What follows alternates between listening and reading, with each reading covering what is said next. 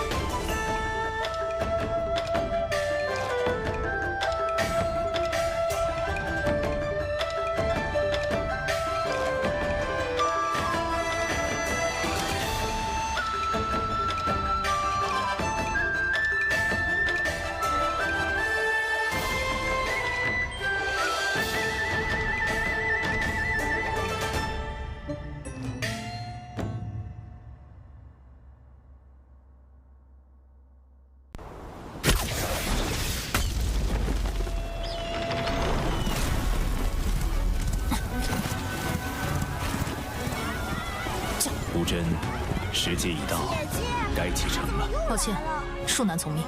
那快别理他，祭典要开始嘞！这图真妙，好剑法！确有一皇一凤。阿珍姐姐好厉害！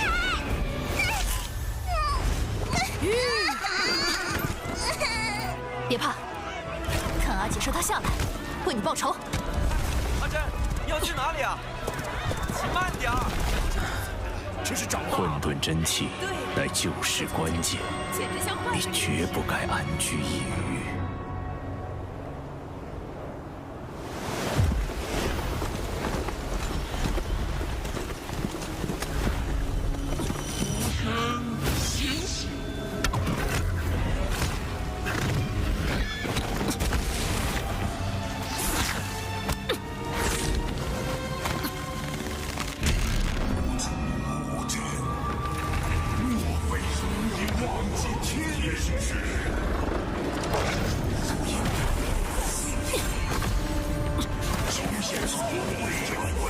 住口！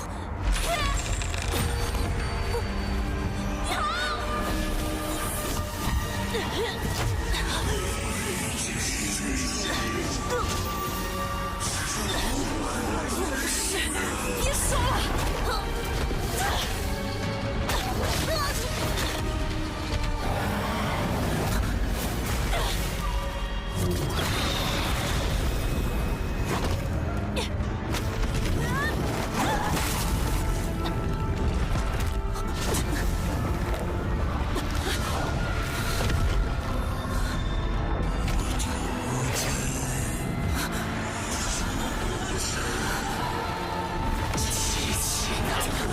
放开我！住口！不要再胡言乱语！你是谁？放开我！去死！给我去死！杀了你！杀了你！杀了你！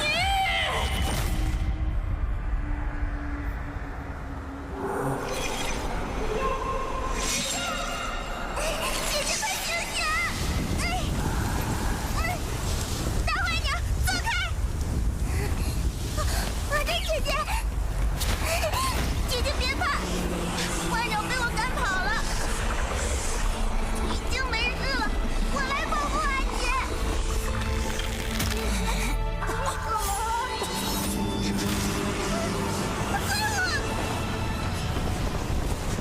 别怕，阿姐在。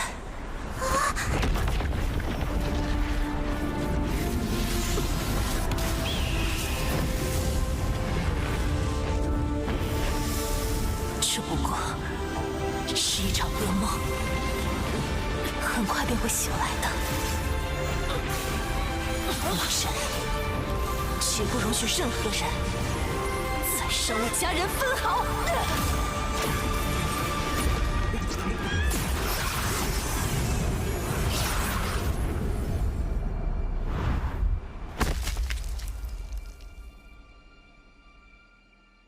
不是说要留守家中，心意已决。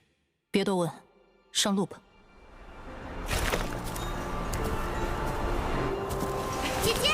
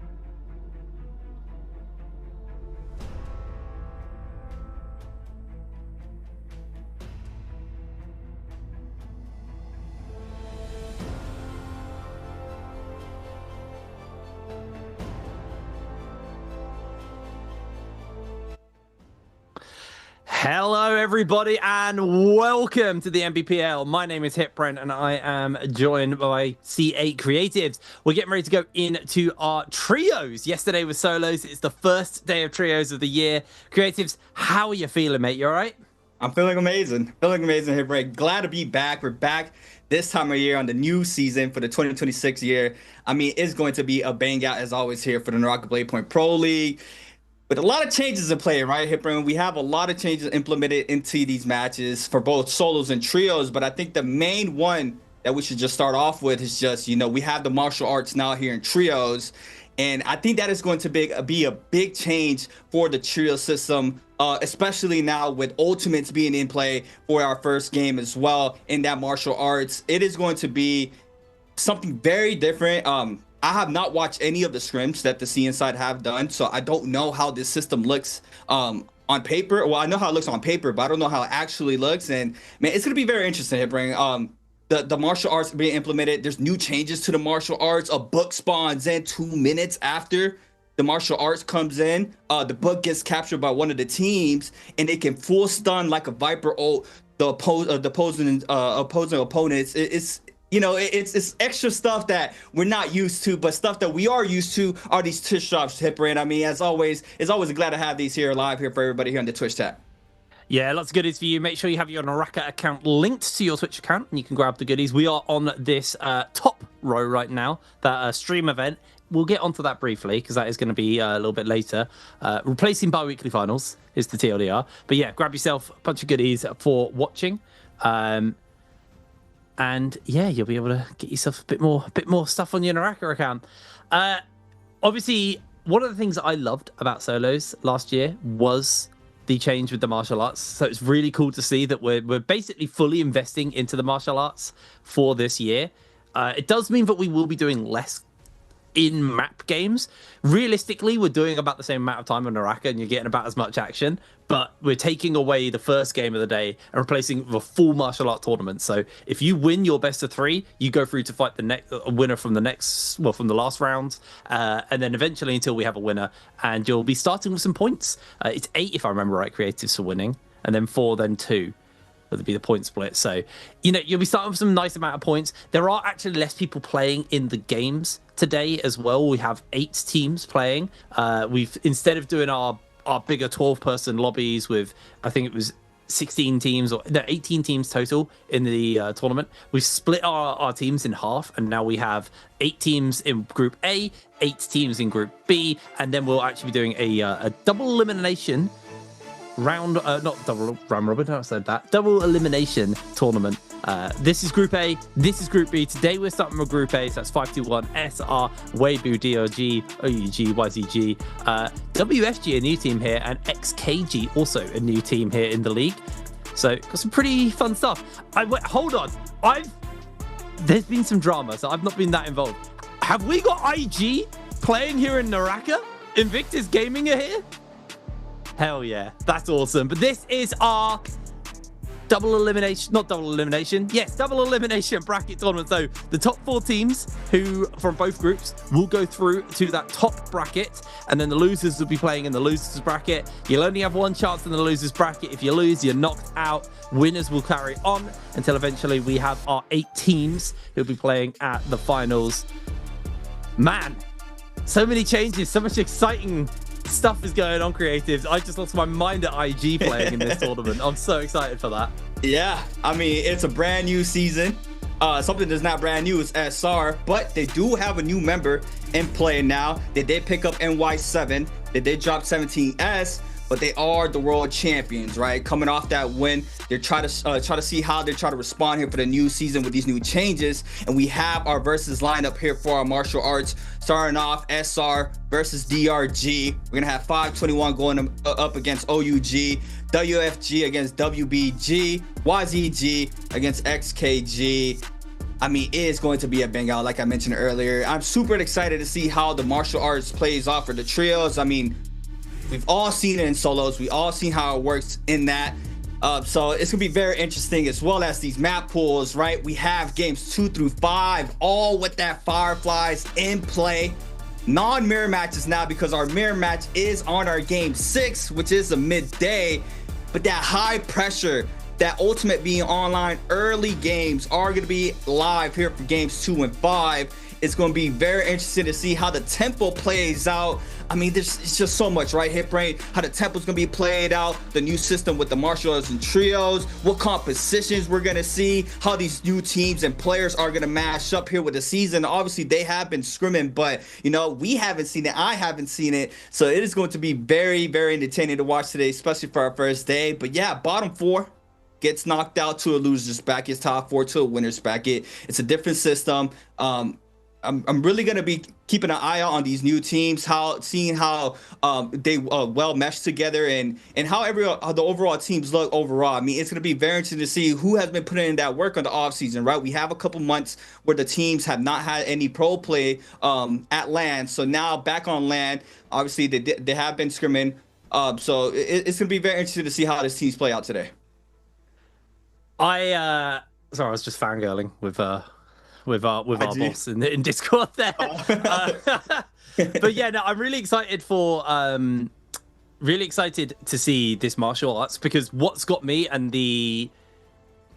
excited was exactly what we were talking about, the team comps themselves, how they're going to be played versus, you know, it's a very different kettle of fish playing a team comp when you're strictly in a 1v1 versus when you're on like a main map. When you're on a main map, you've got the risk of third party and stuff. So I'm curious to see what comps they're going to be looking towards. We know things like the monk comps are like, you kind of have to look at, just rewinding a little bit, you kind of have to look at Roma Yang as like a really good example for like what comps actually thrive in strict 1v1s. And we see things like the monk comps, but they were always pretty rough because they're very easy to stall out and you can go too long on those. So there's a world where you don't look towards that. You look towards, you know, comps that are strictly fighting comps. There's obviously been new characters released since the last time we had the NBPL. There's been 1 since Worlds. There's been 2 since the last time we did NBPL. So how they may or may not play into it.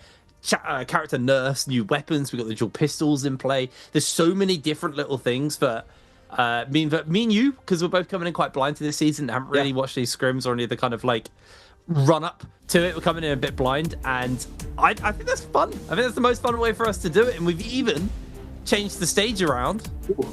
Oh, this is actually a little bit more reminiscent of our first stage. I feel like I've got a bit of nostalgia coming back to that. Yeah, that's the side by side. The side by side. Yeah, because last year we had them, you know, kind of facing. They were next to each other, but they were kind of, you know, two sides facing each other. Yeah, a lot more players on stage. We're gonna have to wait and see how it pans out.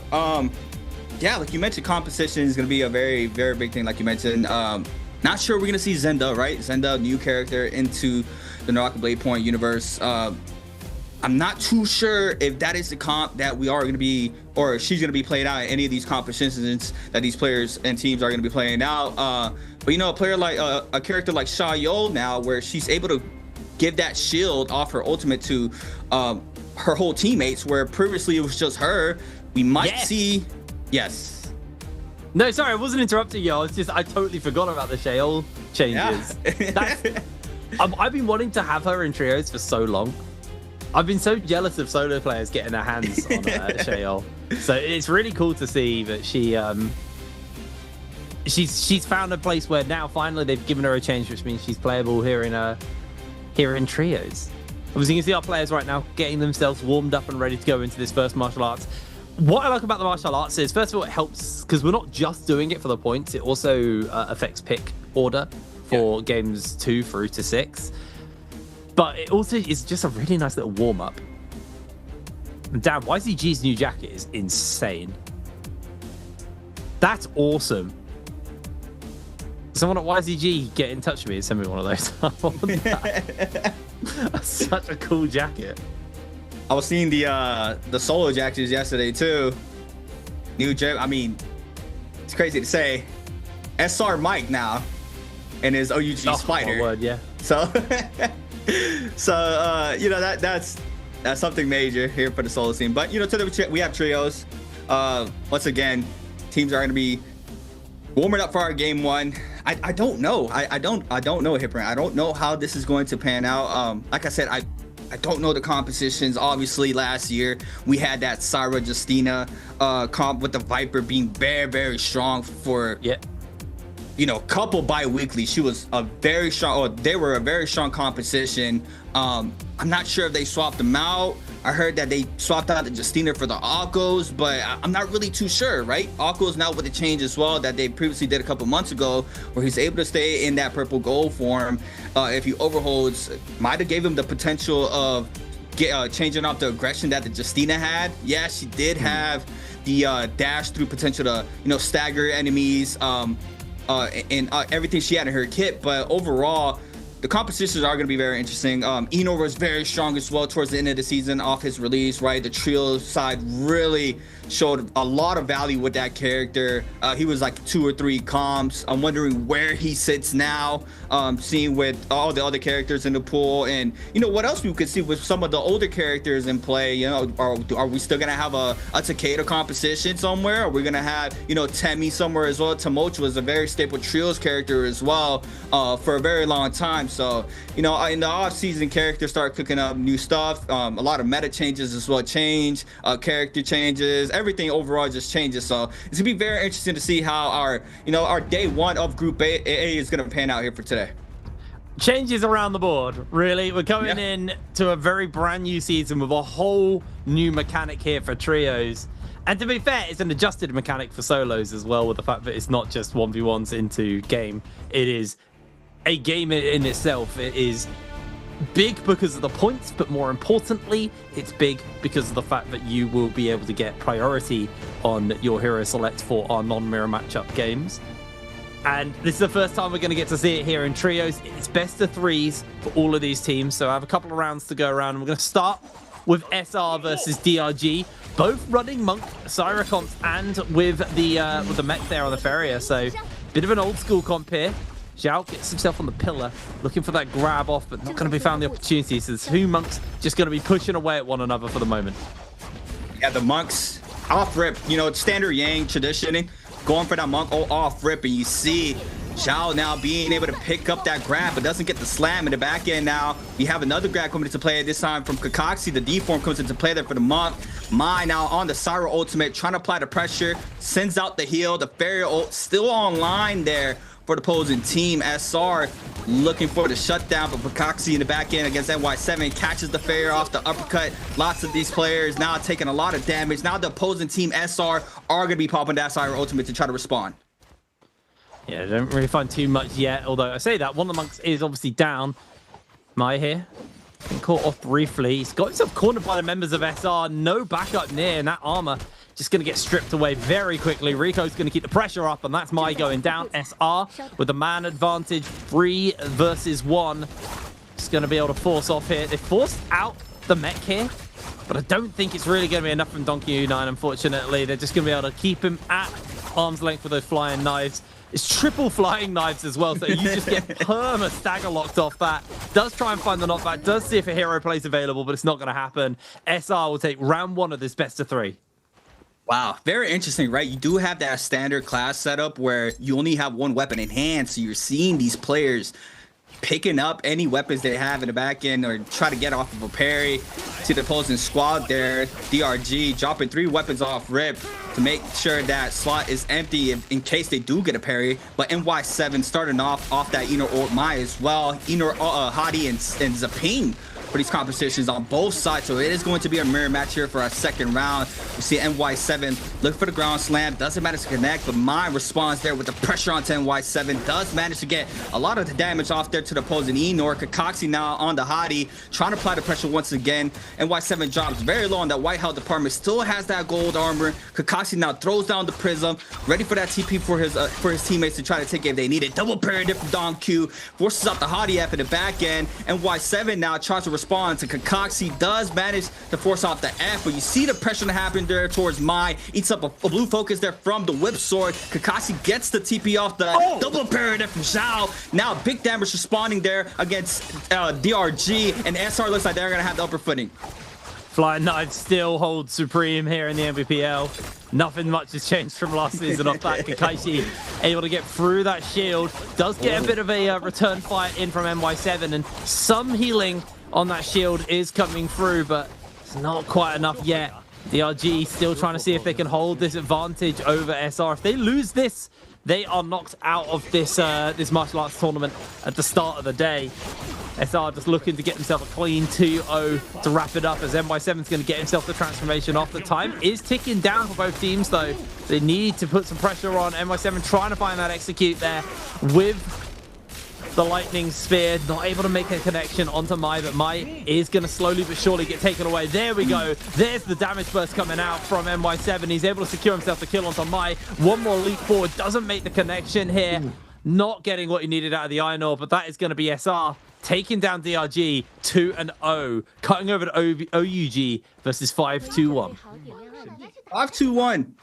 Worlds, very impressive run there from the Vietnam team. Going to be going against OUG, arguably another, best team in the game. So we're going to have to wait and see how this pan out. OUG had no changes in their rosters. Pampy starting off that Monk ultimate. The Tumult ultimate is going to be used there from 521, I believe, and that's SS is being invested here for the Pampy, looking for the grabs, not managing to find anything behind the pillar.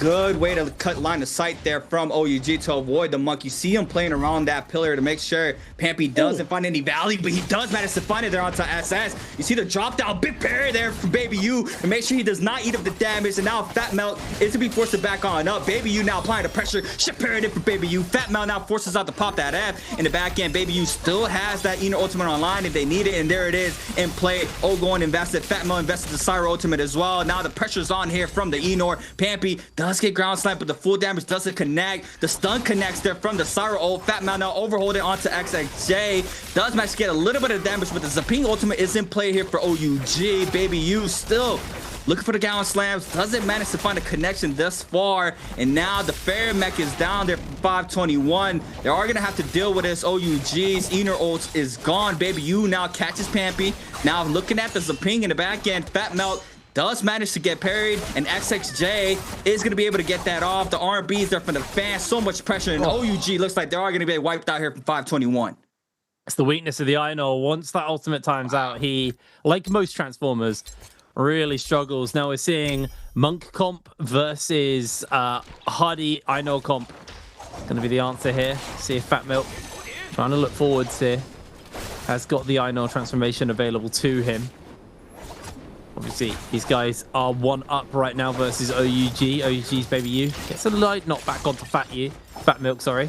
SXJ also chipping away, but they do have some of the healing from the Zip there for Fat Milk to get that armor back onto him, but he gets caught by the parry, and XXJ jumps in forwards, forces out the cube there from the Hardy, but Fat Milk once again has to gets caught and is forced to throw down the ultimate just so he can use that transform, as now they've also answered with the Monk, looking for the grabs, not being able to find any yet here from the side of OUG, but Fat Milk's health is slowly but surely getting chipped away. He goes for the slam onto Baby U, doesn't quite get that big execute off though, as we do see a grab off the side of the screen there coming in from XXJ. Fat Milk about to lose his transform, gets himself atop the pillar where he can maybe heal back up, as the Monk also dropping away. Both Transformers lost their forms now, but they have the Furen shoves here from Baby U, and he is healthy and working with those fans, going onto Fat Milk, stripping him incredibly low here.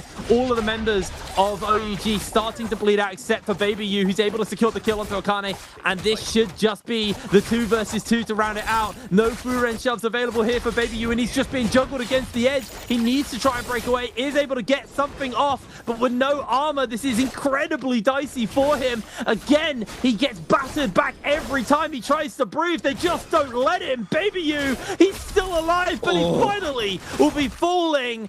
Pampy just putting so much pressure on in that ult form, as SXJ is going to have to do a miracle. It's not happening. It's 1-all. No, it's not. It was a 2-0. There we go. Wow. That was so clean there for 521. Being able to stall out and save that Hardy ult, especially for that situation, very massive. Now we had a WBG against WFG. WBG now running the Hardy Viper in play with the Zaping. Siren Monk Ferry for the opposing squad there for WFG. See Jiang now looking for a drop down.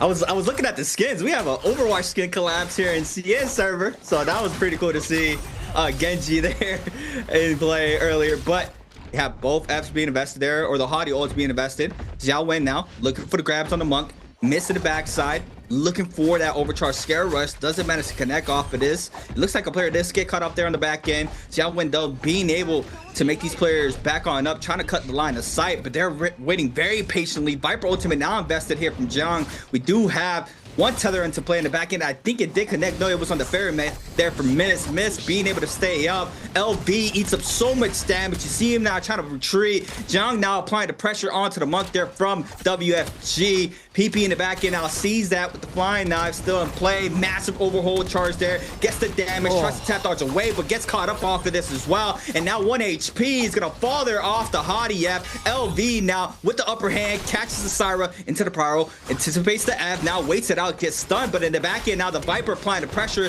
Zwan now might be in big trouble. Overholds. LV putting down that Hadi ult once again there for his teammates if they need that combo breaker. But it looks like this is going to be it here. Hit Brain. WBG looking to take this win here for the first round. Yeah, very strong start there for WBG.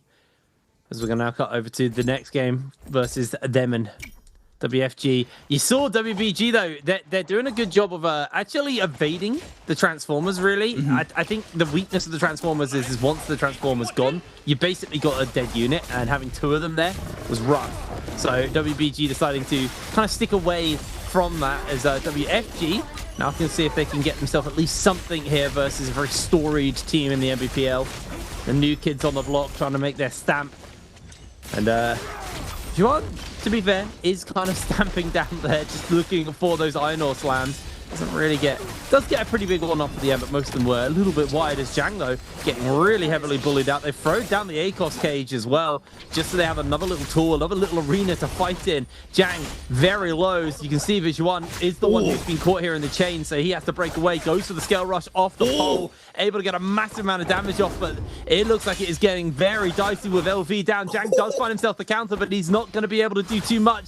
WFG looking for the answer out here. They've got the manpower, they've got the Hardy, and PB is going down. WFG answer back from that first fight.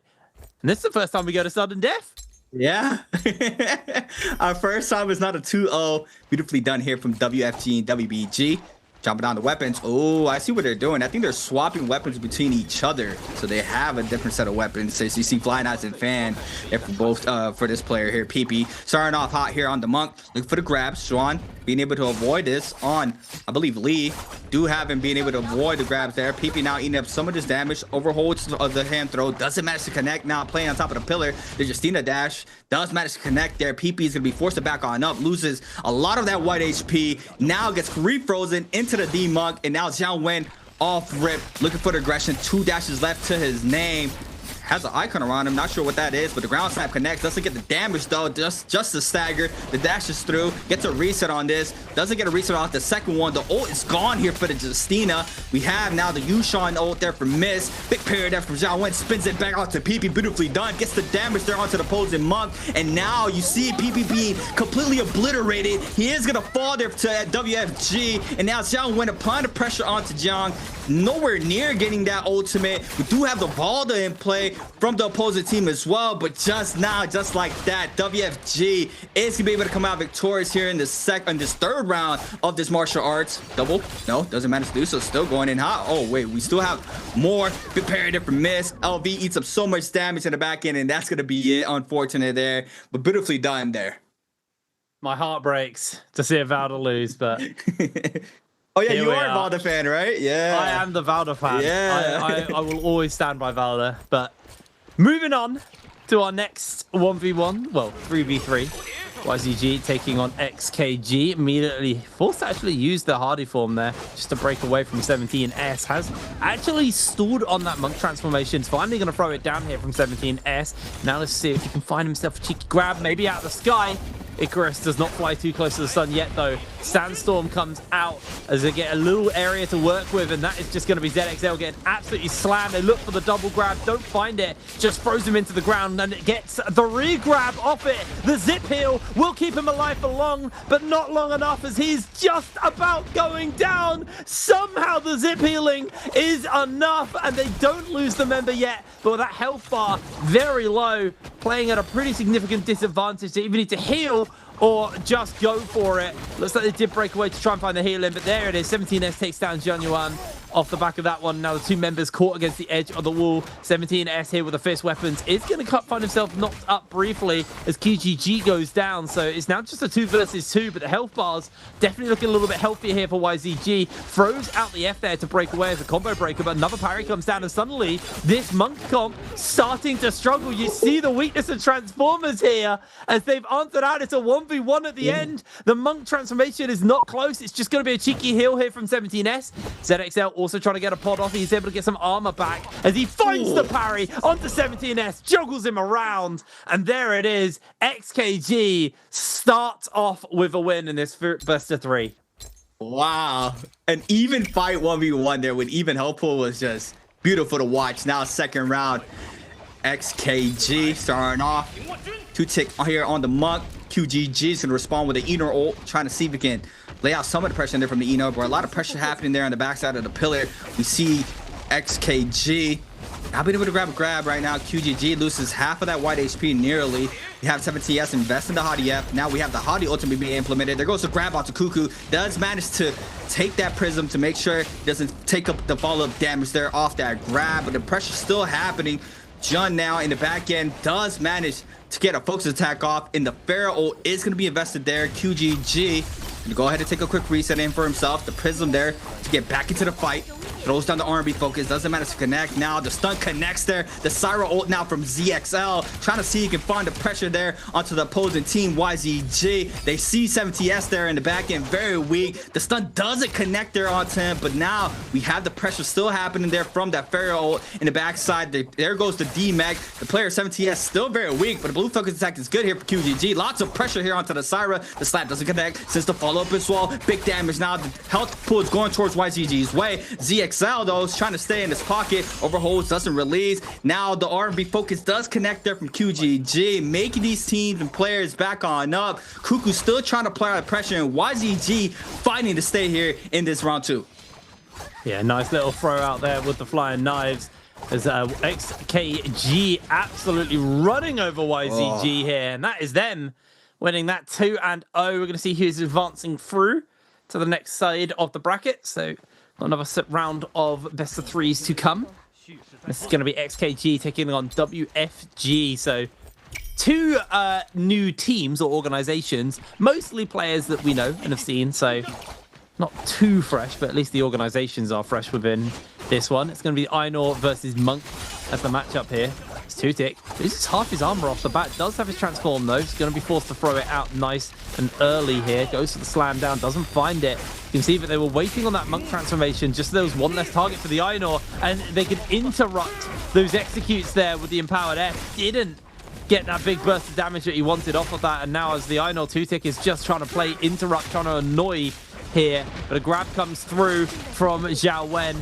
Doesn't look like they've got the full slam off the back of that one, as 2-tick is just continue to play annoyance. Is going to lose his transform here as Zhao Wen about to lose his transform as well. Is able to get the slam off of the 2-tick though before going down, and now Mist is going to transform as well into the mech. Jianyuan using the Hardy ultimate to stay aerial and just play that harass and constantly stagger lock onto the members of WFG. Jianyuan dashing forwards once again. He's got one more of those in the tank. Looks for it, doesn't make the connection. He's just going to try and stay a little bit more aerial at this point. So he goes low to the ground as we see the Syra ultimate coming out in response, looking for that big dazzle. They're able to make the connection. Jianyuan able to get some damage here off onto Mist. Mist is incredibly low, actually. No armor and half HP. Jianyuan could look to try and find that combo there with the flying knives, but the double parry comes out, takes down down his teammate, and suddenly this has gone real bad here for XCG. They're trying to find those executes, but they can't find them. Zhang Yuan just a little bit too tough here. Oh, It's a 2 versus 2. Another parry came out just off the side of the screen, and the health bars continue to go low. Combo breakers coming out. The parry landed onto Zhang Yuan. He's going low as he's going to try and see if he can finish this kill up.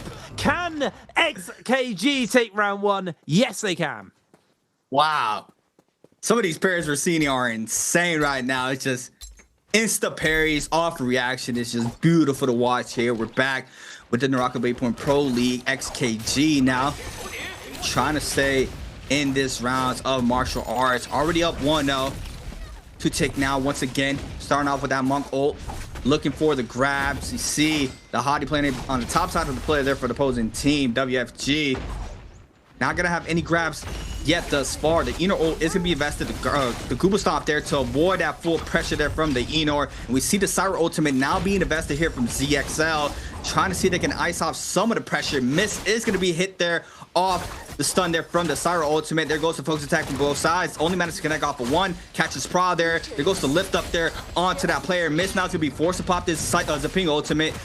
Does manage to force out the bell there from the Monk, but it doesn't even matter. We have WFG applying the pressure onto the Monk, knowing this player does not have ultimate, but does manage to respond there with a massive parry onto Xiao Wen into the blue focus attack as well. And now the health pool is even there, just a little bit lower here for Two-Tick. Does manage to get a little bit of time there to retop off that white health. Miss though, still in the pocket. Blue focus attack from both sides. Swan now trying to apply the pressure. The Pharaoh ult is gone as well. Does manage to connect off of this. ZXL gets lifted in the top side into the F rethrow. The blue focus doesn't connect. The Hottie now in the back end trying to see if they can pick up this elimination onto ZXL. The parry connects onto Two-Tick now. The shotgun burst off that flying knife is going to connect right before the Monk F gets invested. Zhang Wen now responds with a massive parry there in the Hottie ult. Beautifully done. And that's going to be 3 down there for XKG. And WFG is going to be coming out on the top there on this round. And we're going to round 3 here, Hit Brain. Sudden death, and oh my word, got some new characters showing up here as well. A complete brain fart in his name. Lee? Lee, Lee. Yeah. That's it. Yep. Thank you. As Zhang Yuan getting heavily chunked out here, loses half of his health. Zhang Yuan forcing the combo breaker there away from the Tessa, and Yuan is just down. Like, there was no counterplay to that. They just got stagger locked down. Viper stun does not make the connection. Quick dodge away. Nice parry lands onto Xiao Wen though here. Has not got the freeze. Well, they have the freeze, the self freeze. Don't have the big freeze available anymore. So as soon as they break out, they're in a bit of danger, especially with the Tessa charm connecting on. And this is just a massive crowd control comp. Very, very solid. And it is a 2 versus 1 to round this one up here. Is that Two-Tick just going to go for a cheeky pot away? Parry does come out. We actually are seeing some work coming in from Zhang Yuan, but there he goes. Zhuan, sorry, goes down. And now we're going to move over to SR, taking on 5-2-1. All right, let's see it. We do have mirror match here for this round 1. Both teams playing this Faria amongst Syra. I think this is not the new staple here. I mean, Faria is back. And we see it here with the Syra Monk. See the grabs that these teams are trying to go for off rip. Pampy just trying to get in his face there from Zhao to make sure he doesn't get a grab. Goes for the ground slam, picks up a Kame. Kame loses a lot of HP in the back end. Now we have the opposing team, SR's Faria, trying to apply the pressure, but Akame does manage to get inside that Faria mech just in time by NY7 in the back end, eating up so much damage. Half HP gone. Big parry from Zhao to Pampy. Now the health is going towards SR's way. We do have a lot of pressure going towards 5-2-1. Pampy does manage to avoid the dazzle, but Fat Melt doesn't there in the middle. Pampy opens up with a blue focus there off the fist blades. We have Riku now trying to stay up here on the Syra with a lot of HP. Pampy 1 HP. The armor now is getting shut down very quickly. The fair missile there from NY7 to clean up the elimination there onto Pampy. Akame now trying to respond to Rico. They could potentially make this a 2v2, and there it is. Big shotgun burst damage there from 521's Fat Melt. Big parry down to Fat Melt. Now SR responding this time around. The champs trying to stay inside this round 1. Akame now with the parry, but doesn't manage to get the damage off the follow-up. Overholds both of these players in a 1v2. Akame though is just gonna chip damage, and NY7 with a final blow there onto Akame. The fan able to find that last hit necessary to secure the kill. I thought there was a world very, very tight between these two teams. SR gonna jump in here, throw down the Einor transformation. It's double Einors versus each other. It's very hard to track what's going on. Fat Milk, he's actually doing a good job. He's holding his Einor transformation, waiting out NY7s, and then we'll go for the opportunity. Here we go. He's going to burst it out now, so he can still play a little bit of interrupt, but we'll have free time to use the Einor to the most of its capability here with that F for the execute. Gets another slam down. NY7 is just being harassed here by Fat Milk, who's still got half of his time available on that ultimate. Will have one of the Fs available, one of those big executes before he times out. Just needs to find the opportunity to get it down, but they are just dodging away. Rico should pretty much be out of opportunity as he doesn't find the execute off, and then Rico finds the parry onto him. Fat Milk forced onto the flying knives. He's just going to back away briefly, see if he can get some damage off onto NY7. Jumps away. SR, two members were pinned against the wall there, but have been able to break away. They got the Hardy available here for Zhao. Now the stagger locking can continue from the Hardy. Jumps in onto Pampy, just goes for the first charge onto him. Doesn't make the next charge connect, as he's just going to continue to keep his pressure up onto Akame here. Akame, no armor to speak of now. And Zhao slowly but surely just getting him whittled down. We can see that Pampy has answered out with his own own ultimate, sorry, to go for the stagger, but both of them are going to time out on that one. And with the ultimates burnt, it's just going to come down to clean mechanics. They got 1 minute 15 left here inside this fight, as Akame is going to go down, and it feels like SR have now got themselves that advantage. They need to close this one out. Only one person remains. Pampy, it's just dotting the I's, crossing the T's. Down he goes. That's super unfortunate for 521. I mean, they had the great start. They were trying to wait out the opposing ult there, but just unfortunately just ate up so much damage and weren't able to bounce back off of that situation. But now moving on in to SR against XKG. I believe this is our final round. That same farrier comp there for, I believe, XKG. We have the Hottie Eater there for SR. Zhao now trying to see if they can find a grab off the monk ult. As always, the monk ultimate is always being invested off rip. Doesn't matter to connect off that grab. They are going to be able to cut that line of sight. These players are playing the opposite side of this monk, and the pressure now is be coming on in here from the monk with the ground slam. Two-Tick does manage to grab, pop that ultimate to iframe that grab. And no, we see Jun here does get grabbed, does have the F there to avoid the follow-up hits, but Rico in the back end is going to be able to force to pop that Syra ultimate. Does get the damage off. Two-Tick trying to respond onto NY7. The Syra stun is just too good. The Dazzle being able to shut down the pressure there. And look at his ult just quickly being taken out here. And now, and just like that, the ult is going to be running out. Doesn't manage to even get the follow-up there off the ground slam. Now Rico trying to stay up. They do see this player very weak, but Rico drops very low. No armor here for Rico. Two-Tick seeing that player, trying to focus out there. The Syra, NY7 trying to lay down the pressure here off the fair. The first missile is good there. ZXL still everybody looking at SR's Syra. NY7 trying to apply the pressure, but doesn't manage to do so. Rico falls here, and now in a 2v3, SR drops HP very fast. Another one down, and XKG now with the first cleanup here of this first round of the last round. I think it's one of those powers that, like the Hardy, where if he waits out the big ultimates, he just decides who wins. He's a bit of a kingmaker character. Like the stagger, the amount of damage he does while he's in ult form at the end of the fight is so big. Now it's XKG's turn on the monk, looking for the grabs. Zhao actually pops the Hardy ultimate very early, almost in complete contradiction of what I said earlier. And I think he's paying the price for it. He loses most of his health bars, get caught by the slam. They look for the re-grab. He is able to break away, but that is a rough one for the Hardy to be that chunked already. As they look for another grab, aren't able to quite make the connection. Zhao just about breaks away, and that's going to be the end of Two-Tick's ultimate off the back of that one. They've got the Dazzle to work with off the back as well, though, from the Syra. And I don't think Zhao's breaking away. I think that Dazzle is going to finish him up. Going to see the mech pillar go down. Isn't going to get used quite yet. And somehow, no one has gone down yet. I was surprised by how strong the start was here from XKG, especially off the bat that they've already got that first win. So this is all they need to go through into that final round if they can get it. They're looking for the window NY7 getting caught here against the pillar, knocked up by 2-Tick. 2-Tick slowly whittling him down. Is forced to use the bell off the back of that one. They have the mech now as a answer here for the Transformers comp. Zhao trying to make a connection. Does get that Hardy transformation once again, so it's going to take to the skies, but low HP, looking for the dash forward, just trying to keep his teammate alive. But there it goes, NY7 taken down by the guns from that Farrier mech. Zhao now just looking to put some pressure onto Zhonyuan and keep the man disadvantage in their favor. It's a 2 versus 1, and they're gonna have to hold out. Once this Hardy transformation comes out, the staggers do fade. Maybe there's a world where XZL can do it, but he's just got himself caught. Has to throw down the combo breaker for the dazzle, and Rico is slowly getting taken out here. The staff is doing a lot of work, but I don't think it's gonna be enough.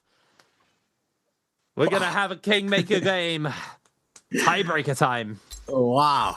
XKG and SR going head to head right now, going into the last round.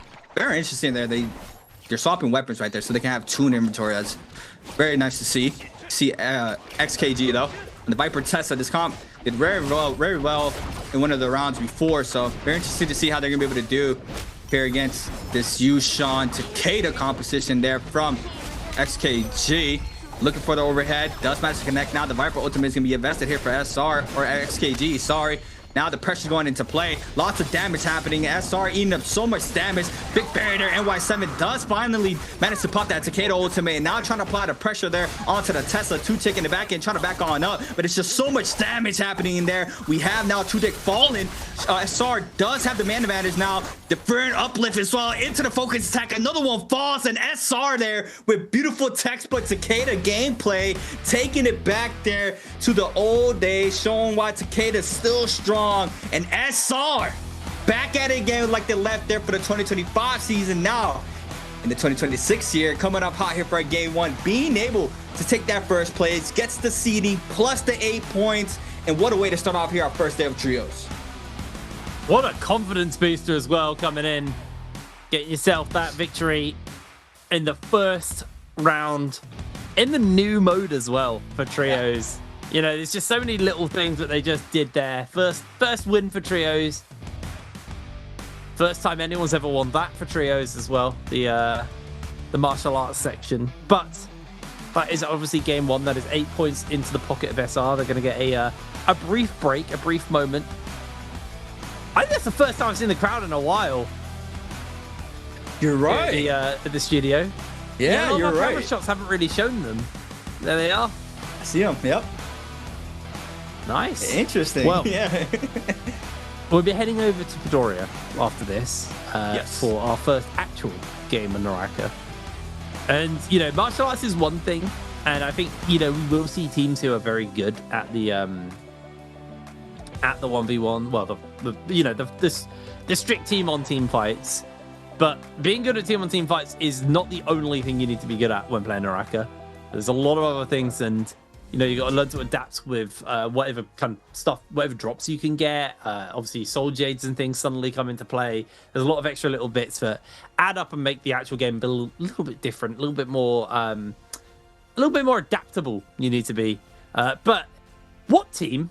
Here's our question for you. I'll start that actually. What team isn't competing today? Is it SR, OUG, DRG, or Alliance?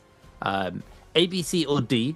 Put that in the Twitch chat, guys, and there'll be a screenshot. And if you win, you will be whispered. I think you get atted at as well nowadays, to be honest. They do it all.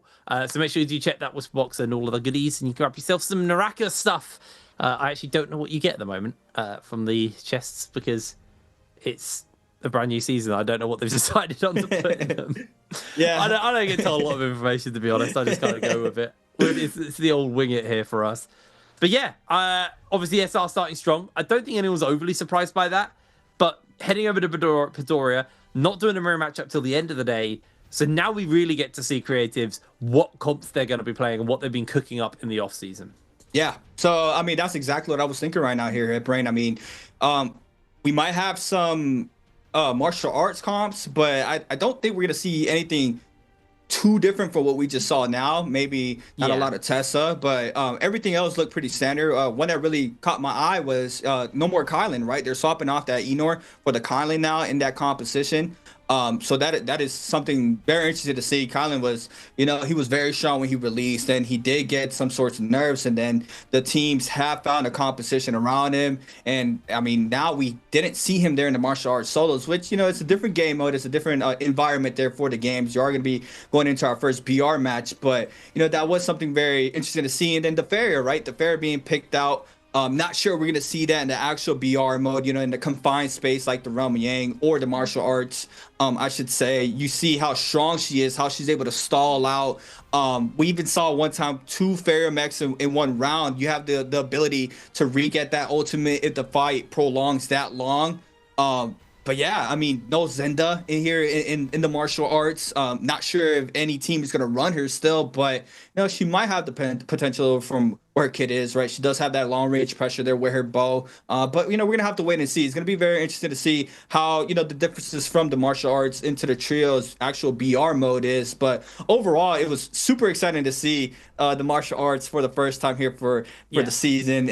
Yeah, I mean, I'm super sad we didn't see the book.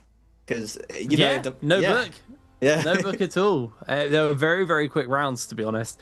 I think one thing to hit on is the kind of comps that might get played today. I reckon there's some level of difference from what we saw last year. I think things like the blind date, the Tessa comp, probably dead in the water, to be honest, in my humble opinion, because of the fact that not only talking about nerfs and things, but Viper now kind of has better comps she works in. The big thing that made that comp good was it was a great third party in comp. There's only 8 people in the lobby. The odds of third partying and getting third party do actually drop quite a lot because there's a big map and there's gonna be a lot of people. So I think the value you get from those Tessa comps nosedive with the lesser amount of people you find. Like the more people in the lobby, the higher value like a Tessa is. So yeah, I think it's a bit of a shame personally. I always love that comp, but I think you're not going to be able to really find the windows and the opportunities to effectively play it well. So I think unfortunately that comp, I'll be surprised if we see it. I think that will come down to like maybe a hero point issue where a team is overspent and they're forced to kind of play something a little bit wacky. But I feel like when you start moving into the wacky area, things like the Valda still exist, and Valda's very good in the Realm of Yang as well, where Tessa isn't because of the shield she gets and the amount of extra health she gets. So, yeah, I think, the martial arts was a good indicator of the comps we're probably going to see today. A lot of this, it's not Ice Pick because there's no Justina. It's the Farrier variant of the Monk comp and the Iron Ore comp like we saw last year. We did see a heavy crowd control comp with the Viper, I think it was Viper Justina. I can't remember. I think it was Einor, maybe. That like really, really heavy CC comp that we do occasionally see. Or Syra. Mm-hmm. Yeah, Syra. I love that comp. I think that you get a lot of value from that. And as you can see, if you can find them grouped and you can get that big dazzle off into the freeze, into the stun, like they just don't get to play the game. So there are windows for some more fun and exciting comps, but it is day one. So my expectation is we'll probably see a lot of those martial art comps kind of play it by the book. And then it's on some of the teams to adapt and find answers to certain things. Yes. I mean, like you mentioned, right? Only 8 teams in the server. Me personally, I don't think we're going to see any end games. So a lot of those compositions that really thrive in the end game, I don't think we're going to see any of that. Just from my personal insight, how I see the matches going, I see a lot of aggression off drop, right? Obviously, we do have full Firefly maps throughout games 2 and 5, so obviously we are going to be having a lot of hot drops, a lot of team fights in the early start. Try to post up for that Realm of Yang, and then obviously we have the pressure from the Yang depletion, right? Always we do have the teams having to try to cleanse out whoever loses that realm, and then same thing for our second batch of realms. So I don't know how fast these games are going to be, right? Only 8 teams, big map, so much in play, right? With the Yang as well, being able to force these players to fight Spirit well as well and play for the buffs. I mean, it's just so much that these teams have to fight for it, and with only 8 teams, like you mentioned, a composition where the Tessa Viper was into play, being able to have that third party potential and really thrive in that aspect.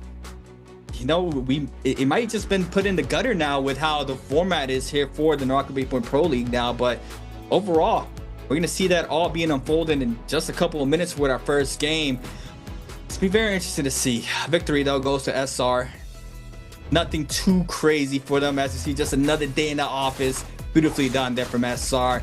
Have a quick little highlight reel here for themselves in that first set of matches here in the martial arts ultimate, but everything being invested. Beautiful showcasing as well how these teams are dropping themselves weapons so they can have a different weapon in their armory to make sure they're able to, you know, potentially even 2-on-1. They didn't want to sheath it, but the case is we did see that every team did the same strat off rip to make sure they handed off another weapon to one of their teammates. And, you know, the strongest weapon, as we saw, once again, it's the flying knives, right? The flying knives didn't go anywhere. You see how strong that mid-range pressure is for that weapon. The more things change, the more they stay the same. Flying knives remain king here in NARAKA. No one whipping out the dual pistols. Maybe that's more of a solos thing. I don't know. Maybe one day. Maybe one day we'll get it. Maybe in the games we've got coming out today, to be fair. Just, you know, maybe it's not the most sought-after weapon, but it still will have some power. I mean, I was getting shown some combos by Duncan the other day, actually. And, yeah, they pistol combos? There's some mad stuff you can do with that, with those guns. They do a lot. Especially if you get the purple soldier, the one you have to charge up, and then the little explosion that comes off at the end of that. Capable of doing absolutely bonkers damage, but, you know, moving in to our second game, now, we haven't really casted that much together, creatives, because you're typically over on solos, and I've mostly been a trios caster for a lot of my NARAKA career. I don't know if you know much about me and my stances on certain characters. I think it's probably been made well known by a lot of people. I hate Monk. I absolutely hate Monk. That was troubling. That martial arts tournament was troubling to me because there was a lot of Monk, and that's left me really worried that this is going to be a Monk-heavy day. So I am waiting with bated breath, but they're doing the old bait and switch, and it's all going to be fun comps, and I'm going to have a great time. You know, I know she got nerfed. I know she's absolutely Astro useless now, but man, give me some Zai. Give me some Zai. Give me some Valda. You know, I want some fun characters, stuff that in the 3v3 can be just so explosive. But it feels like with the Iron Ore, with the Monk, with the Hardy also getting buffed last year, towards the end of last year anyway, these characters that get these transformations and get the extra health and can kind of just play disruption and interrupt are so powerful in the 3 versus 3. Yeah, I mean, it's just so much pressure happening. I mean, Enor being implemented, right? He's able to constantly just go with that overhead and get to stun and stagger onto the opponents. If, you know, you're having an isolated fight, or if it's a 2v1, he's quickly there with that pressure, with the mobility. But it's funny that you say you hate Monk. I remember when we were in Saudi, you were like, man, I just hate Monk. I don't know. I just don't like this character. It's not a bit. I actually just hate that character, man. I remember so clearly that you were saying that. But yeah, I mean, it looks like he's just not going anywhere. And it's the same strat, right? You have that Monk ult. It's just like we see in a round. The Monks pop that ultimate off rip to try to lock in the opposing team into a certain area, right? They have to play behind a pillar to try to avoid the grabs, because if you're able to get grabbed, you're gonna eat up the damage off the follow-up if you don't have that F off a cooldown as well. So it's just so much damage off rip, potentially even getting your whole armor locked off in, you know, just 2 seconds. How well he works. And yeah, I mean, just Transformers overall have been a staple in trios for such a long time. I remember the OG traditional Yushan Monk Kurumi composition from OG days, right? It was just a super strong comp for a very long time. Every team I've hated it since then. there was a point where I was like, oh, this is awesome, and then it was all we ever saw in trios, and I was like, come on, give me something different. And we've had our periods, we've had our fun seasons where like that comp has just been absolutely useless. Yeah, but we always come back. He's definitely a favorite of the devs, because every time I feel like someone gets buffed that like counters him, he gets like a compensation buff in response. And you know, they've adjusted him quite a bit over the years. He's now coming into this year, got that kind of charge up grab, because Yeah. People were able to read the grabs so easily that now having that means you can kind of fake them out a little bit. You can do the wind back and they'll dodge, and then you can go to where they dodge. To be fair, I do think that was necessary because a lot of people just got too good at dodging monk grabs. And to be fair, they're still pretty bloody good at dodging them, but it makes it a little bit easier for the monk to kind of play those mind games and look for the fake out grabs. Yeah, I mean, especially in like a 1v1, if the monk is up, you just stare at his face. You can react on time for him throwing his grab. So, you know, now he does get a fake out. He did get compensated, like you mentioned. But overall, yeah, very interesting. You know, Faria back in the mix. Faria has been, you know, she was very good when she released, and then she started to fall off. We had characters like Hadi that was super strong for a very long time. He's back as well, right? Hadi did get that change a couple months ago, probably like 8 months now at this point, where he can't heal no more in that ultimate state. He was a very staple in a lot of these trio competitions for a very long time. He was super strong. He did get touched up a little bit where he was not able to do that anymore. And then we didn't see him for quite some time in the trio comps, but, you know, we started seeing him more towards last season, you know, summer splits and spring splits of last year. And now, you know, he's still back, and, you know, he plays very well, especially like you mentioned, Hipbrain, in those martial arts ultimates.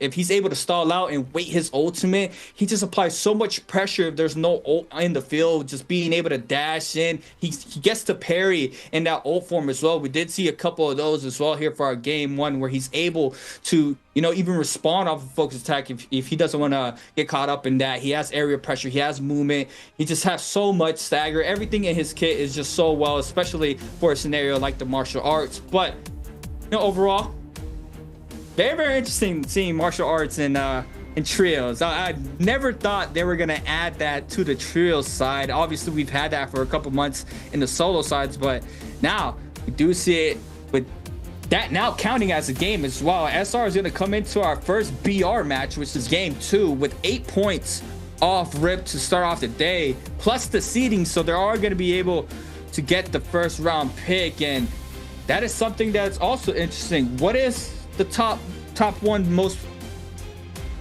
pick composition now, right? Because our game 6 is a mirror comp. So what is it for this season? Last season we had that Justina composition being very strong there with the Syra, Viper, super aggressive, overall very well comp, being able to play in and outside of Yang in the BR mode. So now what has changed? What do these players have been cooking up in the lab for the past couple months since Worlds? We're gonna have to wait and see. I do feel like every time we come back from a long break, the players will default to the safe. The comps they played so much of, the monks, you know, the comps they played a lot of. So I have a suspicion that we'll see a lot of the kind of safe comps. I think it would take probably 2 weeks for them to start moving into experimental territory and trying some new stuff. I know they did test a few things out at the World Championships at J-Cup, but I think right now it's about starting strong. And remember, this isn't like just like you have a bad, you know, bi-weekly one and then you just go, right, we'll get him next time in bi-weekly 2. You are playing right now for the elimination bracket. Like, you have a bad week here, you're suddenly looking down the barrel of the losers bracket, and that completely changes the way your season functions and, you know, your prospects of actually making it to finals. You know, your margin for error is a lot smaller, and you are rewarded for playing well at the beginning of the season. So for that reason, I do think the teams are going to be a little bit more consistent with their picks, at least at the beginning, while they're warming up and kind of getting used to being back on stage and, you know, playing in the competitive environment. So that's where my expectations are. I think, you know, as much as I'd love to see some absolutely wacky comps come out, my expectation is we're probably going to have a relatively standard day. And I don't think that's boring. Just as I don't like Monk. I don't think it's going to be a boring day, though. I think we're going to be in for, you know, we got a lot to learn today. We've got a lot of we've got to get used to 8-team NARAKA lobbies, where there used to be double that. Well, it was 12, right? Yes, Yeah, 12. it was 12 per lobby. We had 16 teams, 18. No, we had 18 teams and lobbies of 12. But now it is just 8 people in the lobby, much smaller lobby size, which means a lot more space, a lot more room to breathe. Also, I genuinely feel like resource management would just not be an issue anymore, because you're not fighting for all those resources with a whole extra group of people. You are fighting purely with the people in the lobby with you, which just means there's a lot more kind of up and available. But that's the thing, right? Do you want to just play a little more on the safer side and just let the eliminations go throughout the whole early game, or do you want to try to connect with some of those points in the early game and just try to fry out and put points on the board? Are you gonna just back on up and scale up for that first realm and then have that pacing throughout the remainder of the game? Or are you gonna try to just steamroll, get those early points, play your second life, and just overall go that way? That's something that different teams are definitely going to be having for their play style. So we're going to wait and see how these teams do it. And we see it here. Our groups for our first round picks is going to be SR and DRG. Our second round is going to be 521 and OUG. For our third round, WFG, WBG. Our fourth round, YZG and XKG. And yeah, I mean, 8 teams is so different. I actually have no idea how this pacing is going to be. It's so different. I mean, you can feel it. Yeah. Just with one team out, but now with 4 teams out of the board, it's going to change a lot, I believe. No, you're totally right. It's hard to read how the room is going to play, because there's a world where this is just a very slow tempo game, and they all kind of just wait until towards the end of the game. Or there's a world where they go hyper aggressive. There's going to be less teams to punish the Roman Yang debuff. Yeah, which means they're going to be forced into fighting. So, yeah, I expect to see that we'll get some fun stuff. And OUG locking in the crowd control comp. 521 going in for the ACOS variant of the crowd control comp. No Sheol yet. We're moving down to that third select though. Let's see what these guys have got themselves cooked up. Now, we don't have... It's a bit different the way they're doing hero select, because there are no banned heroes right now. I should have read the document on hero select. It was a long document on the changes and I missed it. But okay, so I was going, you can't play the same hero, but ACOS got picked in second round and Weibo just picked it here. We do see though, is it WFG, our new team? Yes. Looking in the Zhuan Hunt. For anyone who doesn't know what he does, he kind of like McCree from Overwatch, to be honest. Oh yeah. One of the things he does. I wonder if we're going to see a Zender show up. Obviously, another new hero who wasn't at Worlds, because Zhuan Han was, but I don't think Zender was.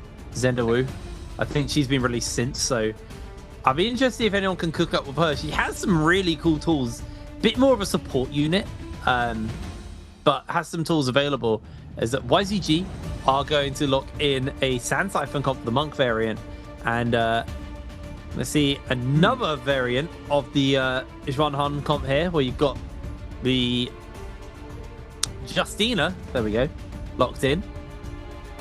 Very interested to see how these comps function. Also, comps we didn't see at the martial arts, so it looks like the teams have different expectations and way in which they're going to play martial arts versus actual in-game NARAKA. Yeah.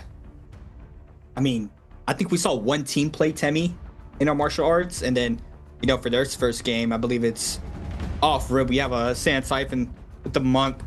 The Temi Takeda Monk there for our first game, and a lot of league, I think 2 league comps with different characters. I think Yushan being implemented there with him.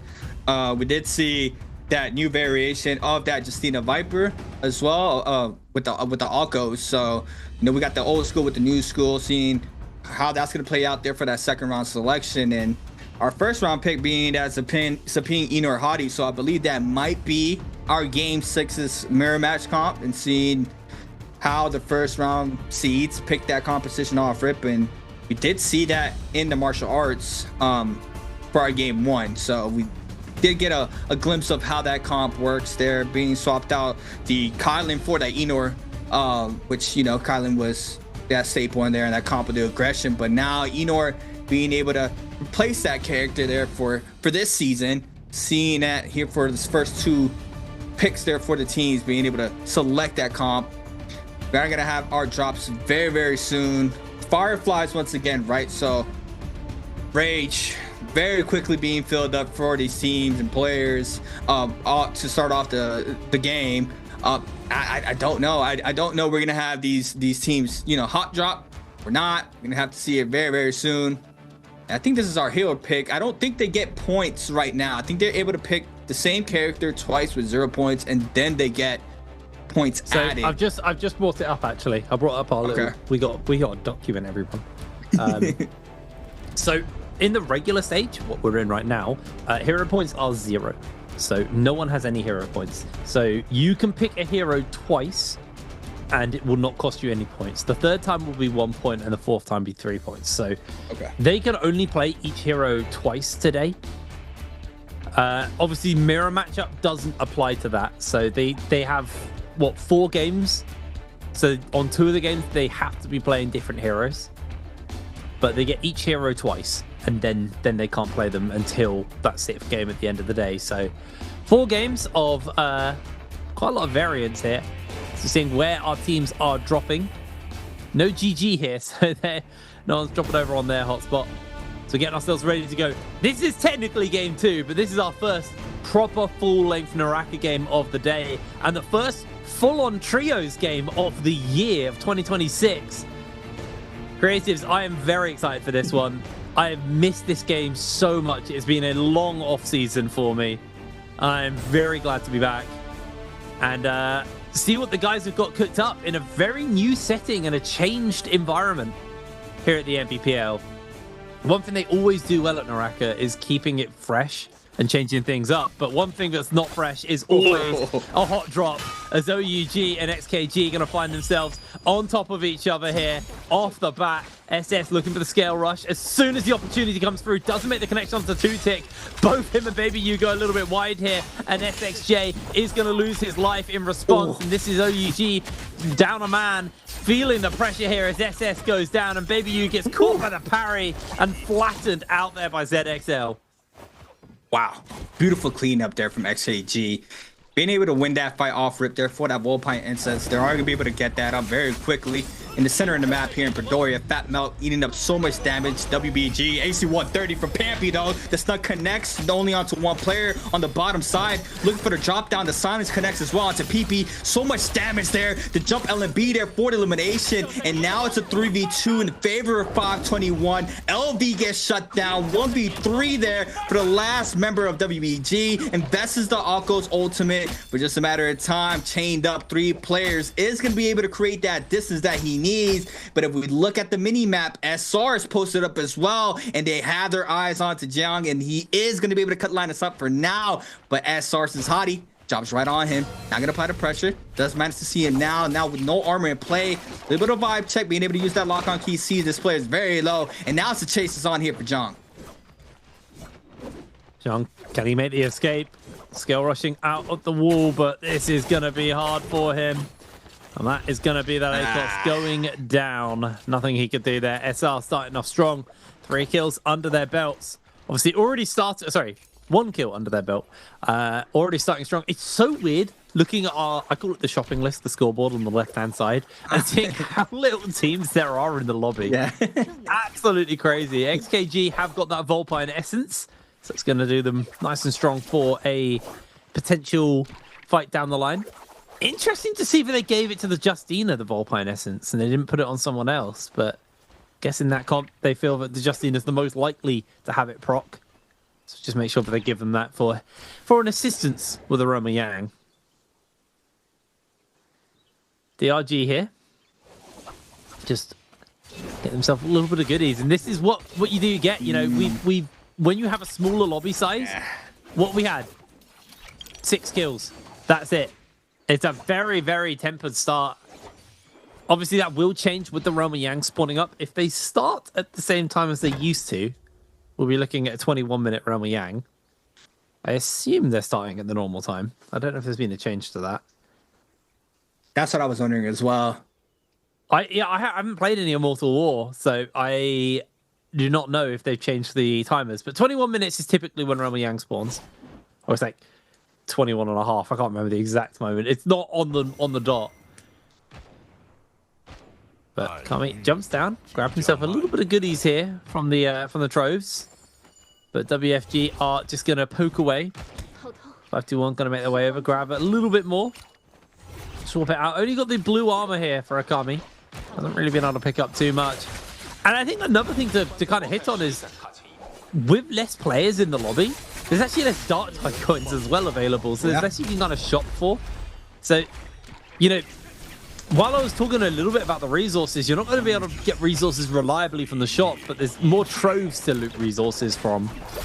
So it does definitely affect the game a little bit here as Akami throws down the pillar, catches the chain there onto Juan, who can't break away, as now the rest of 521 are just going to keep going away there. Zhao Wen just continuing to fire off and takes out Pampy from 521. Slam pad down, looks for the cannon shot.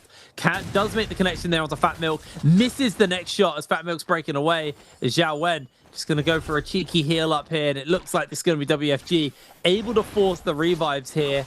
Get himself a nice and strong start as Fat Milk getting heavily pushed around here. Can't use that stagger lock to get himself away. And down he goes. WFG able to secure themselves the kill. Yeah, the elimination comes into play. You see OUG as well now, applying the pressure onto Akame. Last member of 521. WFG is on the bottom side of this terrain. Baby U with a final blow onto Akame. SS though, I believe they do spot WFG. Looks like a lot of these teams have the same loop path, right? I mean, we saw the standoff there, one of the Mercury River Strobes platform where 521 was posted up against WFG. The aggression happened, 2-3 players all gone there for 521.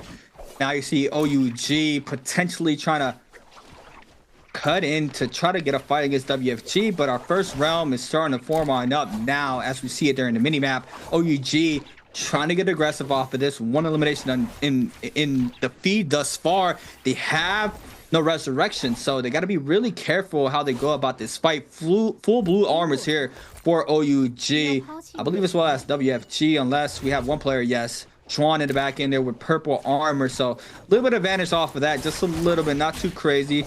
The common fan in hand here for SS. You see the ultimate is gonna be invested here for Baby U. Missed there with a drop down after off the Yushan, gets caught up on the side of this terrain, and that's just quick damage there from OUG. And Miss is gonna fall super quick. SS takes the catapult, looks for Juan, literally over his head. Spots the second player, the Feria, fast falls down, spots him off foot with the grapple check. Beautifully done there from SS. Schwan now trying to back on up. The Viper Silence does not connect. SS though, and Co, Baby U, looking for the shutdown there onto Lee. And Lee's gonna be able to invest that F on the top side of this terrain. Tries to cut out the pressure.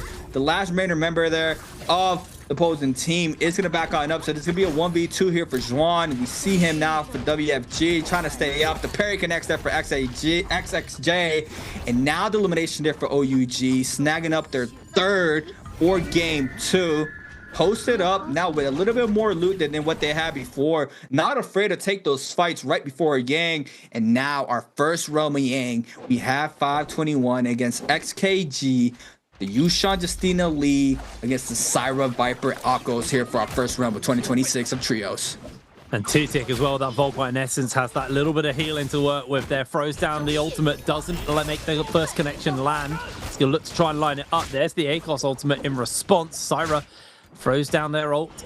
Silence finally wears off on 2-tick as he could look for the freeze. Doesn't quite make that connection off there. Has used all of his dashes. Does connect onto Pampy though, as now there's going to be a stun. The crowd control comp just very effective at locking targets down. Pampy trying to break away, but he is getting absolutely wrecked here by the start from 2-tick. Doesn't quite get the foot massage off though, and now continues just to chunk away. They're all pinned. That was just destruction. They got absolutely eviscerated. Oh, that was so clean there from XKG. OUG now against YZG. The Temmie Whisk is good. Now SS eats up so much damage. Now the pressure's to be going towards OUG's way. SS very low. Needs some help there from the Syra. The ultimate is going to be invested there for the Syra. 17S there. Gets the grab onto Baby U. The Syra Dazzle does stop the pressure. The mash out comes out there to avoid getting slammed there from the Monko. But now the grab does connect the double grab there from 17S. XXJ is going to fall for that. YZG with 2. And now in a 1v3, they're able to stall this out. But I don't think we have stalls out anymore. Wait, 8 teams in the field. They're trying to clean them up fast as possible. Vermilion's Birds might there for XKG. YZG going to be picking up their buff as well. Gonna have to wait to see what they pick up. But WBG going for the Draco Storm. And you see difference there from last year. Teams will wait out that 1v3 and try to run out the timer. But this year, these teams are going in and out as fast as possible to continue their aggression. That was absolutely beautiful. Very, very high aggression. Now 3 teams with the Rowan Yang debuff on. 3 teams will be eliminated in the next, like, what, 5 minutes? Yes. That is a dramatic amount of the lobby taken down. That will leave us with 5 teams after these 3 go down. I'm providing they don't bait anyone else into dying as well along with them. Yeah. So there's a world where you can see a very small lobby size off just the first Rowan Yang. This is the power of the smaller lobby, and immediately the teams are fighting. I mean, there is a world where they can fight each other. I always forget they can just fight each other. So it's not a guaranteed 3 teams, but a maximum of 3 teams will be going down as Cuckoo gets himself caught out here. And with the Vermilion Birds might here onto XKG, they're feeling real strong. And I actually don't think, if I remember correctly, they even procced the Volpine Essence. I think 2Tick is still rocking that. Just going to make him a little bit stronger. Does get caught there by the grab from 17S. YCG looking for the double grab. Doesn't even get the slam off there as now 17S gets the re-grab. Looks for the double. Isn't going to be able to find it. And they're just going to continue to stagger him. He gets some healing off, but his health bar is ticking way too damn low. 17S will fall. There goes some of the birds mites getting popped. Mai gets himself caught out by a parry. There is no follow-up. Oh, there is indeed. There goes his armor. Got the zip heal to keep him going a little bit longer, and it is just an absolute mosh pit here in the center of the map. Mai gets caught by the Tessa Charm, and LV jumps in to strip him of his armor and take him of his Bird's Might buff. Oh no! WBG's Draco proc their mid-air. Floated him times again to get the second focus off of SSS. Going for the drop down Viper. Oh, the fastball staggers a lot. And Y7 with a lot of damage. No, they're looking at the Hottie. Pampy now trying to respond here with his Viper ultimate. 5 people in the back end. Now the counter ultimate is beautiful. Baby U gets shut down. And 521 there with the counterplay. Being able to get that elimination as fast as possible. Making the teams back on up. Another team shows back up is WBG back in the back end. Syra ultimate invested there from Fat Milk. OUG still in the mix. SS now trying to back on up. Sees those ultimates being invested, but Pampy and Co. see XXJ trying to pick up this elimination here onto the Syra, but a good movement thus far there for XXJ. Does manage to invest the F as well. They got 24 seconds now. 24 seconds on the Vermilion's Birds. They are going to be, or on the Yang depletion, sorry. Xiaodao on the Hottie ultimate, trying to back on up, gets the slash on in. They do see the pressure on the bottom side, but now the Aqua's ultimate being invested, just back to back to back action. All these teams getting as aggressive as possible. ZXL picking up elimination onto Fat Milk, and 521 lose a member, and that might be their second one down as well. And only the Viper remains. They're not able to stay up for thus far, but OUG as well took a fall with 2 members, and the Viper still has that that Yang depletion as well. And what a show thus far. It's just so much aggression off that first round.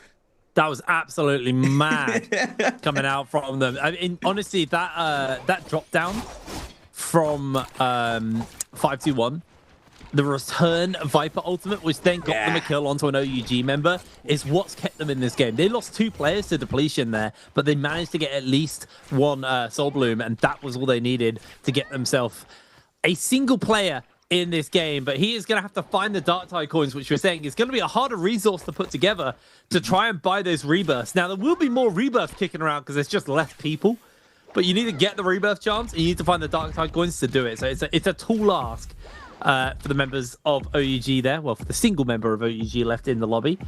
And everywhere else, we actually didn't see too many teams go down. It was a maximum 3 teams going out, but I think with all of the Vermilion Birds Mites kicking about, they were able to get Soul Blooms off the Birds Mite teams. And I was right, 2-6 still does have his Volpine Essence. He's very isolated from the rest of his team though, so I don't know where he's going. But I assume he's going to look to try and reconvene with them ASAP and get their hands on the next Realm Yang. You got the Volpine Essence, you might as well use it. YZG going to go up versus DRG inside this Realm Yang here. That's it. Composition off rip. 17S going to be looking to try and get a little bit of that rage. Still doesn't have that ult online, 90%. Needs 10% of that rage. The F invested there for the Cicada. Make sure no blues are going to be thrown at him. Now, Mai's going to go ahead and respond with the inner ult. Off rip to try to apply the pressure. 17S with 2% left there on that Monk ultimate. Catches some damage. Kakaxi drops very low and instantly pops the ult. The Hardy ultimate there from Kakaxi to try to respond. 17S now looking for the slam there. The stomp doesn't manage to connect off of this. The first grab as well doesn't connect. The Hardy Kakaxi being able to avoid all those grabs in the backside. Now we had the pressure happening there for QGG. Drops very low. Half of the white HP gone, as well as the armor. Cuckoo inside that 10 ultimate. There goes the flame breaker there onto mine. So much damage. Cicada F into the slam there from the Monk ult. And now 17S there. What elimination. YZG with their upper hand here in the 3v2. Kakaxi gets cut off the scare rush off rip. And now the F called in for the Hardy. Don Q now getting applied the pressure there from the Cicada in the back end. They're going to 1v2 the Hardy. The uplift there off the uppercut. So much damage. Now overholding the R&B focus. And now Kakaxi just has to stay up and try to make sure he doesn't lose this weapon with that gold hump sword in hand. And he does manage to keep it, but does fall. And now in the 1v3, Don Q was going to clean up. And YZG with a beautiful showcase in here in the second Realm Yang. We have White Tiger's Pulse. WBG. Very nice there. I actually think the I think for YZG, the fact that KichiG didn't have his ult up immediately when he went into that Realm Yang worked in their favor.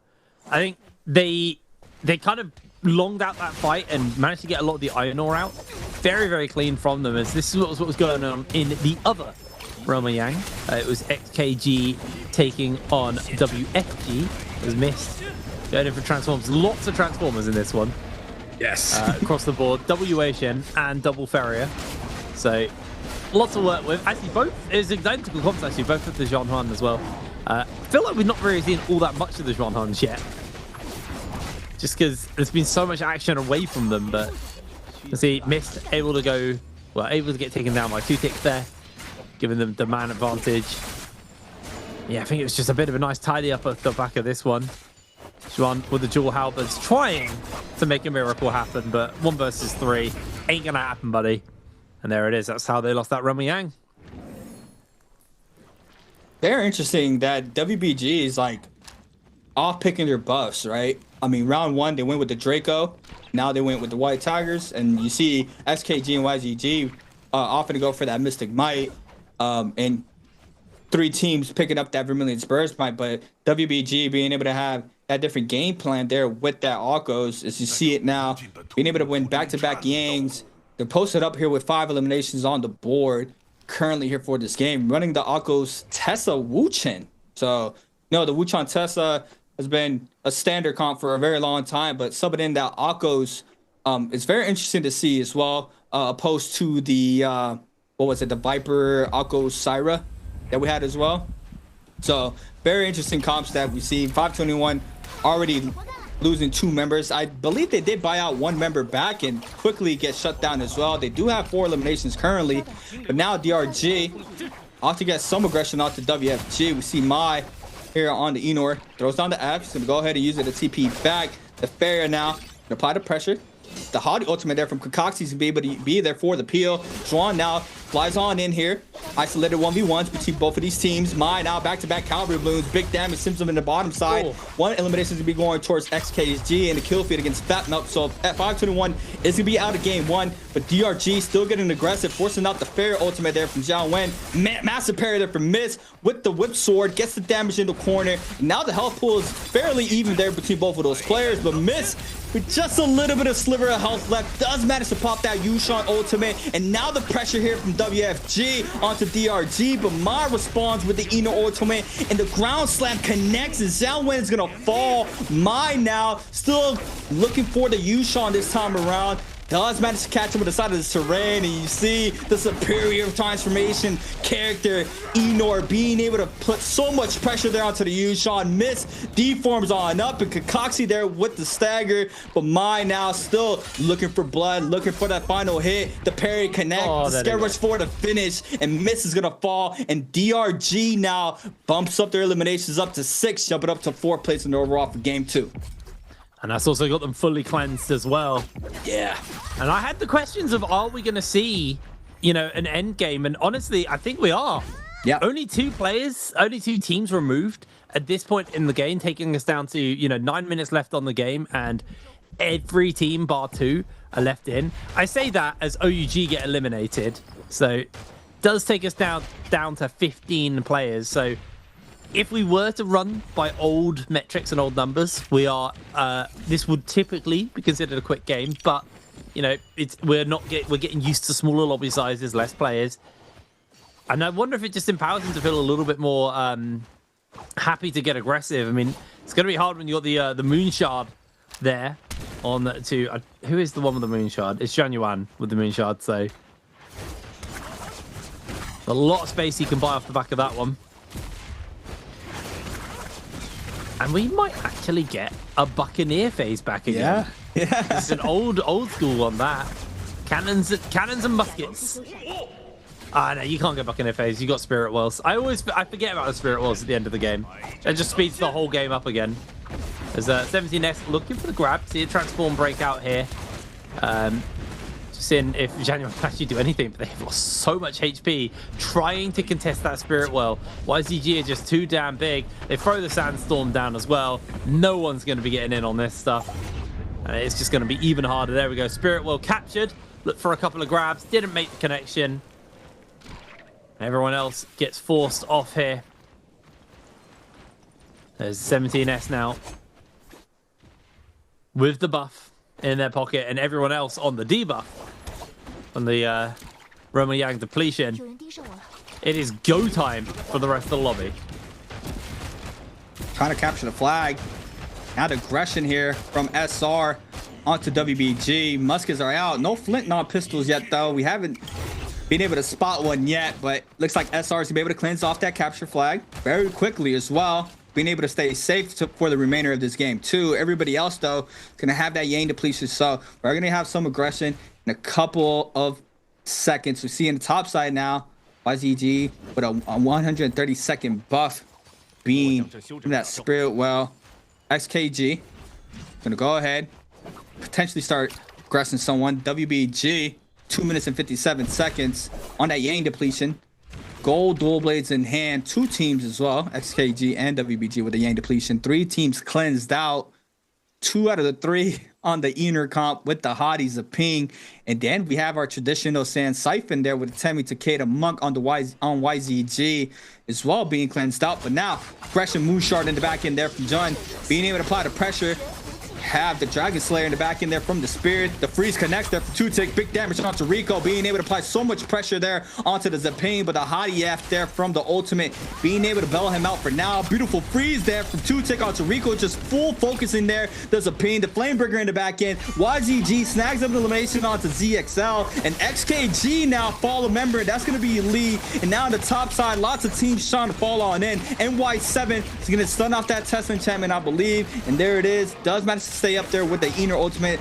Teams are dropping here in the bottom side of this terrain, but the Bane into play now. Got to be real careful not to get hit off of this. We've seen Bane being a massive MVP in a lot of these matches throughout the years, and now Rico trying to stay alive. NY7 does manage to find a safe place here to deform on in, but all the teams are posted up in this building. 2-tick being able to get that full reset in.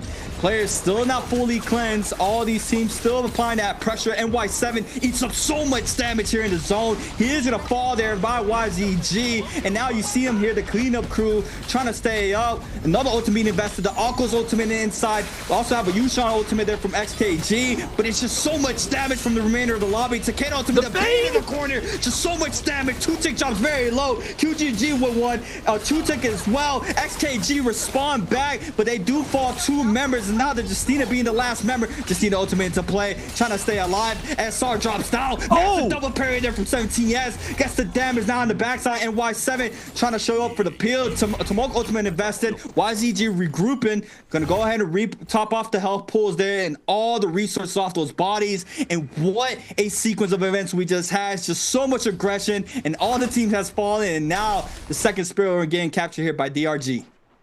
DRG were able to just stay out of the mess there, but YZG still going up versus SR.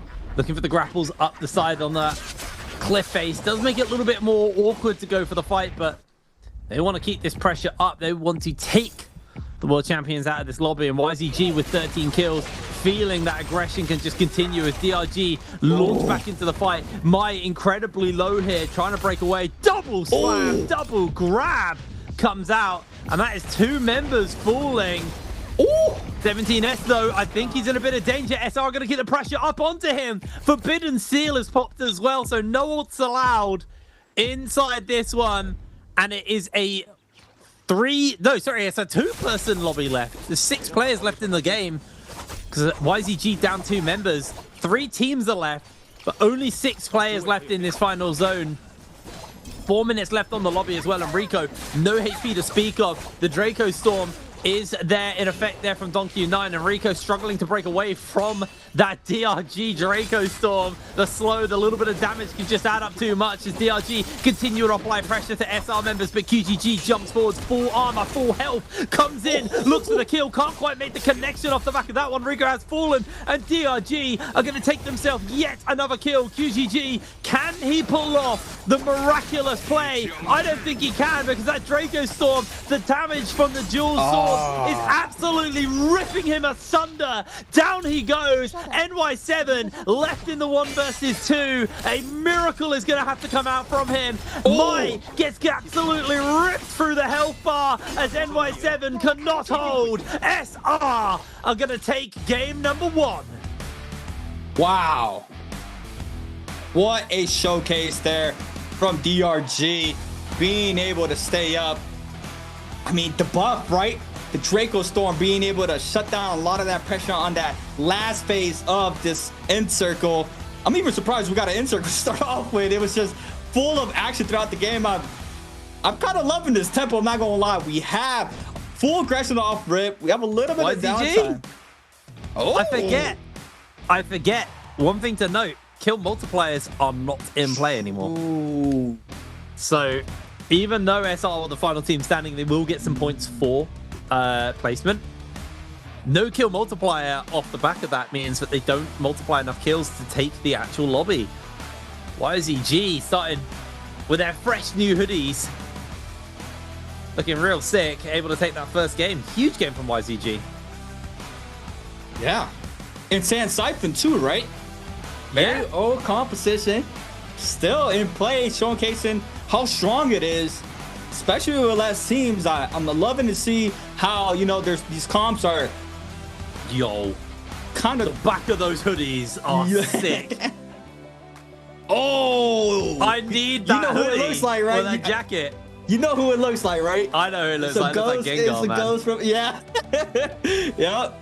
That's awesome. Yep. I know YZG aren't listening, but YZG, please sort me out, man. That's awesome. That's honestly one of the coolest drips I've seen for esports merch. Wow. Awesome. God damn. Huge opener. Yeah. Okay, I'm feeling good. I mean, I was feeling good about the season already, but I'm feeling better now. Circle didn't go to close, which was one of the concerns, but maybe they just play a little bit too passively and just wait for final circle. That was a very aggressive lobby, a lot happening there. And the kill multiplier means that playing passively isn't enough. And to me, that's like like alarm bells for like a GG playstyle, because GG was so good at like waiting till the final circle and then just mopping up a bunch of kills and relying on multiplier to carry them into the victory. That playstyle is dead. You can't do that with no kill multipliers anymore. So, you know, while SR found the victory there, or at least last team standing, they hadn't done enough of the legwork on the kills to actually push them over the line, where YZG, hyper aggressive in that final circle when everyone had the Ren Yang debuff off, and they went mad, put loads of kills together. Huge performance from them. Yeah, I mean, lots of changes just off of this game alone, right? Like I was mentioning throughout the game, we would used to see these teams stall out the 1v3s to try to prolong the buff as long as possible, right? To try to catch it at the last seconds to make sure they're able to take that buff closer to the second Yang. And, you know, off of this game alone, we saw when it's a 1v3 situation, they're trying to get in and out as fast as possible to try to see if they can pick up more eliminations with all the commotions, right? We saw the big commotion in the center of the map off of that game, and just how much aggression all these teams came in to try to cleanse out, try to pick up eliminations. And a lot of the fights are now going to be against the buff teams, right?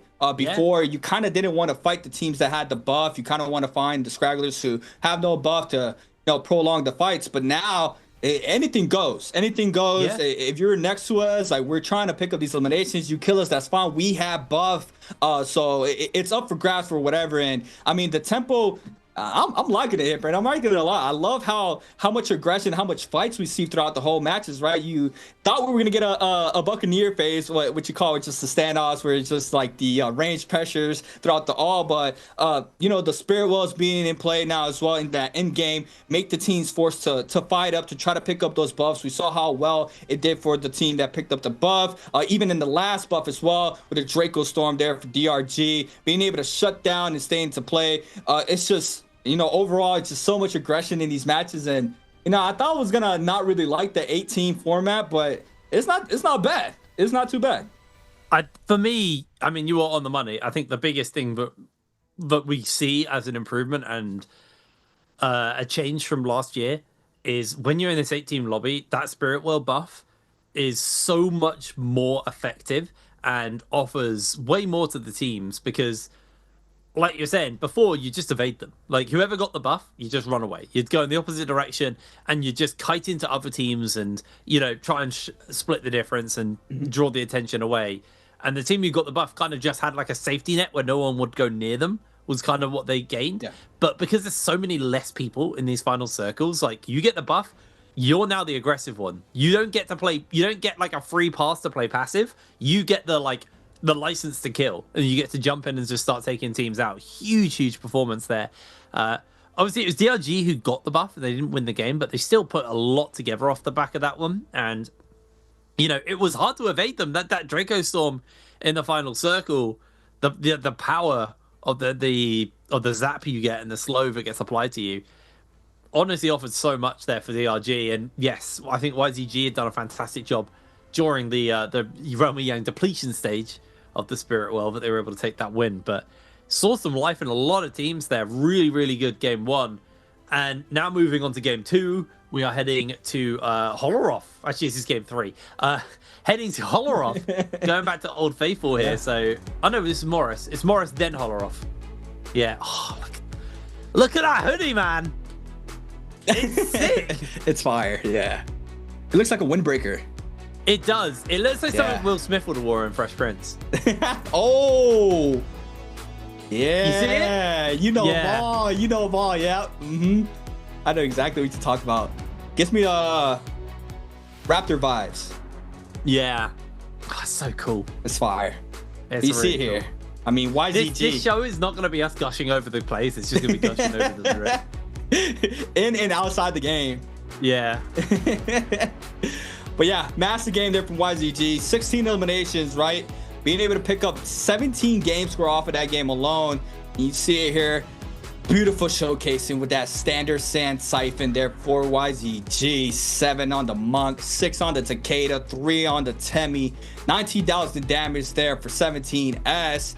Being able to showcase, and I mean, wow. I mean, it's just insane to see, right? You see 17S coming off of that championship team as SR and now into YZG as well. Team is formed up. This team is to be feared, as you see here for our first BR match, which is game 2 of the 2026 season here for Group A, being able to snag up to 17 points overall. XKG as well with the 17 total points. They did have 13 eliminations there for that alone, so they brought in those 4 points there from that martial arts. DRG with 14 as well as SR. SR had a beautiful game 1, being able to win out, taking 8 game score, right? Yes, you see it throughout this. I mean, 5 teams out of the 8 can't even match 8 points there for a game alone. So being able to get that advantage off rip into the remainder of the match is just beautiful to see there from the martial arts. Yeah. But wow, what a showcase. What a showcase. I mean, I was about to talk about how seeing a team getting a 20 bomb now is going to be a really big deal because there's just so many less teams. But then YZG just looking at a 17 kill game in game 1. So maybe that little prediction of mine might be a little bit wrong, or maybe that was just an insane game from YZG. But yeah, with less players, a 20 bomb game is going to be a way bigger deal. Before we kind of got to a point where, like, I remember when we first got our first 20 bombs, we were like, wow, this is incredible. I can't believe these guys are getting it. And this is when the lobbies were bigger. This was like Season 1 NARAKA and Nbpl. They were big old lobbies. It was like, I think it was 16 players, 16 teams. It was absolutely huge. Then we went down to 12, and now we've gone down to 8 per lobby. So getting a 20 bomb now is going to be absolutely incredible. Really, really impressive. And this is it. This is where YZG did their work. They pinned 2-tick in the corner. They were just taking kills left, right, and center. Beautiful from them. A quad parry there. I didn't even notice that was 4 parries in 1, but it just went down. It's just so much commotion there. But wow, YZG. Let's go with the hip break. Hey, if you guys hear us, send hip break that jacket. He just wants one. I need a jacket so bad. He needs a jacket. The Monk though, 17S. We snagging up that MVP, 7 eliminations, 19, almost 20,000 damage here on the Monk. Velocity in the Toad, wasn't even running the nunchucks, had Fan and Hung Sword in hand, Tempest Kick, Soul Shatter, Alchemy, standard damage reduction, plus a health jade as well there for the Monk. Showcasing why, you know, the Monks is just superior, right? Once again, I know you don't like the Monk, but man, it just seems like it's never going to change, right? He's just been a staple with trios for such a long time. Just nerf him. Just nerf him. Why are we so scared to nerf this character? What do you think they need to do? What do you think they need to do? He's been meta for like 4 years. Yeah. I think we had like 1 season where he wasn't meta. But it's been, I think I'm on my 4th year of NARAKA now, which is actually terrifying. When I've just withered in age there at that point. I'm 33 this year. But yeah, like, you know, nerf the champion, nerf the character. He's too strong. He's been so strong for so long. And the thing is, I don't actually know how you nerf him. Neither. Because like a lot of his power doesn't actually come from damage. Like nerfing his damage doesn't, it will obviously hurt him, but that's not what you take Monk for. The damage is just like, it's the punctuation at the end of the sentence. The rest of it is the grab, the setup, the ability just to free hit onto an enemy, and then you get the hit, and then maybe you can even get a re-grab off and do the cycle again. Yeah. So, you know, it's one of those things where I don't know what you have to do, but we'll figure it out. Anyway, we're going to throw ourselves over to a cheeky break, and we'll be back for game number 3 after that, so we'll see you in a moment.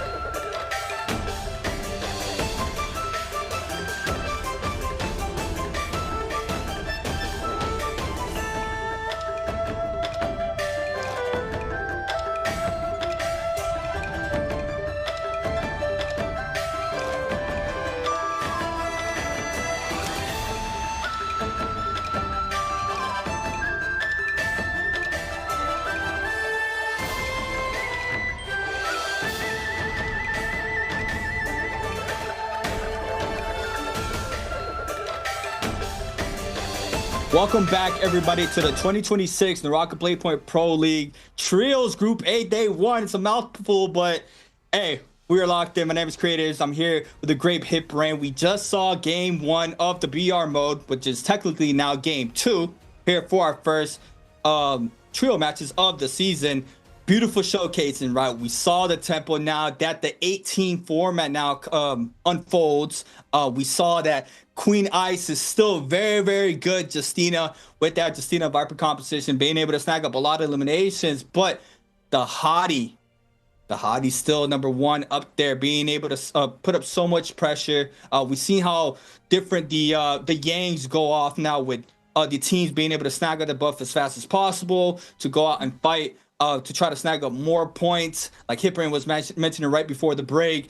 17 eliminations in an 18 format. It's just insane to see, right? I mean, being able to snag up that much kills, you're taking around 70 or 70+% more of the eliminations throughout the whole lobby. Yeah, absolutely. It's I feel like what you get from having a smaller lobby is you actually have like a snowball team. Yeah, we used to get this where like in the big lobbies you'd have like a snowball team as well. Maybe we only have a very small sample size, so it's hard to say, and you know, a lot today is going to be a bit of guesstimating and kind of just like assumptions from what we see. But I do feel the ability for one team to snowball harder is going to be there because of the fact that, you know, you start getting kills, you get soul jades, like we talked about a little bit in the first game. Resources are simultaneously more common but also more sparse. Like, you don't get in as many Dark Tide coins because there's not as many people to kill. There's not as many Dark Tide coins to pick up that way. You have to pick them up via loot otherwise, which means realistically, I reckon the amount of like economy in the game goes down quite significantly, which therefore translates into shop resources and kind of very reliable resources missing. The ability to buy those big soul jades as well that appear in the shop also becomes a little bit harder to get. So I feel like that team who do get the kills and do get the snowball, they get the big soul jades, they get the big buffs, they get everything they need to work with, and that is why we're seeing, you know, the likes of YCG dripped up in game, outside of game, sorry, able to pick up, you know, such a tremendous start. 17 kills in a lobby with 8 teams. I mean, that's what, 24 players. So they and like not including themselves, 21 players, 21 opponents they had to play into, and they got 17 kills. That's basically one team they missed. Yeah. In fact, that is no, it's not. It's one team and one player they missed off their like kill count last game. That's absolutely bonkers. And just to add about the economy that you were talking about, right? I feel like obviously before Yang was super important, right? You don't want to run into it to get that Yang depletion, but before you kind of had a little bit more better chance to cleanse out that Yang depletion with a lot more teams in the field.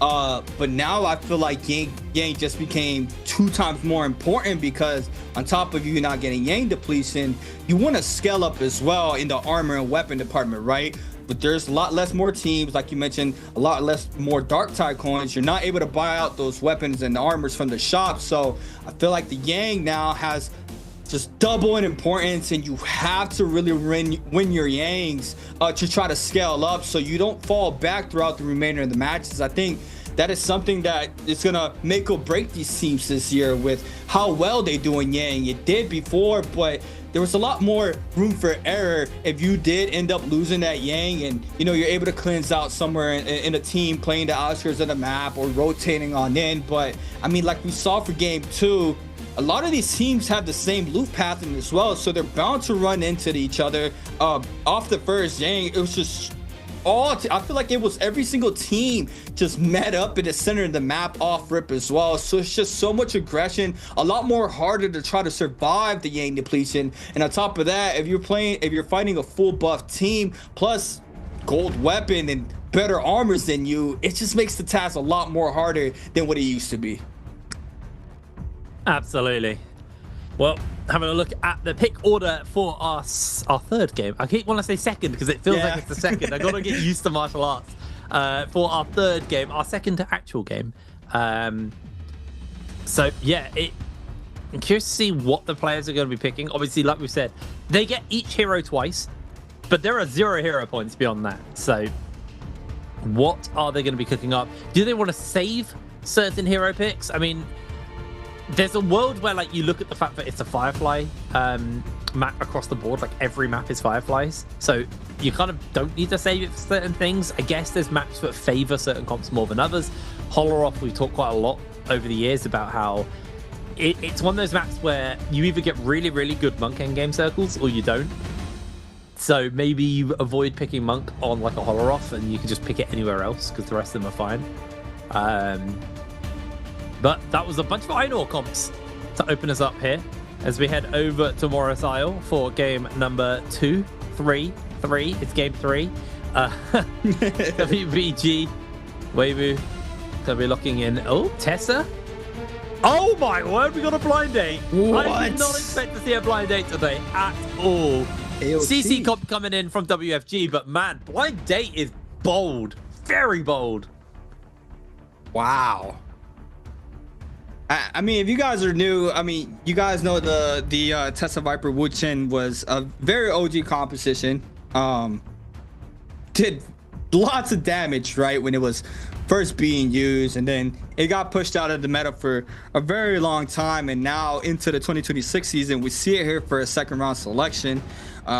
Very interested to see how this competition is going to do, because you know, Hitbrain had a really good point saying there's a lot less teams to try to third party on in. So seeing it here in an 8-team format, I'm gonna be very curious to see how it does. For our third round selection, Lee, Justina, and Yushan, sorry, with the standard tradition there for their other team as well. Standard traditional Siphon did very well last game, so not surprised that it's being picked out there for our third round selection. For SR, last round, going in without Akos, potentially Viper, or they might be subbing it in for a Tessa. Okay, and Wu Chen. So kind of like Tessa Viper, but instead they often pick that Akos, and then DRG. Ooh, the Temi Monk, there it is. There's your Valda. There's the Valda. I'm so happy. It's the Monk Volder. It's not the Volder I like, but it's the Monk Volder. No! Don't do this to me, Mai! Oh. Don't toy. Yeah, thank you. I was about to say, don't toy my heart. That reminds me of Alliance. Alliance love my favorite. Sorry to interrupt, but my favorite Valda comp was the Tessa Viper Valda. Unbelievable. Oh. You went V. Is it V1? I know they swapped the Valda order. Oh no, that was Yoso. They did that on. It's V1. Tidal Wave Valda into Tessa Charm into Viper Stun. Absolutely miserable playing into it. It happened once. They actually got the whole lobby, and the whole lobby just agreed not to go for each other, and they went and took them out. They were like, we're not having that happen ever again. They shut it down. The Wombo. So funny. The problem is they hit too many people, so they couldn't kill anyone because they just couldn't make their mind up on who was best to take out. Oh no. Yeah, because in a decision like in a situation like that, it's just so much to count for, right? Ults, who has what weapons, what was invested. It's just so much. So in a split second, you have to make the right decision. But it's still crazy to see that being played out in the Pro League, being able to catch even a 2-player Wombo is very hard to catch, especially in these lobbies. But if you're able to catch more than 3, 4, 5, it's just insane to see when the lobby just completely stops and it's just 3 players just full controlling the battlefield, with a lot of teams still up. But overall, game 3, locked and loaded. Teams have locked in their team compositions. That's the Ping Hadi Enor composition being that first round selection once again for this matchup, or for this match I should say. Believe that is going to potentially be our game 6's game, just straight Enor Hadis and Pings throughout the full 8 teams. And then for our second round selection, the Justina comp is still being played out here. You see the value that it had last game. You loved it. Yeah, Justina. We saw V2 Justina yesterday in solos, I believe. Did we? I think, but I'm not sure if it was just straight. It was in the martial arts. I'm not sure if it was in the BR mode. But I saw XY was running it. That's awesome. I like that. Alrighty, well, as we're getting ourselves ready, locked and loaded. Ooh, heartbeat. Wait, we have heart rate monitors? Heartbeat. Yo, SR need to chill out, man. 130 is crazy. Wow. I actually missed who it was, but someone was sitting at like a cool 72. That's a comfortable place to be. Yeah. Yo, that might be one of my favorite changes we've ever put in. I think more esports should have the players' heart rates monitored. I know we only got it in Worlds. We would get that's so cool. Yeah, and now we have it here in the regular season. I love that. I really love that. That's great. Well, back to Old Faithful, Morris, for game number 3. Also, gorgeous graphics here on the overlay. Less of the VR studio and more of that like reflective, shiny plastic that you do get in a lot of esports studios. I love it. But what I do like are the light up spider lilies spread around in like boxes all around the studio. They look so cool. But here we are. Shadow Jade Mine off the back, missed. Losing a lot of health. Armor has been taken away from them. They're trying to jump down to a bit of safety. They should be able to break away, but actually Akame has kept pressure up here onto Mist, and that should just be the end of this. Viper, down goes Mist. Fat Milk now looking to see if he can get to Xiao Wen. Does get a lot of work off there with the fan, but Xiao Wen does find the parry in response. Fat Milk goes down. Xiao Wen with a huge parry. You can see 130 heart rate right now. He is feeling the pressure. Xiao Wen's heart rate is climbing. This is awesome. I'm watching this more than the plays. That is awesome. Wow. I think he was running the clipboard. Oh yeah, he feels the pressure. 134. That's another aspect right now. You can look at the heart rate. You're like, oh no, he's falling off the pressure. But he's almost 140. Yeah, he might fall here. The F invested there from the Hottie. The final R&B and 521 now. Looking forward to clean up. Pampy gonna wait out that F there from the Syra. Be able to pick up the bloom if he needs it, but it looks like they're gonna go ahead and wait it out. Pampy still in the 1v1. Juan though applies the pressure, catches Prowl, jump LNB, crouch LNB for the damage, and now snags up that kill. Akame jumps on in. Fat Mel's gonna be forced to pop this ultimate. Just try to get this cleanup here onto Juan, and we see WFG trying to stay in this fight.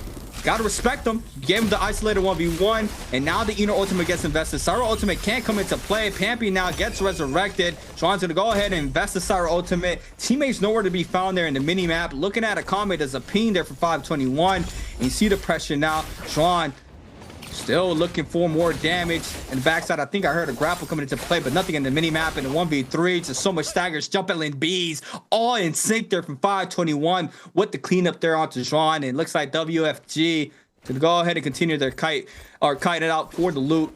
On the opposite side of the map, try to see if they can post up for this first round. Nice little start there. 6 kills for OUG. Really set it up here for the start of this game, and they got some work to do. They got a couple of points in that last game. I believe they were a 0-pointer on the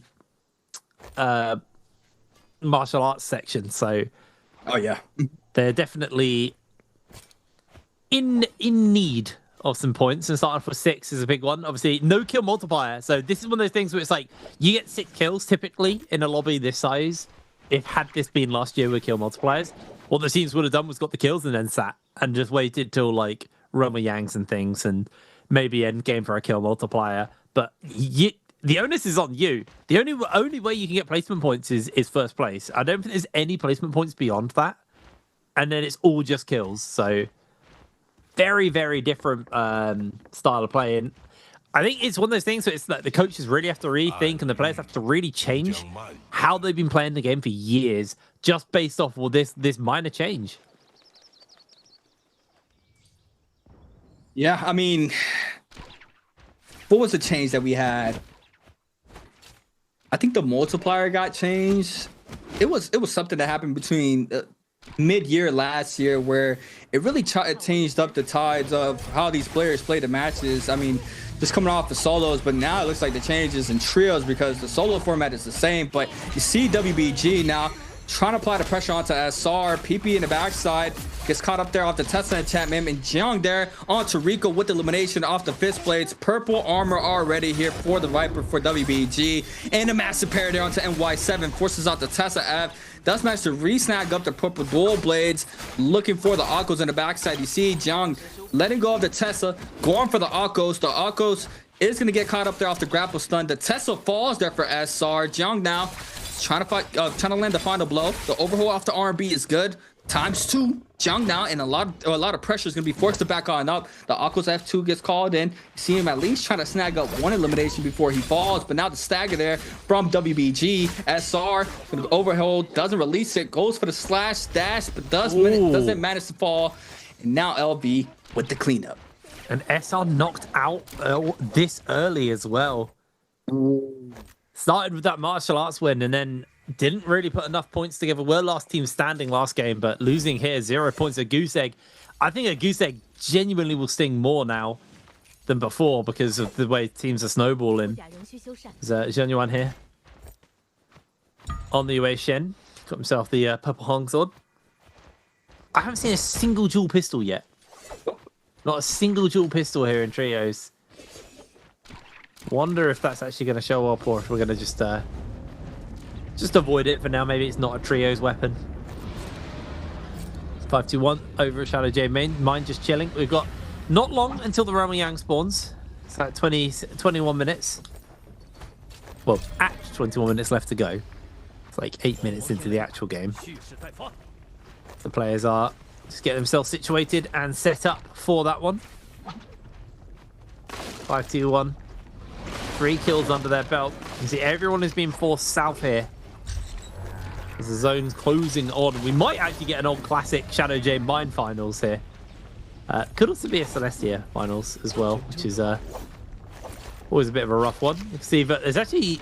Is that 3 teams or 2 teams? It's 3 teams up in the north, all chasing onto... I think it's YZG who are on the back foot right now, being picked off. They're trying to escape. They've actually got all their health right now, so they're just being sheep herded in a southern direction towards the Realm of Yangs, and they may be able to get their hands on this. It is about to spawn up, so that could be the escape plan here for YZE to evade any of the action. Going aerial, jumping over the top. It's going to spawn up, and yeah, it's definitely a way. Everyone's just jumping into the portal. Who's going to get in? YZG? Get in. They're going up versus the Valda here from DRG. So Monk Sand Siphon versus Monk Valda. Gonna be our comp. Going toe to toe.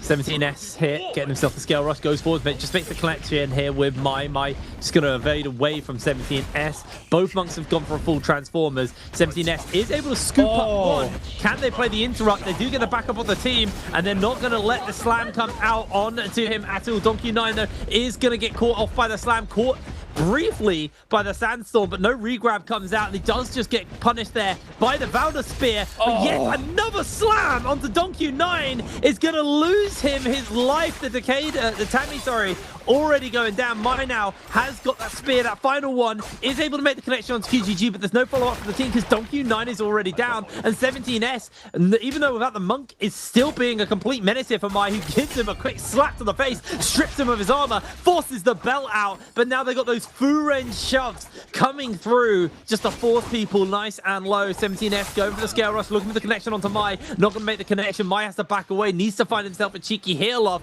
as it is now just him versus the world. Honestly, don't want to be a flamer, but Donkey 9 kind of griefed his team there. Just got himself taken out so quick. That is just super unfortunate. In a 2v3, right, you lose the staple. Just quickly falls off, and then the Valda kind of falls there if you don't have that sustained character in play.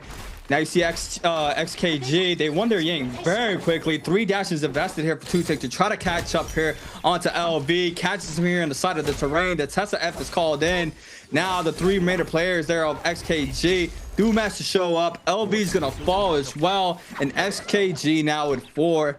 And I was looking at how the point system looks is now. So yeah, you're right. There's no more multiplier. First through 4 gets points off of placement, and then obviously the elimination points, right?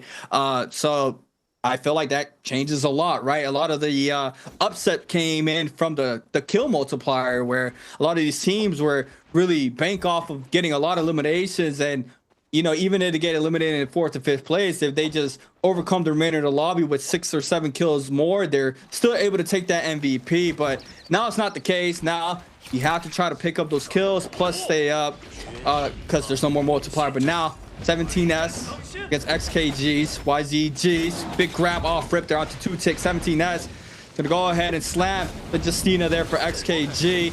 Tomok ultimate is gonna be called in, trying to shut down. No ult zones popped in, so you see YGG 17S gonna be playing inside that no ult zone.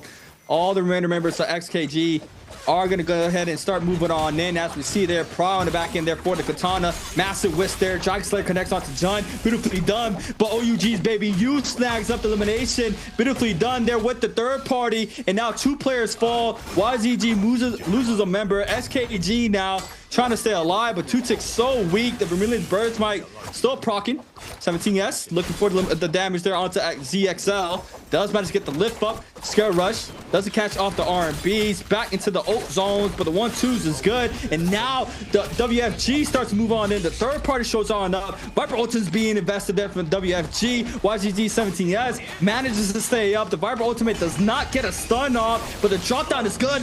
The bell for the Monk there is good. And the Monk Ultimate gets called in. Cyber Ultimate is getting invested as well there from WFG. And now Miss with no ult online, trying to find a place to get a reset, but the massive whisk there for the Tomok. And 17S with the grab. Miss 1 HP in a dream. Manages to stay alive just by a second. But the grab there for the kill. And now WFG falls 2 members. DRG snags up 1. YGG another. 17S just gets fried out there off the blue focus attack. And now the pressure is here for the remainder of the lobby. That's absolutely beautiful. Double grab comes down as well there from Kakaishi, and it is just again the mosh pit from the Roma Yang depletions across the board. Kakaishi though, he is getting absolutely decimated right now. Has to try and jump away, is going to lose his transform, and if people are just immediately going to pound onto him, they're going to take down Mai on the way out though, just to guarantee that goodie for them, as Fat Milk loses his transform and everyone scatters in different directions. We have a couple of teams on revives, and all of the cleanses have come through that were going to happen. SR out of the lobby already, and we don't lose a full team in all of that mess, all of that action. It was actually a pretty inconsequential fight other than the kills and the scores going on. I mean, WFG, they were at the bottom of the table. They got 7 kills now. They're going to be able to jump up potentially off this.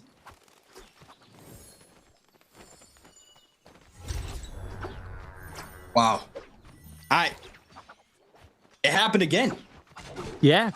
I can't believe it. It's just so much chaos. It looks like teams are falling, but a lot of the eliminations are from those Vermilion Birdsmite teams where they're just trying to 50-50 okay, we pick up as many kills as we can, and then we just reset. We just got to make sure we don't lose our weapons because we want to stay scaled up. A team like XKG, they won their realm so quickly. You see them still picking up kills.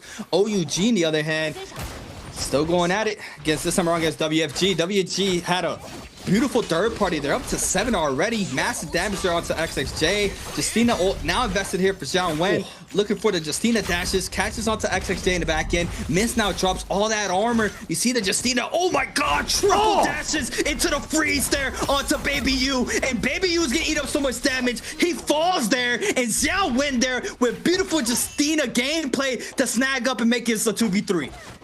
Absolutely beautiful. You're seeing the power of these CC comp and just how good it is at locking down, especially in these isolated fights. It's a hard counter than the Monk comps as well in the lobby. Not that this is a Monk comp, they're just taking this fair and square. Down go SXJ. And I think that's the end of OUG.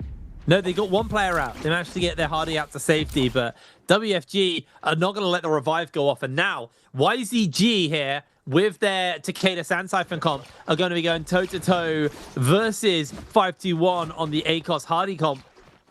Let's see how this is going to break down. Fat Milk waiting on that transform, wants to see the monk break out first before he even thinks about it. Just gets his ultimate in response to 17S, and now his job is just to play harass on that monk if he finds a grab, which he is able to do so as he's trying his hardest to make sure that Pampy isn't going to get caught by the slam. He is able to wiggle free of 17S, who gets another grab off onto Akami, looks for the double grab, doesn't make the connection onto Pampy. Can he pull him out of the sky? No, he can't, but Akami goes down regardless.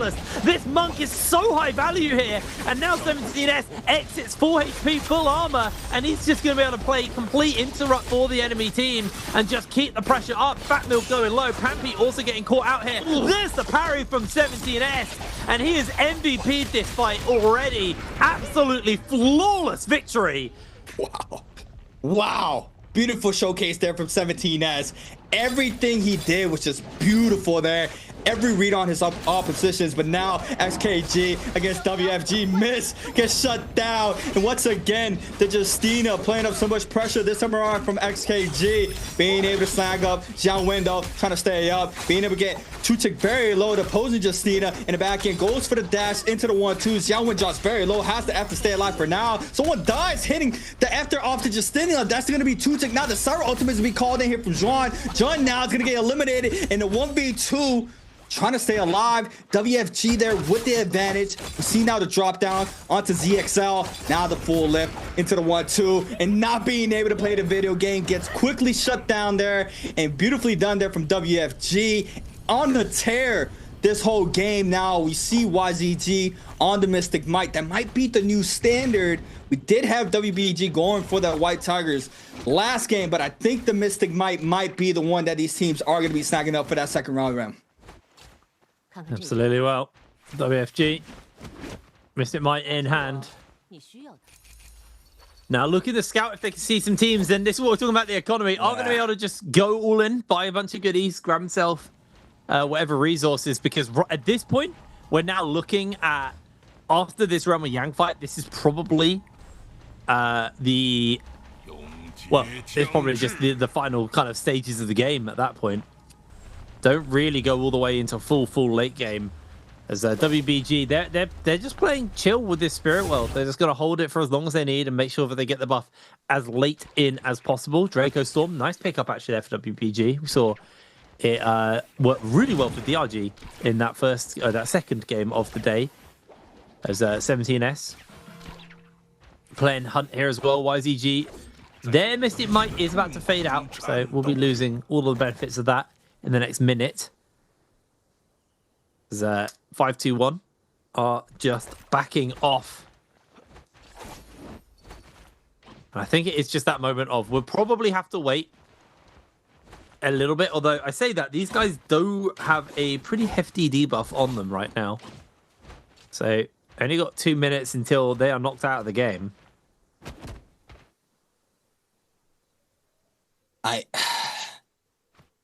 It's rough, right? Like, what do you do here? You know how the commotion is off of Yang. It just happened last Yang. It happened last game, so it's a lot of pressure going in and try to cleanse this out. But see, XKG, they've been a very aggressive team as well, so I wouldn't be surprised if they start getting aggressive off rip. But 521, see, they do spot XKG, and these are both debuff teams, so this is probably the best case scenario for them. Both of these teams having to cleanse on out. They just heard the resurrection, so we're gonna have to wait and see how 521 responds off of this. They'll be playing the top side. XKG looking for some range shot pressure. Pampy as well starts to go on in. He took the damage off the 1-2. Now Pampy is gonna eat up so much damage. The Hottie F called in very early here. Pampy now to be forced to pop that Hottie ultimate as well. Isolated 1v1. ZXL looking for the weakest link, and they see it here inside the zone. Getting caught up off the 1-2. The Eater ultimate called in. Pampy falls very fast here in this fight. ZXL now has the lead ultimate from mid-range, catches a hit, and the cleanup there from Jun. And now one player remains, and Fat Milk trying to be the staple here for 521 to try to remain inside this game 3. But it does not look like that's going to be possible once this Enor ultimate is deformed in just a couple seconds. There it is. Grapples on in. Lee's F invested as well. Looking for the hits. Does manage to connect off of that. There it is. Into the 1-2. And now the team gets the lift up No other teams around as well. So it looks like 521 is going to be cleaned up. No, third party starts moving on in. That's OUG. And now the pressure's on here for XKG. Yeah, really, really huge. XKG. You can see the pressure's on. Heart rates are high. 120. Oh, I forgot about that. Oh my word. SS is on 145. Brother's about to keel over, man. Chill. That's crazy. I forgot about the heart rates. I actually did forgot about the whole map. I mean, my heart rate gotta be up there too, but just how much aggression we have right throughout these games. Only 5 teams remain out of the 8. I mean, look at eliminations though, right? It's super tight there. Even throughout the whole lobby, yeah, we have WBG with 7, but the next one up is 9, 10, 12. It's super close. It's you see a team like SR that got eliminated very early. They aren't really, you know, contesting any of the elimination against these other teams, so these other teams are able to snag up more points throughout game 3. YZG go ahead and post up for the buff. Now have to wait and see what they get out of this. No ults are even needed for this buff, so they're gonna be able to just go ahead and capture this. Just a couple seconds. Gonna wait it out, actually. Might stall it. There it is. Gain depletion inflicted. ZXL now go ahead, no buff on this one, sorry. ZXL now gonna go ahead and wait this out. Jiang quickly grabbing that flag as fast as possible. We saw this last game as well. There's only like one team that aggresses them, but so much stagger, plus the bow shot headshots, all that armor gone there from Jiang. We see the Wu Chen there trying to put up a barrier there for his teammate to try to stay alive, but XKG quickly on the scene trying to contest this to refuse WBG from capturing, but still happens. You see the opposite teams back on up. WBG now safe off of that Yang depletion. 3 teams not still having to try to cleanse on in. WFG being one of those teams potentially. Yeah, both fun. Trying to get up. But now, Jiang Wen. Nicely scaled there overall. We saw a couple gold armors throughout the whole board in the field, plus some purple. So it's going to be a lot of commotion here between these teams. Just a matter of seconds with a minute 56 left on that Yang depletion. Overall, though, OUG hiding on the bush. Imagine if I remember to unmute after drinking. That'd be. Sorry, I let you waffle there. I was like, no, I went to talk. And I was like, you didn't hear me. My mic's muted. That's why. Yeah. You are completely fine. Well, yeah, like you're saying, depletion on. Not many teams left in the lobby. 14 players, most of which. Actually, yeah, it's actually most of which have Yang depletion on, so people will be falling. Still 6 minutes left in this one. There's Juan here with the depletion on himself, needs to find those picks. But it's going to be a tall ask as everyone else is kind of being ushered away. And that high ground that he managed to get for himself has been removed. As the endgame Bane's Breath is going to start raining down to the players as well. I feel like this isn't as big a deal just because there's less players in the lobby. Like, this used to be a way scarier thing, but it's quite easy to find yourself a corner to hide away in. I say that and then someone's probably going to get hit, but... Oh, no. Wait, did someone actually get hit? Yeah. Oh, my word. Come on, guys. There's 14 people. You can find a corner to tuck in away from it. That's the cast of curse I've ever seen win. That's crazy. That's crazy. Oh no. Oh no. Oh. Big Sun's looking to break out. They got that dazzle. They're also looking for the lockdown there from the Viper. Juan is not falling yet. Oh, the turnaround! What a pick from WFG! What? That was crazy. Oh. Wait. We're gonna need a replay on that because it did not look like it was going like that. But YZG's now with advantage there from 17S, grabbing 2 ticks. It's gonna fall off rip. YZG picking up the elimination, going for the buff this time around. XKG trying to stay in the fight. The usual ultimate is invested. 17S go ahead and leap around, trying to back on up. You see YZG is going to give up the buff with QGG. What does he die to? I have no idea. Me neither. Wow, I mean, the commotion is here. Only three teams remain, and now you see in the zone they're going for the res. They managed to get it there onto QGG, but overall now you see the commotion now happening, plus the momentum here from WFG, and it looks like they are going to be cleaning up this game 3. Xiao Wen looking for the freeze, isn't actually even going to make it. Still has the charges to work with, and that's now down to 6 players in the lobby off that. Jiang Yuan gets himself briefly knocked back, caught the freeze, doesn't quite come in, but there's just too much crowd control. This comp does not let you move. That's going to be the man advantage here for the side of WFG, as Mist is just being harassed out here. Xiao Wen's going to look for the lockdown on to Cuckoo. Cuckoo will fall, and the new kids on the block, maybe made up of some veteran players, but a new kid or ZXL, getting caught by the microwave beam as he runs into the zone. I don't think he's going to be able to outlast this. Down he goes. WFG take first place and 19 kills. 20. That was almost a 20 bomb again. They got the 20. Was that 20 at the end? Yeah, they got it. Damn.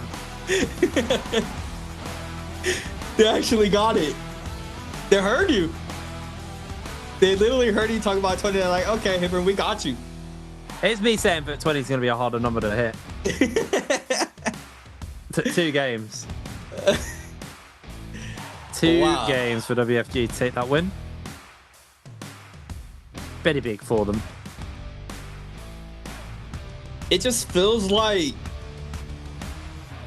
there's going to be about 2-3 teams that carry on a lot of eliminations throughout the games. They're just full steamrolling, and then I think it plays off of that buff, right? That buff and that end circle is just very massive. You're able to snag up the remainder of the eliminations due to possibly ults being invested right before that phase while the Bane is going off. We saw that insane turnaround there from WFG, being able to snag up the elimination. Even though one of their players got stunned, they still came up on top, and you see the close out there with 20 eliminations there for game 3.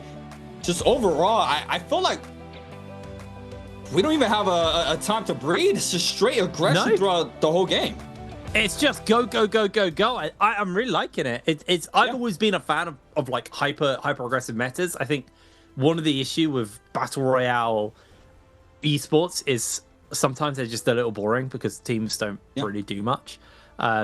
But NARAKA is one of those games which is constantly adding things that encourage the players to engage with one another, things that they have to, fight for and do. And I was worried when I saw that we were dropping lobby size down to 8 players that maybe it was going to be a little bit too small and it would kind of give room for people to play safe. But it's the opposite. Because of the fact that the odds of a third party is now so much less, the players feel comfortable just scrapping off the bat. And, these games do not feel like they're that long. Like, the fact we are on to game 4 now coming up, we're beyond the halfway mark. Like, it's moving at such an interesting tempo, and we're getting good quality games. It's not like we're just rushing through them for the sake of rushing through them. We're getting genuinely good games. I would love to have seen some of the heart rate monitors at the end of that. Unfortunately, we didn't have the player cams, but also an incredible feature. Like, I felt like we've added a few things over the years that I've really loved. The big one's Roma Yang. I remember that at the first Worlds, or the first Worlds I did, and how much it made the game feel better. I really like the Spirit Well and what that has done to late game and kind of stopped a lot of the staleness of late game.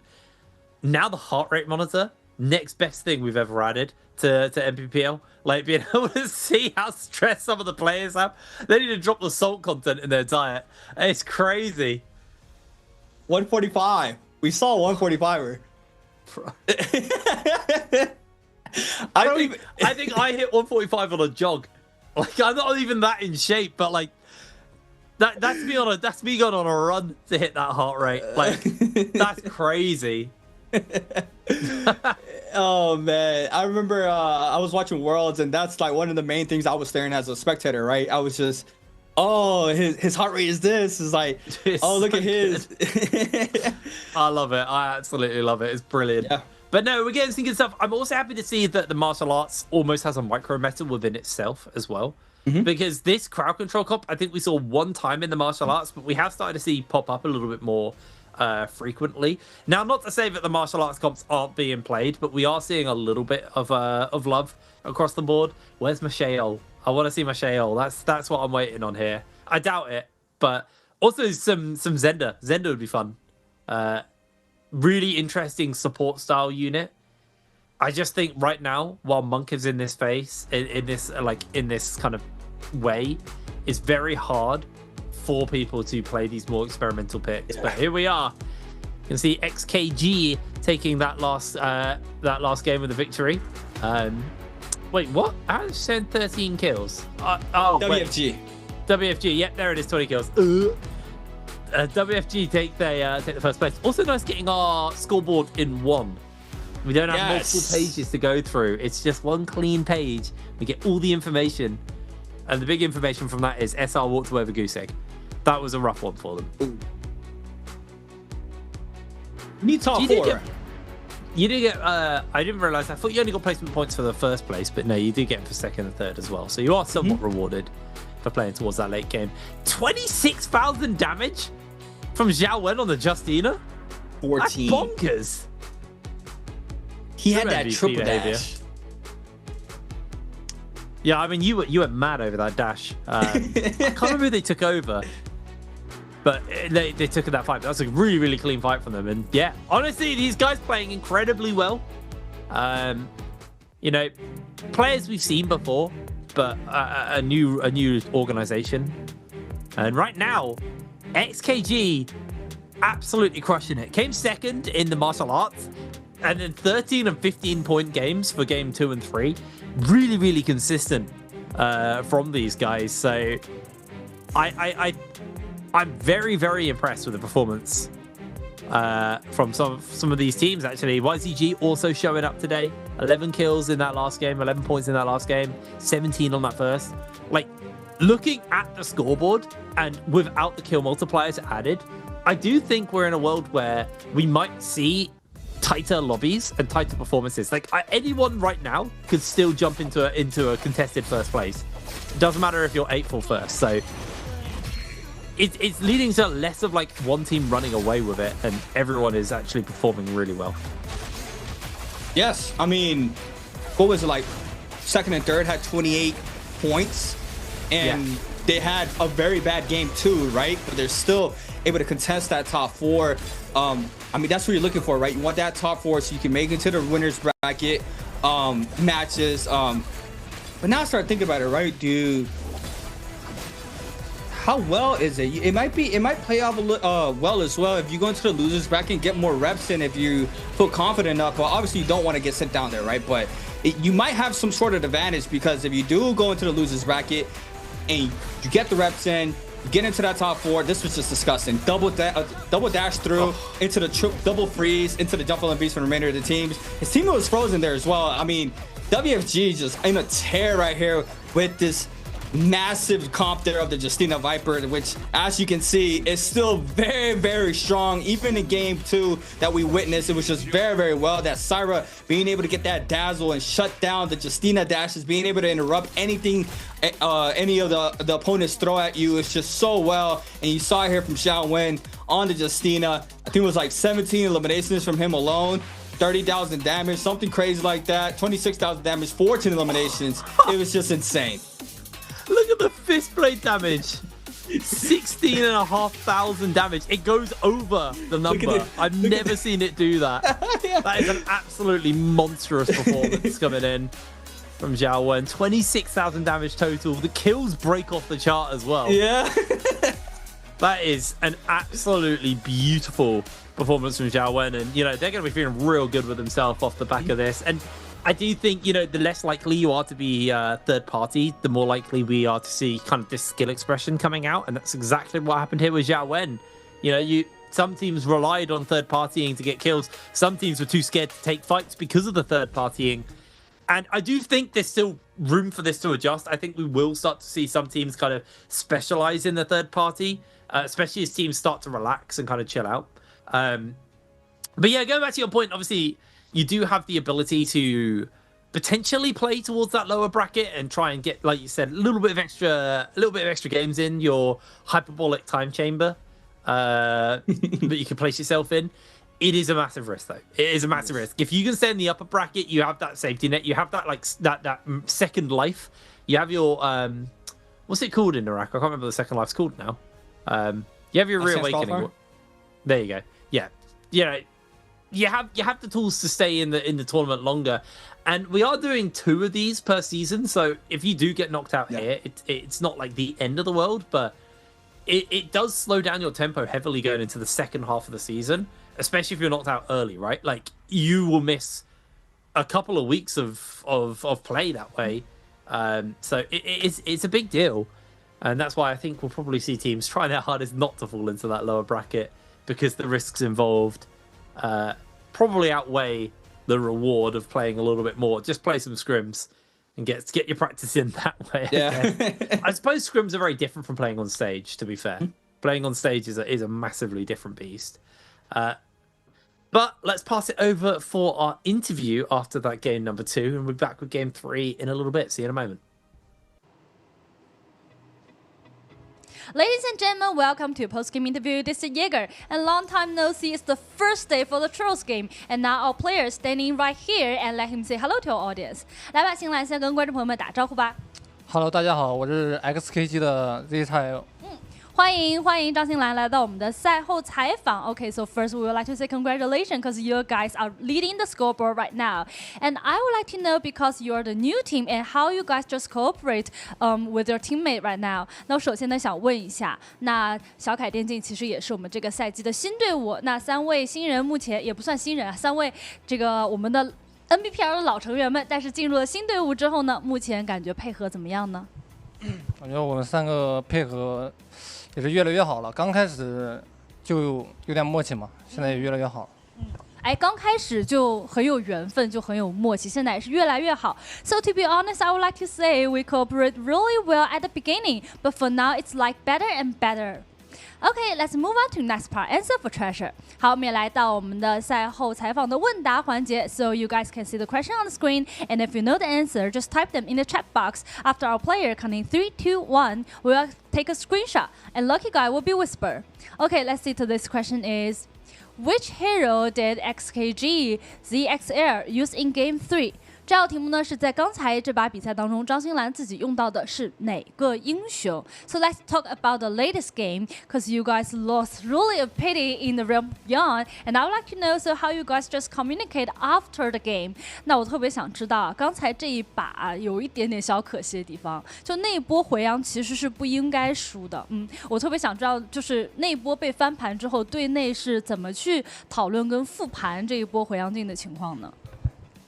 那不过输了，就因为兵女残血了没拉开嘛，然后出去就说了，下次残血了拉走就好了，就不要吃头绪了，这样解决。有一点点可惜。So I think that our like hero in the realm of beyond is because we think the Justina Gu is not healthy at that time. We didn't shut down him, and after that we just repeat again. We want to next time, like in the realm of beyond, and when we in the 3v3 fighting, we will first kill the person who are unhealthy. That's really a pity.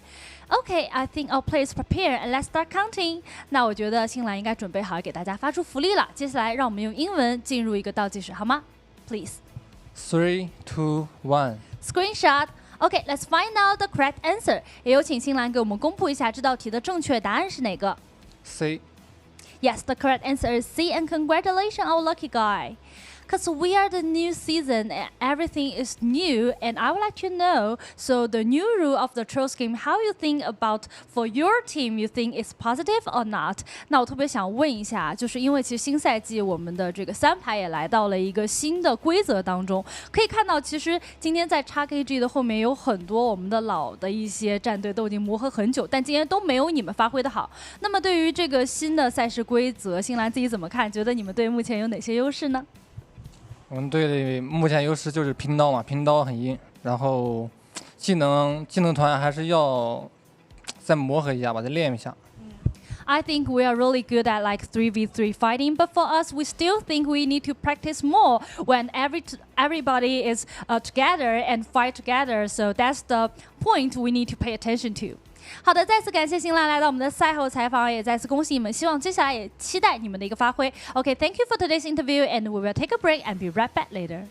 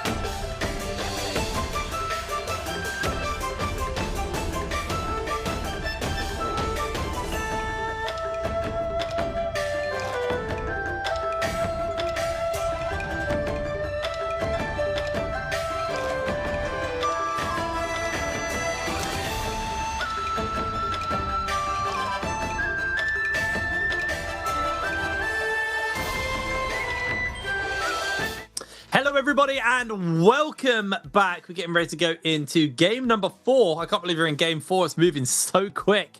My name's Hitbrain. This is Creatives. I'm blue. He's green. We're getting ready to go in. Talking about our backdrops. We're getting ready to go into this 4th game. The tempo has been incredibly high. The heart rates have been incredibly high. The drip quality has been incredibly high. It's just a great time to be back on NARAKA. I'm very excited to see with this new system with the double elimination, smaller lobby sizes, martial arts at the start of the day. It's just so fresh to me right now that I'm on a bit of a like just a joy high right now. Everything's so good. Yes, me too. I mean, it's a lot more different than what we're used to. Also, right before the break, you mentioned how throughout the season. It's gonna change a lot, and I just started thinking, yeah, like even off today, right? A lot of these teams are gonna have film. They're gonna be able to go back and see how the teams that thrive a lot more went out with their plan, how they're able to stay up, and the eliminations obviously just come down to macro, right? In the isolated 3v3s, which we're seeing a lot of, and we're also seeing a big burst of just full teams collapsing after those yanks. It's just straight aggression throughout. I would say mid-early game into the remainder of the matches. It's just straight aggression throughout the whole server. It's just beautiful to watch how different the tempo is, right? Even if you think about it, losing 4 teams, you kind of think that it's going to change up a lot. But now, overall, you see how much aggression there is, how much elimination these teams are getting 20 for our game 3. What was it, 17 for our game 2? It's just insane. I literally said after game 1, well, game 2 technically, that I think 20 bombs are going to be a lot rarer and harder, and then WFG just go, yeah, bet, and then take a 20 bomb off that next game, which was absolutely crazy. I think my big takeaways so far, and I know it's early, so it's really hard to be drawing too many conclusions, but I feel like this crowd control, Syra, Justina, Viper comp is maybe a little bit too slept on. I think guys are leaning too heavily on the Monk comp. That comp counters that anyway. Like, the CC comp absolutely slams that comp. And then it's also just genuinely good into all the other comps right now. It's in these isolated fights where you can just land the crowd control and not have to worry about someone else pestering you while locking them down. It's basically a guaranteed 2v3 at like the absolute minimum. In the best case scenario, it's like a squad wipe, or it's just a 1 versus 3 at the end. So very easy to tidy up. I think it will do well in Roma Yangs and stuff like that as well. But I think my other key takeaway is I know this has been floated for a while. Like, is the second Roma Yang actually worth it? But I actually feel like that second Roma Yang is actually too risky unless you're really set up from the first Roma Yang. I think the Spirit Well that spawns up at the same time is actually the best bet, because typically it comes maybe loaded with a better buff. A lot of the teams take Mystic Might as their one from the Spirit Well, but you know, you could get, like, I know you could opt into the Draco Storm from the Roma Yang, but I felt like getting the Draco Storm, especially in these lobbies, actually suits you better than the Mystic Might. It's basically like you could get this buff, or if you're in real danger, you could back off and just give it to someone else. Where Roma Yang, you could go up and the team could be absolutely stacked you're taking on, and you're just cooked then because you've got Roma Yang debuff, and by the time you've cleansed that, the second Roma Yang depletion hits from that Spirit Well in the final circle. So it makes a big deal. Personally, I think we might start to see more and more teams actually err on the side of caution, and the second second Roma Yang maybe being a little bit more optional than it currently is. Yeah, so then you start thinking about, like, are the teams who won that first realm gonna be the ones entering only? Are we only going to see potentially 2 teams take realm, so 1 realm for that second half? Now that can change, right? This is only day 1.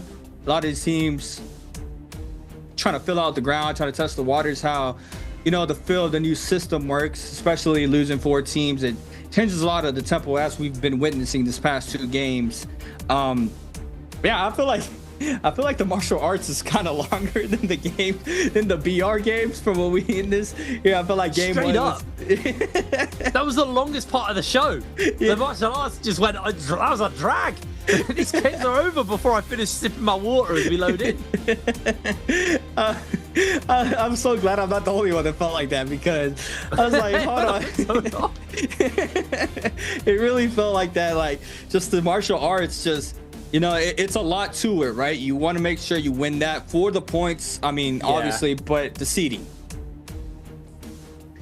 So I think also the thing with the martial arts, which may have affected the way it felt, actually came down to the fact that I think the martial arts themselves are a bit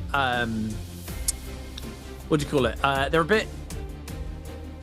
bit formulated right now, and a lot of the teams are playing similar comps, where I think the variance of comps is actually higher when we get onto maps and off martial arts. So that probably also does help it. But yeah, I mean, it is one of those game modes where, because it's best of 3s and everyone's playing in that mini tournament, you do kind of have to do a mini tournament at the start of the day and then you start playing. But you know, to be fair, it wasn't that long. It's just by comparison to how quick the main game is going. Yeah, you do notice it somewhat. But obviously, getting ready for game number 4. This is our only Holoroth of the day. We were talking about this at the beginning of the day, because I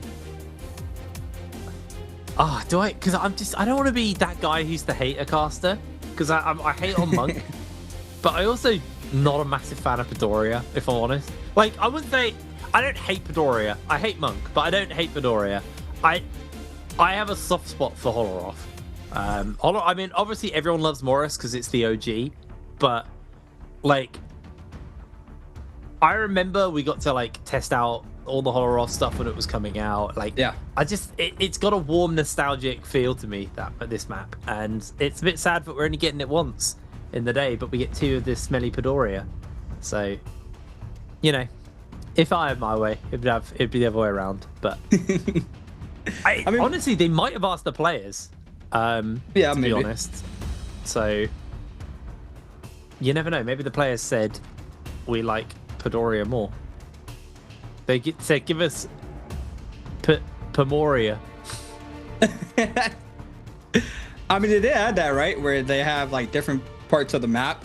That would be very interesting to see in pro play. Like you have half the map Holoros, half the map Padoria. That would be very interesting to see in pro play. But I mean, I'm with you, right? I mean, for me, Tomoka has always been my favorite character in the whole game, and Holoros was a very Temmie favored map. So you know, only seeing Holoros once is, you know, it's hurting me as well. But we also saw the Sand Siphon being played out in the last 2 games. Only one team ran them in both games, but still, we did see that competition being showcased throughout the other maps. And once again, our first round selection going with that Hadi Inner Zipping. I cannot recall how well it did in our game 3, but our game 1, it did end up taking, I believe, the MVP with eliminations off the competition. But you see it here. WBG is gonna be running the Aquos variation of the Syra Viper. We're gonna have to wait to see how the second round of selection looks. I think it's gonna be that Justina in play there for this squad potentially, or YZG. But yeah, we saw how strong the Justina Viper Syra was, especially in that last game, being able to take that MVP with 20 eliminations. There it is, the Hadi Inor being locked in for that squad back to back, I believe. Looking for the Zipping now there for YZG. This has to be the mirror comp. I mean, so many teams have been picking this first round. Second round now being implemented with this composition. I think this is going to be our game 6. Moving on for our third round selection. Maybe Sand Siphon. A lot of I know. It's interesting as well that because we've shrunk everything, but we don't have any bans as well. Yeah. Any restrictions. Maybe that's a change down the line where they bring that back, where certain characters getting picked so much will ban them. I really want to see more from the Juanhon. I know we've seen it quite a lot today, but I don't feel like I've seen it at all. I don't think I've really seen anything impactful from that guy so far. Maybe it's just the comps they're playing into. I think right now he's just like a solid kind of like high B tier pick for the pro players. But 5-2-1. I love you guys. Locking in the Valda for me. But more monks getting locked in. Sand Siphon's going to be OUG's pick here. I think it's definitely going to be our 6th game is going to be a choice between the Valda, the monk comps or the Ainur comp. And I can't figure out which one it's going to be. But it's going to be one of them. So our mirror matchup is the most played comp on that day. And if there is 2 comps that are shared, it's then like the best performing one. There's like metrics for them to figure it out. So if there's 2 comps that have had the equal amount of playtime, it's the ones that have scored like the most kills or done the most damage. I don't know exactly how they're figuring it out. I could bring the document up, but I've got to scroll up to do that. So I'm just gonna do a bit of guesswork off that and from what they've done previously. Yeah. No, I'm pretty sure it works like that too. Just the numbers come out, which team had more impact throughout the night. So, you know, we're gonna have to wait and see. Thus far, I don't know. Only 2 BR games are matched up, so I think this game is gonna give up a good staple of what we might see more clear throughout Game 6. I mean, obviously, we saw the crazy performance there from WFG on the Justina Syra Viper. Still very, very strong comp.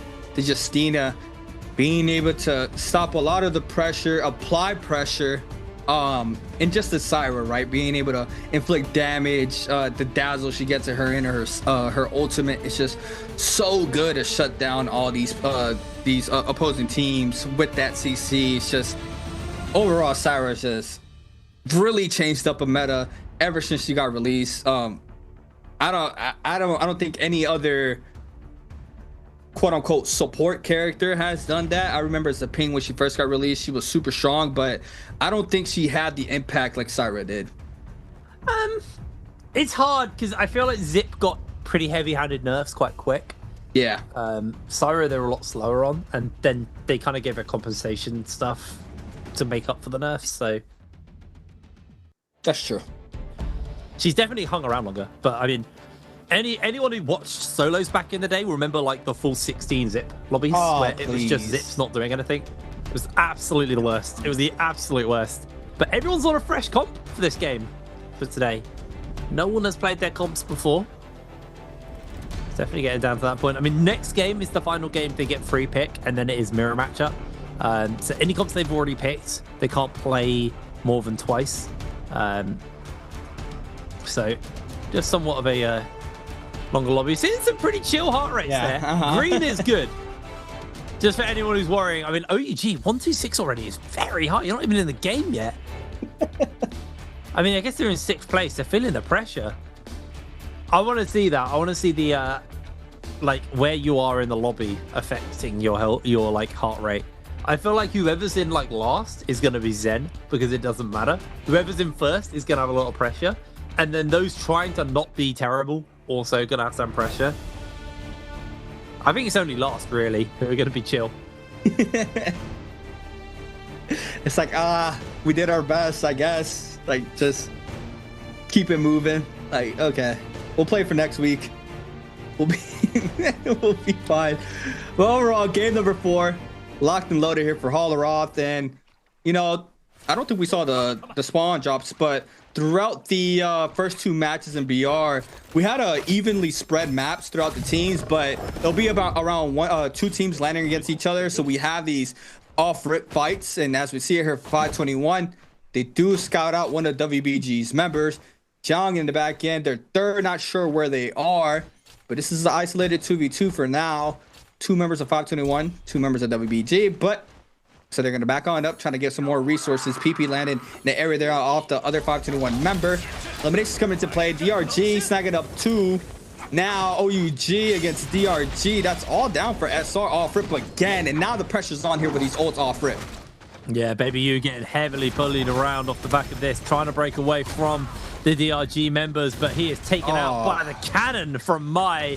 As you see, SXJ going in for the transform and just gets sprayed down by Mai on the mech. And it actually just looks like they're going to camp the body and make sure there's no pickup option, as OUG realize that is not going to be an option for them. The only way they're getting their teammates up is if they can get themselves some kills. But DRG going to get a punch off onto Kakaishi, or is OUG going to get a punch off onto Kakaishi? But Kakaishi will trade out when he goes down. The parry comes in. Baby U coming in with a salty run back to see if he can maybe find the turnaround. But this is going to be very risky. SR coming in for the third party.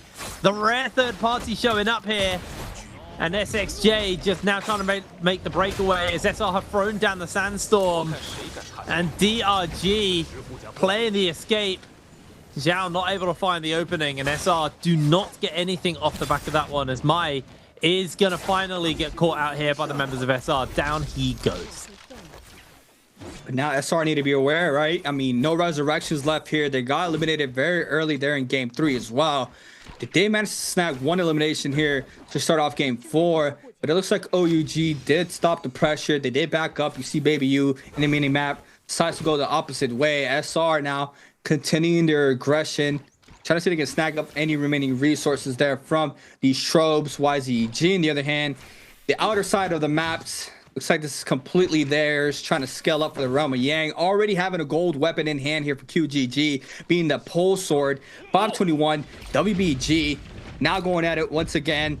Off the off spawn fight. Not a really, it was just a little bit of poking there between both of these teams, but now you see the Monk ultimate being invested here for Pampy. Pampy not being able to find much value with the remainder of members of WBG hiding inside this hut. The Valda ultimate was invested as well. It looks like WBG now is going to have the advantage with that Viper ultimate being online now. All 3 ults up for WBG. You see the aggression now happening here. One for the silence. Tumult ultimate invested. The lockdown, the triple Valda wave there. Now the Viper ultimate is going to be called in. They're chained up so they can't run away. Pampy does manage to live this out. In the back end, Fat Milk though gets caught up. But the Valda ult there, beautifully done from a Akame to stop the pressure there from the Viper ultimate. And now the tables have turned there for WBG. Getting caught up with another wave, and the Valda ultimate being beautiful here for 521. Alright, Zhang looking for the knockback. Doesn't quite make the connection there with the flying knives. PP does get hit by a parry, but Zhang also getting hit by a parry in response, and his health bar is just taken away. Finds the knockback, but it's not going to be enough. Dazzle comes down. Doesn't quite make the connection as now PP is going to try and slide off the roof and run to safety, but Akami continues to assert pressure here onto PP with the nunchucks. You're not getting away, PP. You're going down. He's going to try and get a couple of pot shots on the way out just to play annoyance onto Akami, but Akami is going to be done. Nice little pick up there for 5-2-1, and that now puts them on 3 kills. Maybe Valda's broken. What can we say? I mean, I can't even lie though, that was all Akame there, right? He's able to cut the line of sight there from the Viper ultimate. He had the peel there for his teammate that got caught up in the middle of the chain with those Valda waves. Off rip, he caught a 3-player Valda wave. After that, he had the peel. After that, he stopped another pressure there with the peel with the Valda wave. It was pretty much all him there to stop the pressure from WBG. And overall, that was just a beautiful showcasing there from the Valda. But, you know, I mean, how well can it do in Realm in an isolated fight against a Monk, right? Where it's just so hard to try to win that in the Realm. I'm not sure if this is a comp you want to take in there. We're going to have to wait and see how 521 does. But beautiful start for them thus far off of game 4. 3 on the board. Top 3 still haven't been defined elimination there for XKG, YZG, and WFG. Teams are going to be starting to get ready for that first Rumble Yang. I believe we have a Moonbane there brought up for Rico. So on SR, big commitment they had there, going back on in with those fights, having no resurrection, so they're able to you know, pick one elimination out off of that. Even though they did die off rip, they're still in this, as you see it here, scaling up in the weapon department there with a purple longsword. QGG though, that gold pole sword is gonna do a lot of damage, especially if these teams don't have damage reduction. Yeah, really, really nice. Well, I'm gonna see teams moving around a little bit, trying to see if they can scout out where they are going to be going for that Realm of Yang. Obviously, a lot of them actually, you know, very central. So a lot of teams are going to be collapsing on top of one another here. WFG have got pretty much a freebie portal. They also have the Draco Storm Spirit Well if they want to opt out of taking the fight. But I think the first one is so worth it because of the Vermilion Birds, mate. Just having that revive, having that safety net does so much good for you. So makes sense that they're going to air towards that one. It's YZG. Also in the area. Golden Pole Sword. I assume they're the puzzle solvers from Plumed. Hence the Golden Pole Sword. I swear, Holoroth also just has like the best drop rates on weapons. I don't know if that's true or not, but just that's how it feels to me. Every time. Swear down I get good weapons, but UGG just going to throw up the F and use it to try and zone some people through. YZG going up versus SR inside this Realm of Yang. And this time, no one in the lobby has been eliminated. It is all go. So I think we're going to have a very, very scary mosh pit after this. Aerial, QGG goes with that Golden Pole Sword. It's going to look to try and get a big chunk out with it. Big zoning tools available to him as well. And it's also going to up the power of that ultimate as he transforms here, looking for that big execute off onto NY7. He's able to make the connection. Ooh. There's the damage. Most of the armor gets stripped off the back of that one. And Zhao loses his blue shield off the back. QGG finding every opening he's given here on this Einor. So effective. Massive amount of work coming out from that one. He's going to de-transform, but he's going to be chuffed with himself off that. Did a serious amount of work for the rest of the YZG squad. As SR throw up a sandstorm in response, just so they have a place of safety where they can pop some pots and heal up. And the Ainur ultimate has kind of been made redundant thanks to the sandstorm, as now they're going to open up onto Cuckoo here with the Zip, but the Zip's got some healing to work with. QGG jumps down with that pole sword, tries to find an opening, doesn't really get too much off. Rico goes to see if a parry can get given to him, not going to happen. Just get the knockback onto a couple of members as Rico playing a bit of zoning here, getting caught off by QGG, but there's the parry. He steals the pole sword. It's gone so bad for YZG. He gets parried again. Oh, they just hit a man while he's down. Absolutely heartbreaking. YZG are still in control. They want to find the parry. They want to get their sword back, but it's not going to happen. Losing the Golden Pole Sword, but winning the Realm of Yang. Wow. It looked for just a split second that they could have brought that back. I mean, that was a beautiful parry. They snag up the gold pole sword. I thought that gold pole sword was going to be enough, right? Having that gold rarity in the Eno ult very early, where a lot of these teams don't have that damage reduction. But you saw how well SR was able to cut out the pressure. They used that to ultimate to, re-top off their health pools. And overall, they had a very good fight there against them. But it was just not enough there still. It was just so hectic there in that realm of Yang. SKG now with that Vermilion's Burst Might. We have another team with the Draco. We have a little bit of replay. XKG in there. Realm of Yang gets 521. More ultimate was invested. Invested the Ener ult there to respond. Fat Melt just eating up so much damage here off the purple rarity. Ener ult goes for the aerial, slams, catches there onto Fat Melt, dodges a second there. The ground slam does manage to get the damage there off the slash alone. Pampy now, Monk ult, it's gone. Temo ultimate is up for just a little bit longer, but Jun there with a beautiful parry there to respond off of this. The Haughty ult now called in. Prism throw down there for his teammates if they need that safety net. Now you see it here in the corner, 521, just eating up so much damage. Pampy with not a lot of sustain. It is going to eat up so much damage, as well as Fat Melt. Fat Melt is going to be the first one down. The Kame there, the ball, the spirit throws, does manage to catch too, but they had the safety net there off the Audi. Beautiful parry from a Kame. Get the spin back there off the Dragon Slayer. Now the response there from ZXL onto Pampy. The R&B finish there for elimination. And XKG there with a beautiful cleanup there against 521. Winning out that Realm of Yang, and now this is where it starts getting hectic. Off that first round, you see it, no ult zone pop. XKG's 2-tick, you see them trying to play the outskirts of that no ult zone to make sure they're able to pop that ultimate if they need it. Drop a little bit low. DRG in the mix against XKG. YGG as well. Three-way scrap-offs. Team starting to move on in, that being SR. The mini-map, just so much commotion. 17S falls. Vermilion's Burst Might procs, and all these teams looking to try to capitalize off of this whole situation. Yeah, the Whipsaw doing a lot of work there as well. Able to get a little massive chunk out and force the Vermilion Birds Might. 2-tick, he's getting caught out as well here. Zhao going low, but 2-tick will fall in the middle of all of that.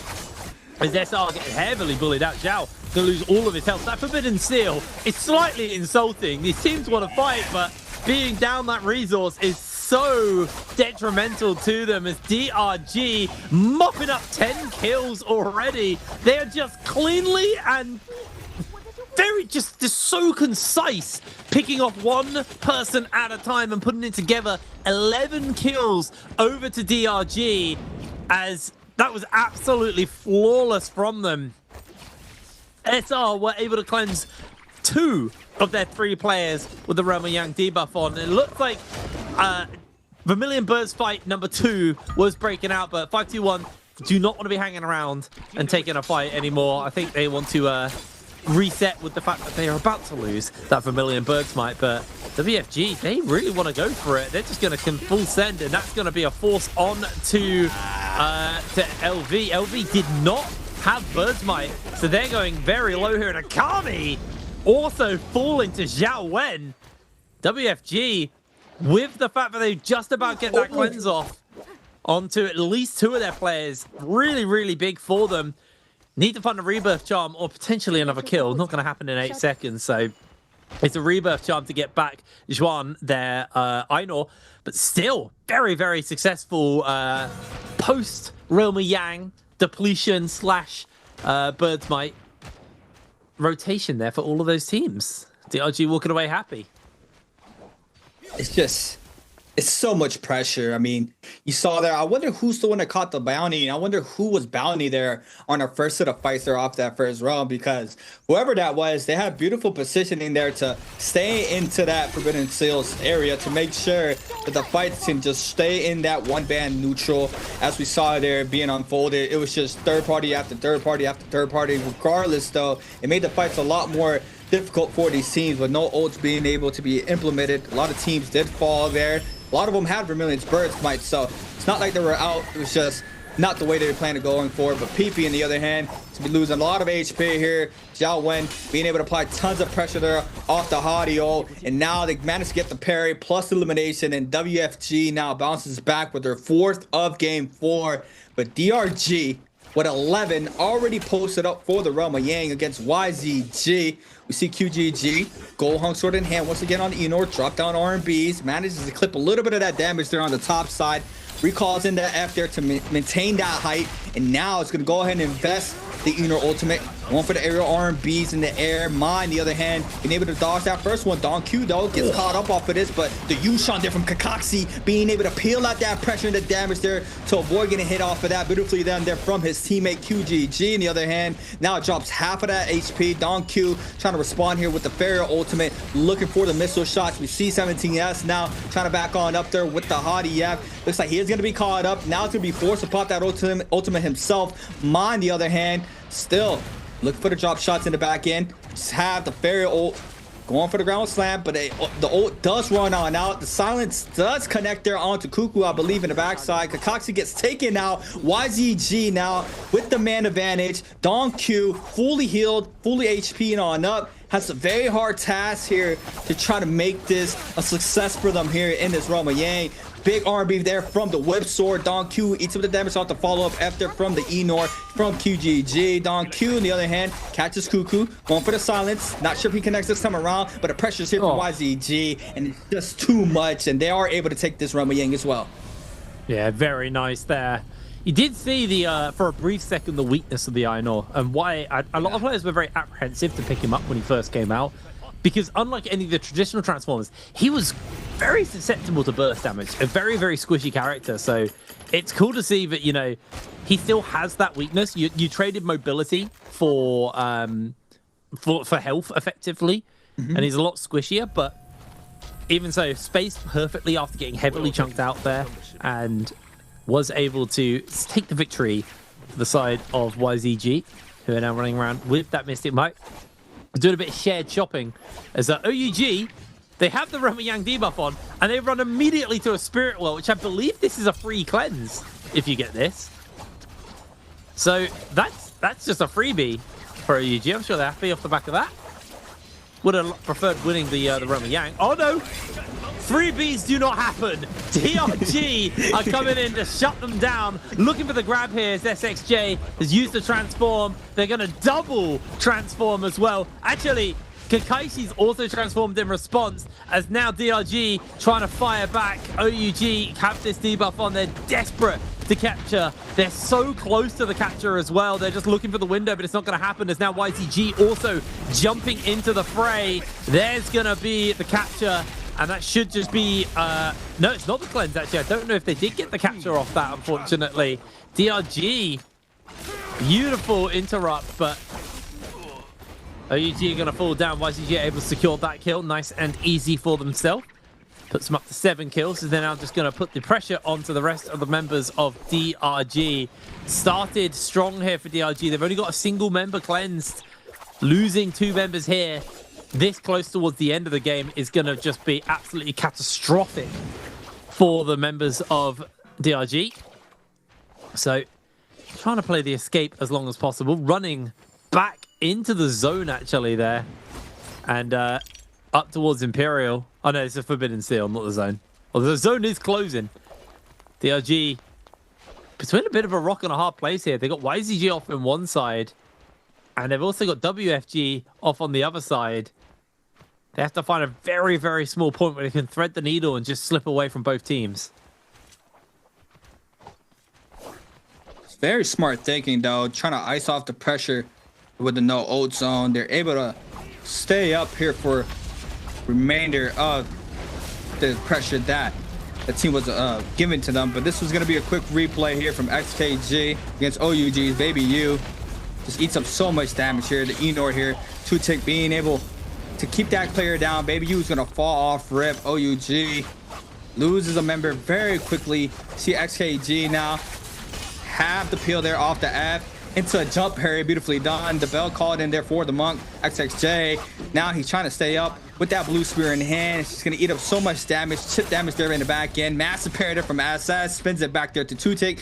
He is going to drop half of that wide HP. Scare Rush is good as well. Temmie F called in, but in the 2v3, all it takes is one stagger. There goes another parry, and that's all she wrote for that elimination. And now in the backside, 1 HP in a dream, not being able to close that out. But yeah, I mean, you see how strong the Mystic Mike is, right? Especially where there's teams that are trying to pick up those Spirit Wells to try to cleanse that, as we saw DRG was, and OUG. It's just having that radar on at all times. You're able to see the commotion. If you're able to just roam the map out, and that's why these teams are picking that up. Without a question, as always, and especially in this type of format, I feel like it has a lot more value. Seeing out that it's just a lot more teams are spread out, not a lot of them as we're used to seeing. But DRG now posted up. I believe next one is going to start forming up pretty soon. Couple of teams on the outskirts of the ice ring. YZG's on the top. DRG dead center, waiting this out with 2 players still haven't tried to cleanse on in. 34 seconds. They are going to be forced to get some sort of aggression. It looks like they are going to be taking it pretty soon. Yeah, so they are indeed. Everybody collapsing here on the ice lake. Oh no. DRG gonna get them hands on first. They've obviously got 18 seconds to get this though. This is so dicey for them. If they get contested, they may just be losing everything here. 10 seconds left on the clock for the members of DRG. So there's only 1 player who's gonna hold, and that is heartbreak for DRG. They're gonna try and back away, see if they can maybe just not give a kill up, but as they fade, 2 players will just be giving up all of their goodies. That's YZG now. Oh, sorry, XKG, who are going to get themselves onto the Spirit World, look to try and capture this and shut everyone else out. Pampy goes for the transform, and now it's his turn to try and hold here on this Spirit Well. 16 players left in the lobby. It's been a much slower tempo game compared to the others, but that is all about to change here. Tutik is trying his hardest just to play interrupt and stop this Monk from controlling the space. Looks like they're going to be able to do so, or at least for now. Monk will be de-transforming fairly soon, and yeah, leaps out for safety. XKG, though, now also losing their Einor transformation. They lose a little bit more pressure in the area. So now WFG come in with their Einor transformation, which is going to fade as well, and they're going to back off. It is a yo-yo effect right now between our teams, and the question is who's actually going to have the resources to full send it and full commit. Tutik with a Flamer can buy a lot more space for his team, but YZG look pretty happy just to keep holding here and trying to zone the rest of the teams away. There goes the dome, so that you lose the safety net as YZG instead actually turning their attention towards potentially just going for the kill on to some of these members of 521. Pampy will fall there to 17s, able to secure that kill. Now Fat Milk is next up on the menu for him. They're looking for that slam down. They're looking for that big execute with the F, and they're going to be able to find Fat Milk incredibly low. They might not need the Einor execute, but the tidal wave is huge. Well, the spear even absolutely massive. YZG though get caught by the freeze, and I don't think they got the soul bloom they wanted from that. Only getting 1 so far. Everyone else is being battered back. A Forbidden Seal has been popped.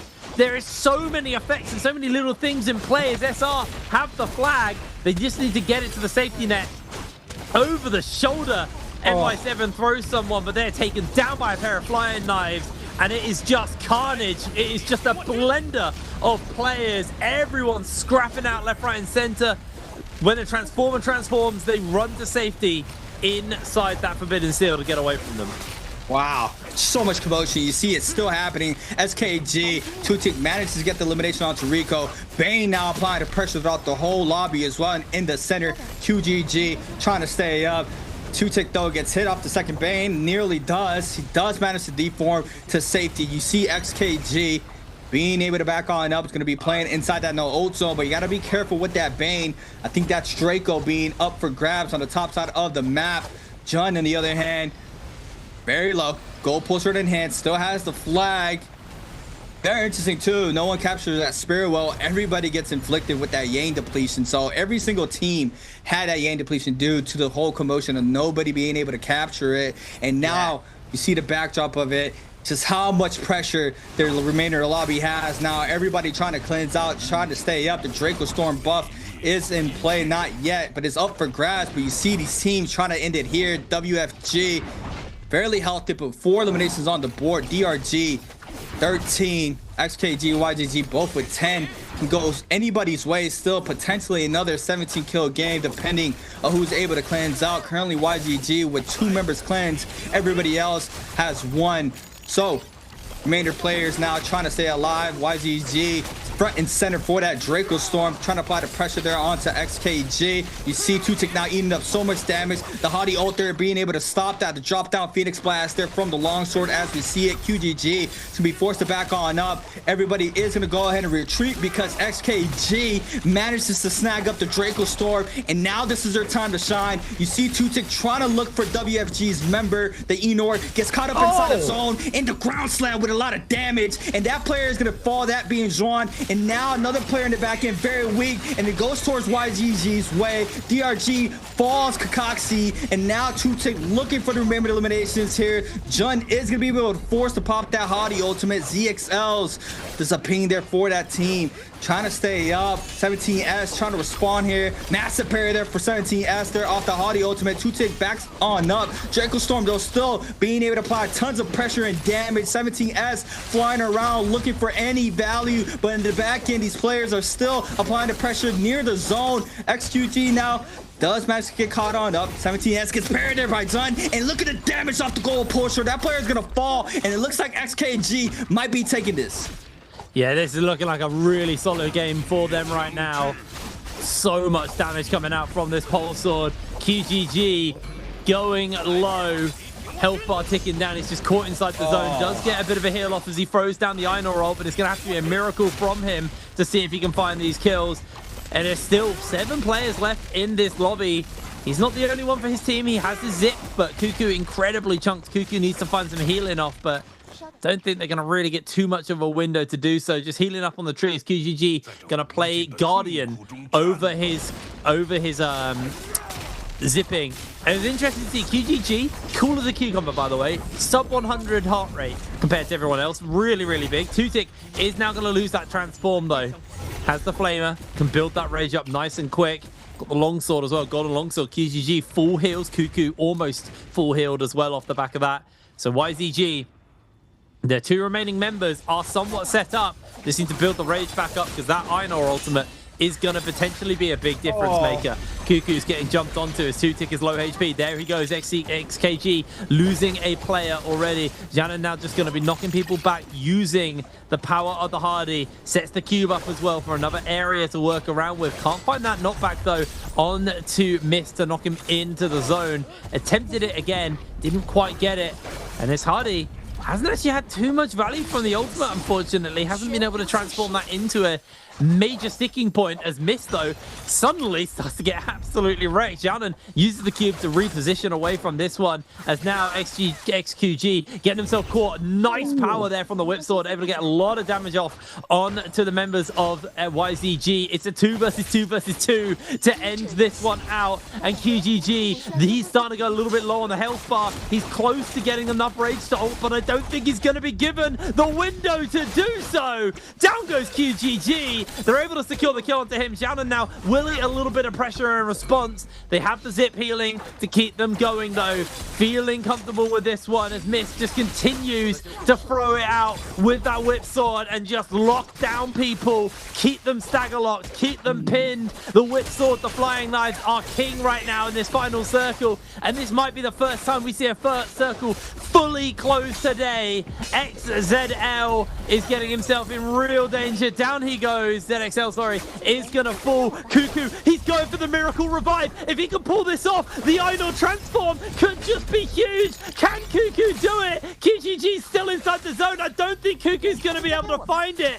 It was so close. Once again, he's looking for the hero play. The revive onto the Einor is genuinely game-saving here for the side of YZG. But I think that window, I think that ship has sailed. Down goes YZG. Januan, aerial here on the Hardy, is just going to rain staggers down onto everyone on the low ground. His health bar, though, exceptionally low. Throws the cube up, keeps himself aerial, but it's not going to be enough. WFG will be the last team standing, and I have no clue who won that game.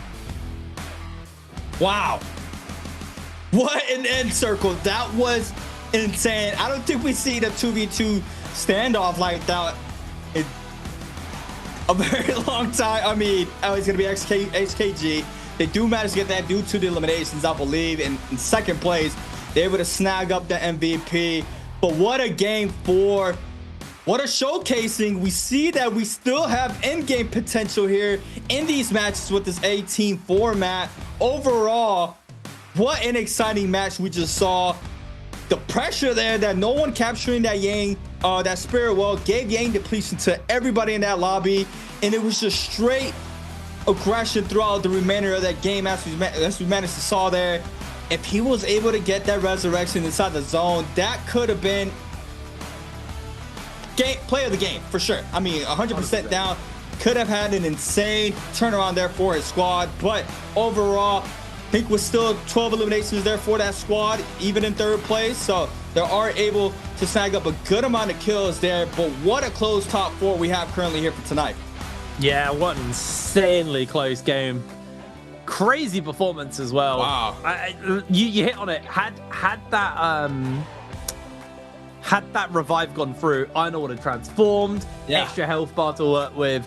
It would have been absolutely brutal. But the woulda, coulda, shouldas did not come into fruition there. And yeah, that was a XKG victory. Both of our new teams, they're not really new rosters. They're kind of players we've known for a while. But both of our new organizations who have joined us have found back-to-back wins. Well, not back-to-back wins, but the last game was WFG. And now it is XKG coming in. So really, really cool to see that. Obviously now moving on to game 5 after this. But before that, I think it's time for you guys at home to get yourself some goodies. How many kills did 521 get in game number 4? Was it 3, 4, 5, or 6? A, B, C, or D in Twitch chat, guys. Check that whisper box because you will be getting your reward via that. And yeah, good luck. Hopefully you get yourself some goodies. But huge game number 4. Obviously moving on to game 5 fairly soon as well. And yeah, you kind of hit the nail on the head. Everything's very tight. Everything is very tight right now. And I think without the kill multipliers, it means a victory doesn't just snowball away from the rest of the lobby. Because that's what we'd see is the team get a 20 bomb last season. That 20 bomb would get multiplied. And they basically got 1 game's grace. But that like 1 game's grace is just gone. Like if you have a bad game, it makes catching up a lot harder. And I think no one knows that right now more than SR. SR are really struggling today. They won the martial arts and then they have kind of biffed it for the rest of the day.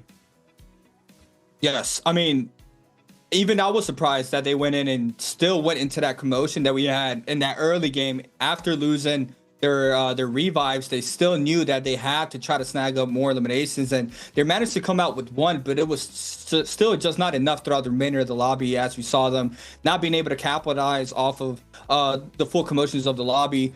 They're starting to fall down. There's still a lot of catching up to do, but I mean, throughout the whole night, we saw that it was multiple teams being able to have those pop-off games with a minimum of like 13 kills, right? 13, 15. I mean, we saw a 20 bomb as well. That really sets you up and puts you up closer in that top 4. So, you know, you can't be slept on. And you said it earlier in today's show that it's going to really get these players and teams to, you know, be on their A game. You can't have really a bad day because, you know, the system is different. You really have to try to see if you can stay consistent in these matches so you don't drop into that bottom 4, because, you know, everybody wants to make it to that top 4 for that winner's bracket, even though they're still in there for that loser's bracket if they don't make it. But, you know, it's still up for grabs. Do you want the reps in, like I was mentioning earlier, or you don't? I mean, that's another topic, right? But overall, you want to be safe, making it into that winner's bracket. And XKG doing a beautiful job here for game number 4 with that 14 elimination, 16 game score. DRG though, 13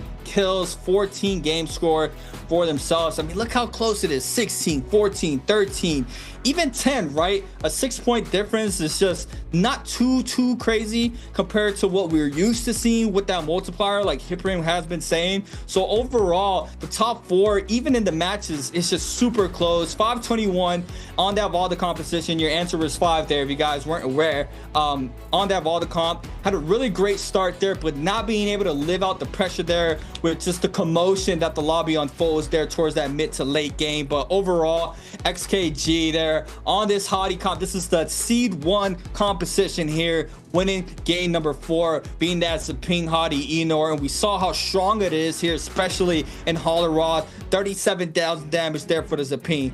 30 for the Hottie, and I think it was like 20 something for the Eno. It's just super strong overall for this competition, and overall XKG being able to showcase that for us here in game 4 with 48 points, YZG with 41, WFG with 38, DRG with 29. I mean, teams like 521, SR, OEG, and WBG are still able to close out that difference there against them in DRG. We still have 2 matches remain, but our game 5 will be our last Firefly map, and then our game 6 is going to be having that mirror match, which I'm very interested to see how that's going to play out compared to what we've been seeing for the first 4 games. Yeah, I'm really excited to see what game number 6 looks like and what comp is getting mirrored. But having a quick look at the standings, the top 3 have started to eke out a victory over the others, so everyone else does have a little bit more work to do. But this is our replays from that game number 4.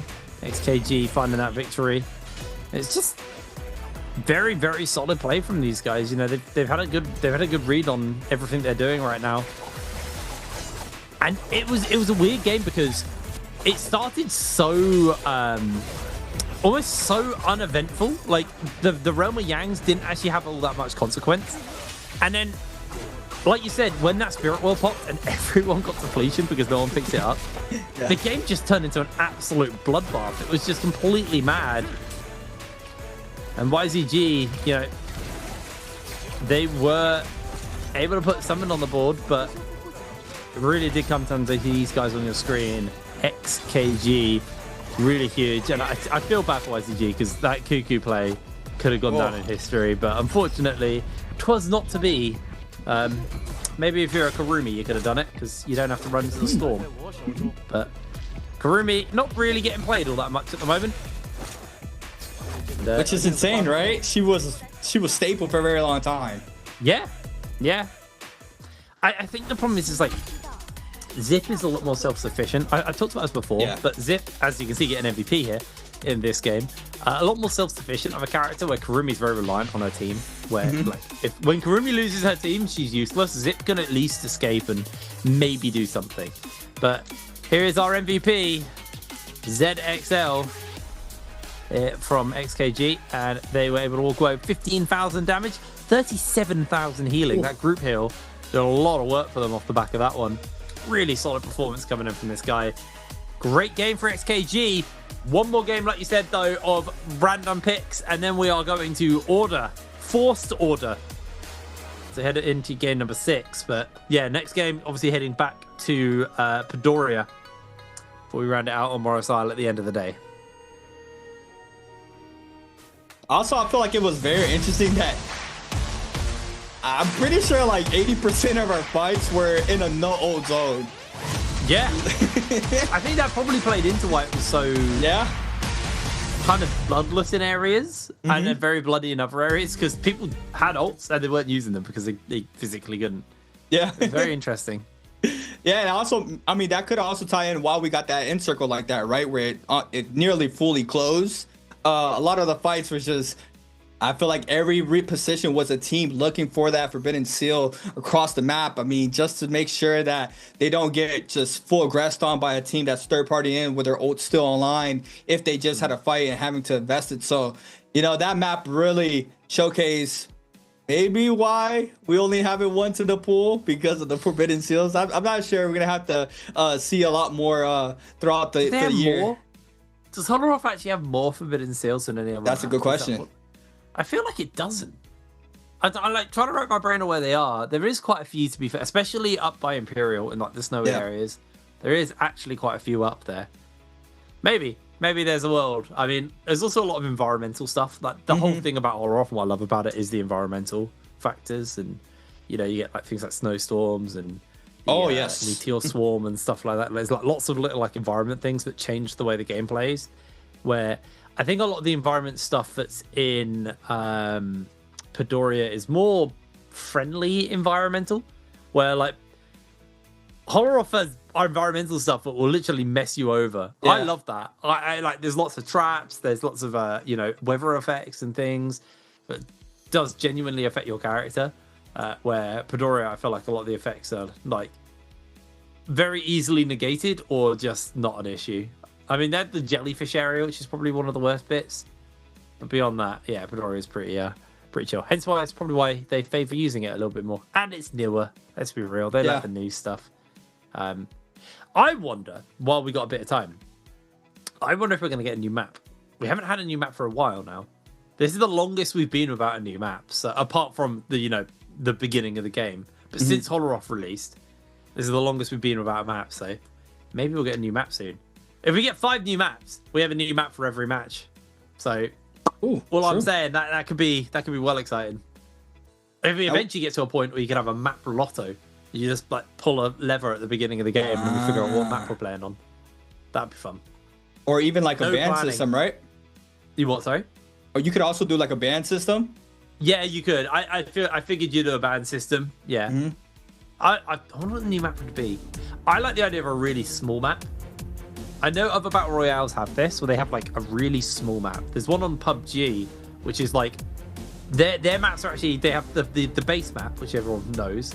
Then you have that desert map, which is actually bigger, and then you have a jungle map. I think it is. I don't really play that game, to be honest, but that map is like half the size of the regular map, so it's a really tight map. I'd love a small map. I think that'd be really fun. One that like forces you to fight and really fight over resources. Looking over every map has 26 forbidden seals, so it's even across the whole board. So it is even. Interesting. 26. It's probably the concentration of them then, from where they are. Interesting. I had to double check today.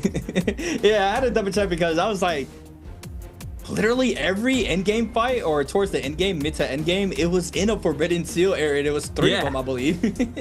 We did have a lot. It was the post-Roma Yang fight was forbidden sealed as well. So yeah, very interesting to see that's how that went. Getting our seals loaded now for game number 5. See if these guys have gonna be able to put it back together. Really, I think YZG have been very consistent today. Had that second win of the day. Haven't really dropped too many points since. So they've been pretty consistent. Where SR is he probably getting told off by their coach right now. kind of fumbled the bag. They started with the martial arts victory, but the actual games are not going to plan at all. Do you think it's because they slotted in a new third?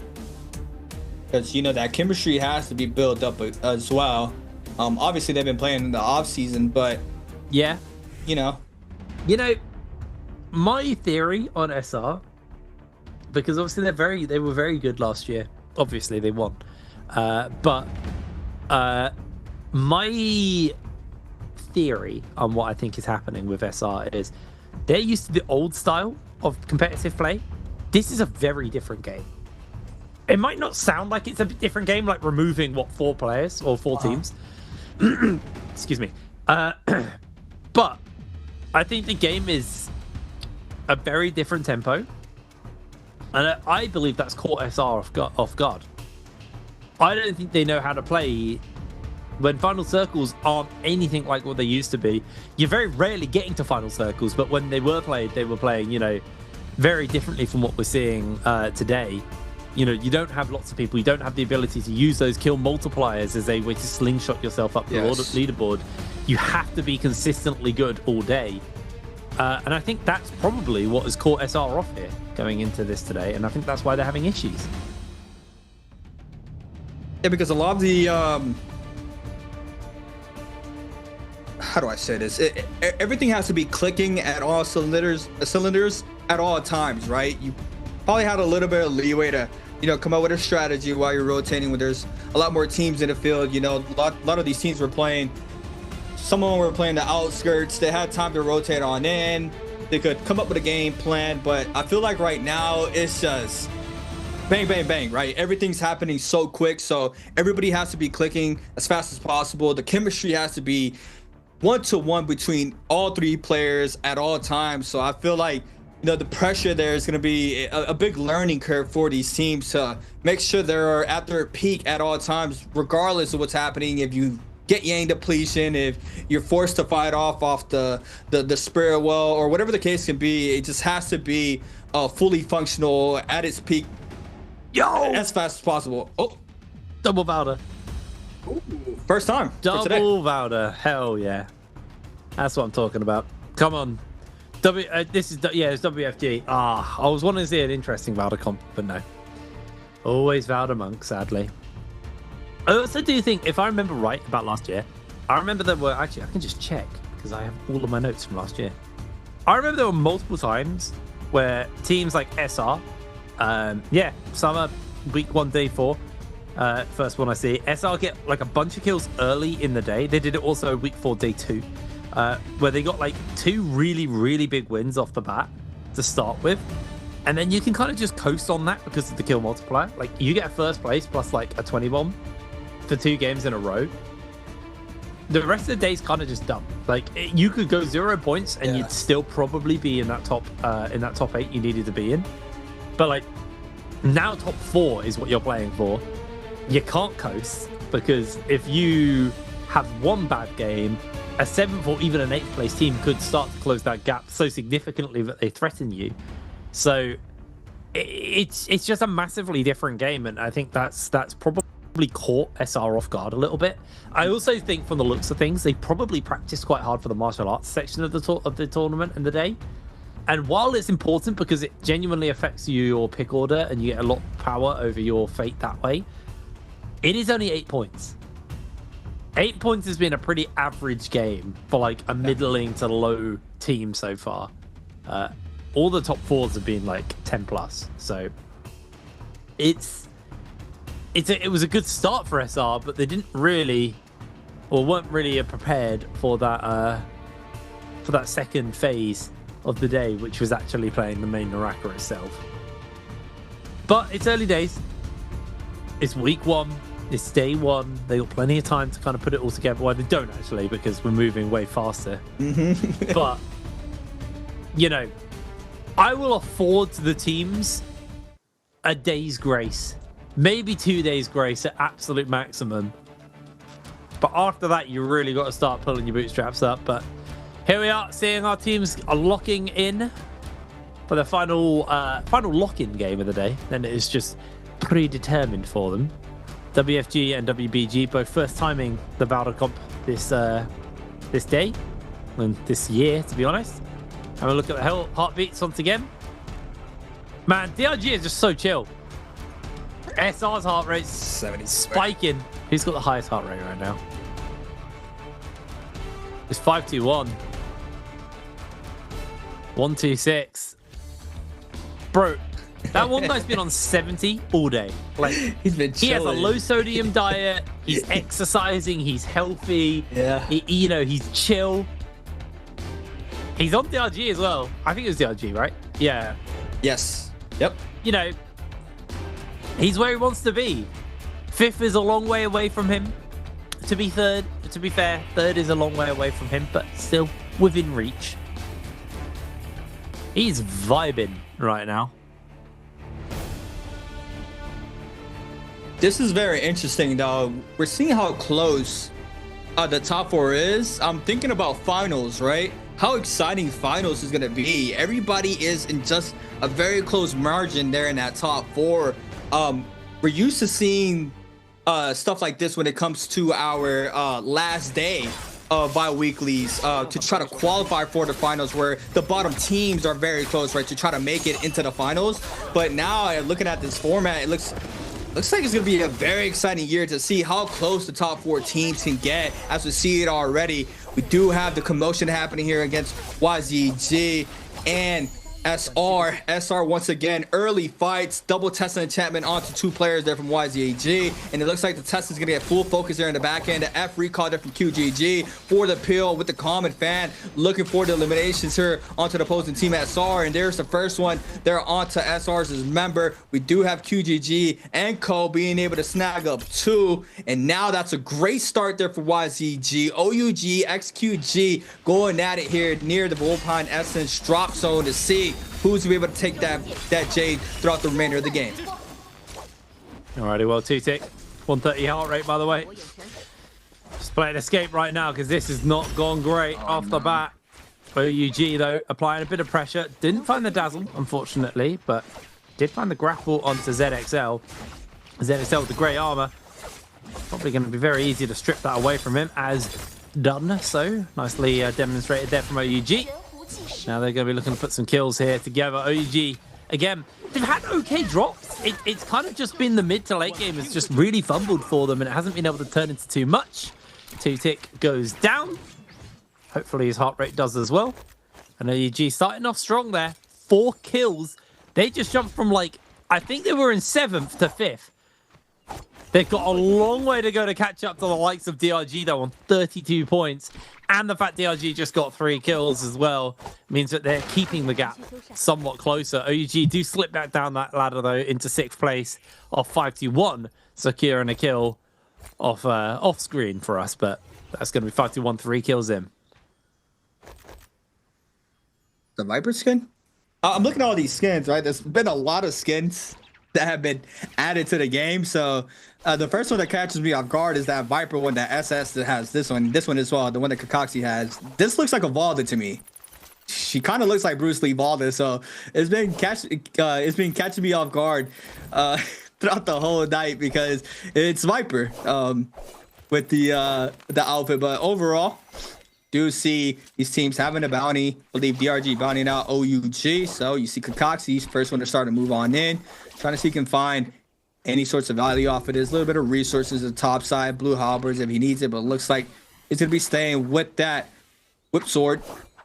Try to engage OUG, but it looks like OUG is full rotating on the opposite side of the map to try to not get into an early fight here. They want to maintain all their loot that they have scavenged throughout this early game. But now with a little bit of commotion, Mai's gonna be the first one in there on the top side. Looking at SS, purple armor there for SS. SS gonna respond here with the aggression. Just seen the ultimate invested there for Mai. Looking for the freeze. Does manage to connect. The Bane now called in here for DRG. They have the upper hand. Now they're gonna try to grapple stun these players inside this Bane zone. But it looks like they managed to get out for free. The counter grapple beautifully done there from SS. Kakashi now is gonna go ahead and invest the Viper ultimate. Looks like the Star ultimate in the back end is gonna be invested. The Viper ult doesn't stun anybody out, believe, and now the pressure is to be going towards DRG. OUG now with the dazzle onto one player in the backside. XXJ now looking to try to back on up. The Bane not having any sorts of value here for this squad, but DRG snagging up their first one onto Baby U. As you see it there, beautifully kiting out that Bane pressure, but 521 going at it against YZG. All right, well, Pampy just going in for a couple of shots, but 17S is going to keep the pressure up onto him. Has a couple of dashes available here on the Hardy. The dazzle does look to come down, though. That is going to be scary here for 17S. Not able to break away thanks to the cube. 5-2-1, unable to translate that into a kill. As it looks like YZG are just going to peel away from here for the moment. Do not want to be giving up this game, though. Don't want to be losing early. Still have their revives, but losing your life here is too close to the Roa Yang. Means you won't be geared up for that. But 17S may be looking down that as an option here, unfortunately. Is just going to get caught in. Breaks away from the ACOS there. Well, sorry. Has the ACOS as his tool to use. 5-2-1. Going to keep the pressure up. They've lost Cuckoo on the side of YZG, though. There's the parry into the flying knives. Follow up from Akami. 17S is going down. And 5-2-1 able to secure themselves this little fight, this little skirmish just before the Roa Yang. Gives him a little bit more tools, a little bit more rage to work with before we go into that.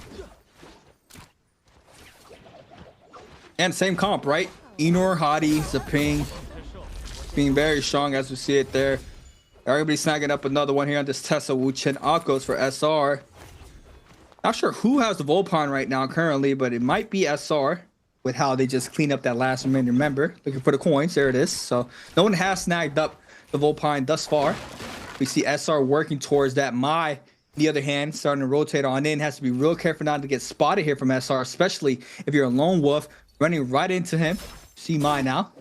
SR's members quickly aggressing him, catches Prio, doesn't get the 2-on-1, just backs someone up, tries to go for the coin, manages to snag it up, has his priority straight, making sure that this player does not get that for him. The Test ultimate is called in, the Akos ultimate called in to respond there, but now the pressure onto the Akos with the follow-up R&B there for Hao to be able to snag up that kill onto Mai, and now DRG losing another member. They have 6 eliminations on the board. Resurrection still on live for that player. Don Q, on the other hand, across the map, has 3 coins hogging all the coins, make sure nobody has that Volt Pawn in play. So that is going to be very, very hard there for the opposing team to try to snag that up. But XKG, on the other hand, looks like they might have a little bit of commotion there against WFG. Miss might be getting caught up. Just a moment. Or they're going to be posted up for the realm. Sorry. A little bit of a weapon upgrade there for the squad. WFG now in the realm against 521. Akku's composition against the Valda Monk Temi. Have to wait and see how this pans out. The Monk in play here for Xiao Wen. Gonna go ahead and form on up pretty early, I believe. So as always, look for the counter grab. They know have a little bit of time to wait this out, but Xiao Wen now go ahead and invest this Monk ultimate. Akam, on the other hand, can be caught up there off the Akko's. Doesn't manage to get a lot of value, so the Akko's ult is not going to be invested. The Tumult ultimate on the backside, it's not going to lock down anybody, but now all the ults are going to be invested, and you see Pampy looking for the stun there onto the Temi there for WFG. Yeah, he's able to secure 1 kill already. 5-1, having that advantage. They do get the grab off, but the dazzle means that Xiao Wen is not going to be able to do much here. Did throw down the spear there from the Valda. It makes a connection onto Fat Milk, but with those spears running low, this is going to be a little bit risky. Xiao Wen gets caught. 2 members get hit by the spear, but now it is just the 1 versus 3. This will be the greatest comeback. He has got a fair amount of HP to work with, but it's just the ability to get stagger locked or parried. And Mist is in danger. Throws out the F as a combo breaker. Is able to break away. Goes aerial. Sees if there's a window for him to kind of position. Maybe get a pot off, but they're going to apply the pressure. Mist gets the scale rush off on the Pampy. Pampy is going to find the answer. And down he goes. It was an honorable last stand, but it was not enough. 5-2-1 had the advantage in the manpower, and they will take the Realm Yang. It's just so rough with a Viper in play. I mean, just shut you down, not being able to have a combo breaker if you get caught up. And I mean, just on paper, 1v3s is just so hard, especially in these lobbies. It's very, very, very rare to see that even be showcased by anybody.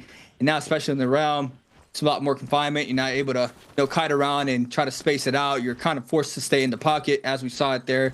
It's just a lot more rougher. But DRG, Kakaxi, potentially going to start rotating towards the center of the map. On the Viper, seeing he can spot anybody has that ult online, could potentially best it if he finds anybody. But looking at the mini map, looks like nobody is around currently. I swear you didn't used to be able to fly like that. They've definitely buffed that catapult. Or maybe I was just bad at it. I don't know. That's crazy. NY7 has the Volpine Essence here on the Tessa. Oh, okay. Again, a weird character to be using it on, but I felt like you'd put it on like your primary carry, but whatever. So let's go for the Tessa. Xiao Wen hunting here. Yang depletion on WFG. Wanting to find themselves a kill. Turn it into some cleanses for their team, and I think the mosh pit has started to churn. People are going to be making an appearance fairly soon. Xiao Wen, Jin Yuan find themselves in a scrap on the edge of the rocks here. And a little bit of chip damage. Have been able to actually take away Jin Yuan's health or armor. Has got himself the golden flying knives, so has got that to work with. ZXL getting jumped onto though by Juan here. Xiao Wen getting close towards it. His 2 ticks also applying a little bit of pressure here. Xiao Wen looking to see if he can get the cleanse. See, I believe that was a Valda Spear came out. Nice parry here from Xiao Wen, but instant follow-up to make sure there's no follow on the parry. Beautiful play there from the Hardy. Xiao Wen has got that transform, and now with the Hardy's timed out, this could be that window of opportunity for him to go for said grabs. Looks to try and pluck him out of the sky. 2tick is going to get caught. Not able to find the second grab, but 2tick could just be an easy pick for them. They throw him back. They look for the knockback. They're going to be able to secure the kill. And that Jianan now also caught. Double grab coming out into the sandstorm. Double clap as well. Can he find the re-grabs? Xiao Wen just doesn't miss. Is going to lose his transform now though, so he's going to be really exposed. Transform in response into the spear. Means that PP is going to get the easiest grab of his life as Xiao Wen is just getting absolutely taken out. Looks for the re-grab, is going to get another spear off, and that's just going to be a kill before the grab even comes through. PP going for the old charge back, can't land onto Mist. As now Mist just continued to get himself caught here by the grabs. As Mist is now going to get hit. Has got that Valda extra health to work with. As XKG jumping into the play. PP low HP though. And that should just be one dead monk. Down he goes. And only a couple of people Yang Depletion left in the lobby. WBG only keeping their Valda alive though. Going to have some hard work to bring this game back to the side of WBG. A single kill. Barely any dark type coins to speak of. And a single player. One Valda and a dream. Here comes the charm out. And the mosh pit continues. It's just rough here for WZG, or YZG, sorry. The Enor still has that Yang depletion. You see them trying to cleanse that out here, but one player is going to fall. And now, tables have turned. SR with the advantage. 3 eliminations currently here for this game. See them now trying to get the cleanup there onto QGG. Laying out the pressure there onto that player. The F ball up there off the Enor into the F2 from the Akko. It's going to be snagging up the second one there onto QGG. And I believe that might be the full limb there onto the Enor with that Yang depletion. Soul still out there for YZG, or I believe it should be just the body. Even though the Hotie's still alive, could potentially buy back those players if they have enough Dark Tide coins in play for them to do so. But overall, you see DRG and 521 having a beautiful game thus far. 11 and 10 apiece there for both of those teams. Everybody else with 4 or 5 around. J setups here for everybody. Posted up for the second realm of Yang here. XKG. 2-tick there on the Enor. Waiting to take this Yang. Everybody else, we have a little bit of skirmish here against OUG and WFG. Purple armor there for Juan. XXJ, though, getting caught up in the zone. All the ultimate invested, and this could be bad, but he opens up with a massive parry, knowing he needs to try to back on up and not get caught up by any of these Valda spirit throws. The first one gets thrown down, and he gets caught up instantly, and that's all she wrote. XXJ there is going to be eliminated. You see how they're in the back end trying to respond there for his teammate with that Akko's ultimate, and Juan now gets caught up there on the chain. Big parry there from Hao. Doesn't get the follow-up due to the TEM-EF, and now the pressure happening. Cannon shots flying on in. WBG trying to capitalize off of the situation as well. Hearing the commotion inside the zone. Pick up one against Miss. Juan is going to be eliminated there by NY7, and Hao falls as well. And these players are dropping like flies as we see here. 5 teams still remain. Resurrection could potentially come into play here for SR. NY7 trying to do his best as possible to get that done. The ball, the spirit throw is good there onto Rico. Dragon Slayer catch 2, NY7 falls. Wucha ports him out, stays up for now, but how far? PP now looking for the re-engagement. It looks like SR are going to be able to get that resurrection. PP still in play with his teammates. They are going to get that full reset in, and SR might be running this back if they're able to do so, but ults were all invested, and PP still has that Monk ultimate online if they need it. Be very risky, I think, for SR, especially when you lose that that safety net in your Wu Shen, and now they're just trying to pick up and slowly limp their way towards, but this is just potentially an opportunity for WBG to just farm kills. They're going to chase up on to the last member of, well, the low health member of SR. WBG have so much control here. Tessa Chan comes out from SR there, is going to make a connection to a couple of members, but in jump DRG as the third party. Rico goes down. Lovely little pickup there from the side of DRG, and the third party has kind of undone all of the hard work for the members of SR. In fact, it's made it a little bit worse. They've only got their Tessa, their single Tessa standing. Kakaishi going to jump in onto LV here, but LV feeling comfortable, able to force them away. PP has transformed here, so DRG may just play the disengage angle. As NY7, the last member of SR, are they going to be able to pick up their Wu Chen? I don't think the option's going to be there. I don't think they're going to be given the opportunity as PPD transforms. And I think right now it's going to be about this. This Spirit Well could be the game changer. I'm trying to see who. I know a team got free Yang. I just don't know who, though. It was either 521 or DRG, because we only have one squad with Yang depletion, which is XKG. So not sure who it is, because both teams now have max and 13 eliminations. So not sure. Oh, here it is. Thank you. Thank you so much. And it was actually them two. They actually both fought in the Yang. 521 and XKG. Yeah, right? Oh, so much damage there from Tutik. Being able to shut down Pampy there. The Viper ultimate now is going to be called in here to try to ice off some of this pressure. Fat Milk, you see him on the Syra ult, trying to lay down the damage there onto ZXL. The Dazzle is going to come into play as well pretty soon, but that player falls before it's even needed. 521 with the man advantage. Tutik responds with a massive parry down to Fat Milk. The silence does connect there onto the Enor. Can't have the F follow-up. Has the F there to avoid that with that Hadi ultimate. Still falls off the pistol shot there from Pampy. And Tutik falls off of this in a 1v3 situation. They're able to get them an upper hand and are able to close this out pretty soon, as you've seen this 1v3. So did they stash a Bloom?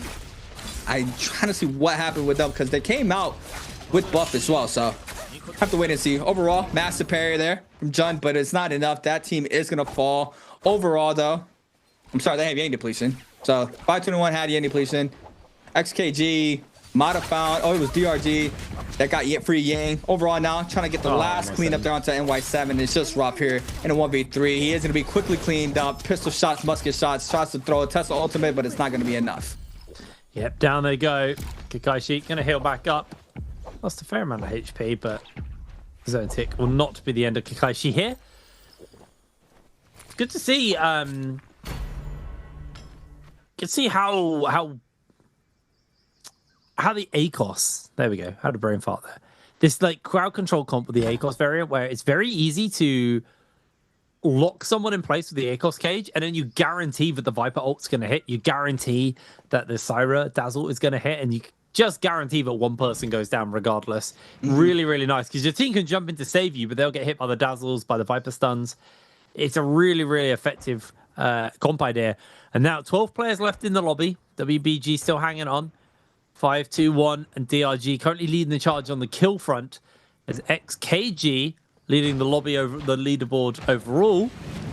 Right now, only 6 kills, and with that Roma Yang debuff on, they have some serious work to do. They still got just shy of 3 minutes to get themselves all cleansed up, but it is going to be a tall ask for them. Tutik's going to jump down onto the low ground. And DRG, golden weapons, a single golden armor as well.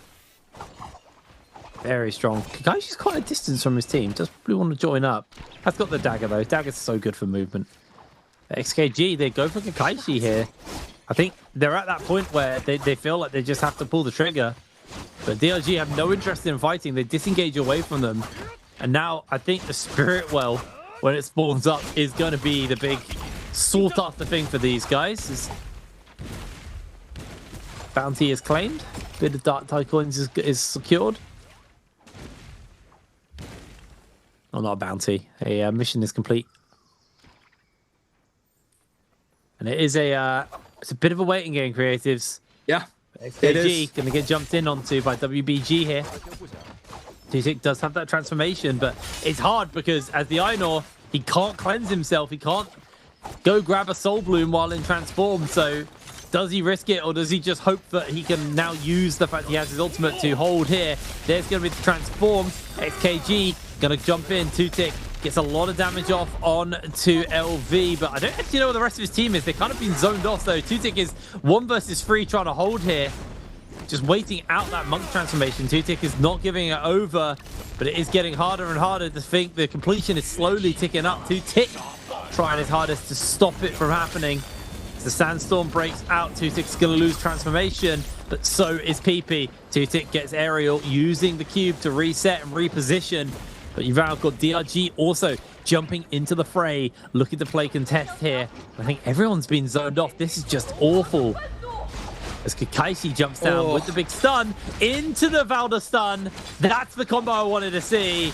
And ZXL is gone. Absolutely evicted. As Pampy's now also jumping down with his own stun in to boots. Donkey 9 will fall to the fan of Pampy. And that could just be 5-2-1 securing the area. Don't think anyone else is going to play contest. So a Roma Yang debuff is about to hit everyone. And I think the XKG, if they survive, which I don't think they're going to be honest, I think the rebuff will reset the timer.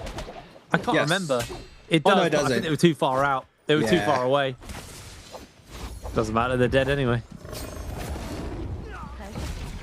This is really good for 521. I was staring at the mini map and I was looking how patient they were to engage into that Spirit World contestant there. They waited very long. They anticipated a third party with those first two teams fighting, and as you see them, they drop down right after the first batch of Viper ult there from one of the teams, and they come in, snag up elimination plus the buff, and now you see them now full confident with 16 on the board, and they need this, right? They're trying to close out that distance there from them and WFG to make it into that top 4, currently with 34, WFG with 42. So if they're able to continue this momentum throughout the whole game, but there goes the grab onto Pampy. PP being able to shut this off as fast as possible. Doesn't get the confirmation slam though, so the health pool is going to stay the same. Akame applying the pressure down to the Monk. The Bane starts to form on in. Akame and Cole looking for the elimination there onto PP.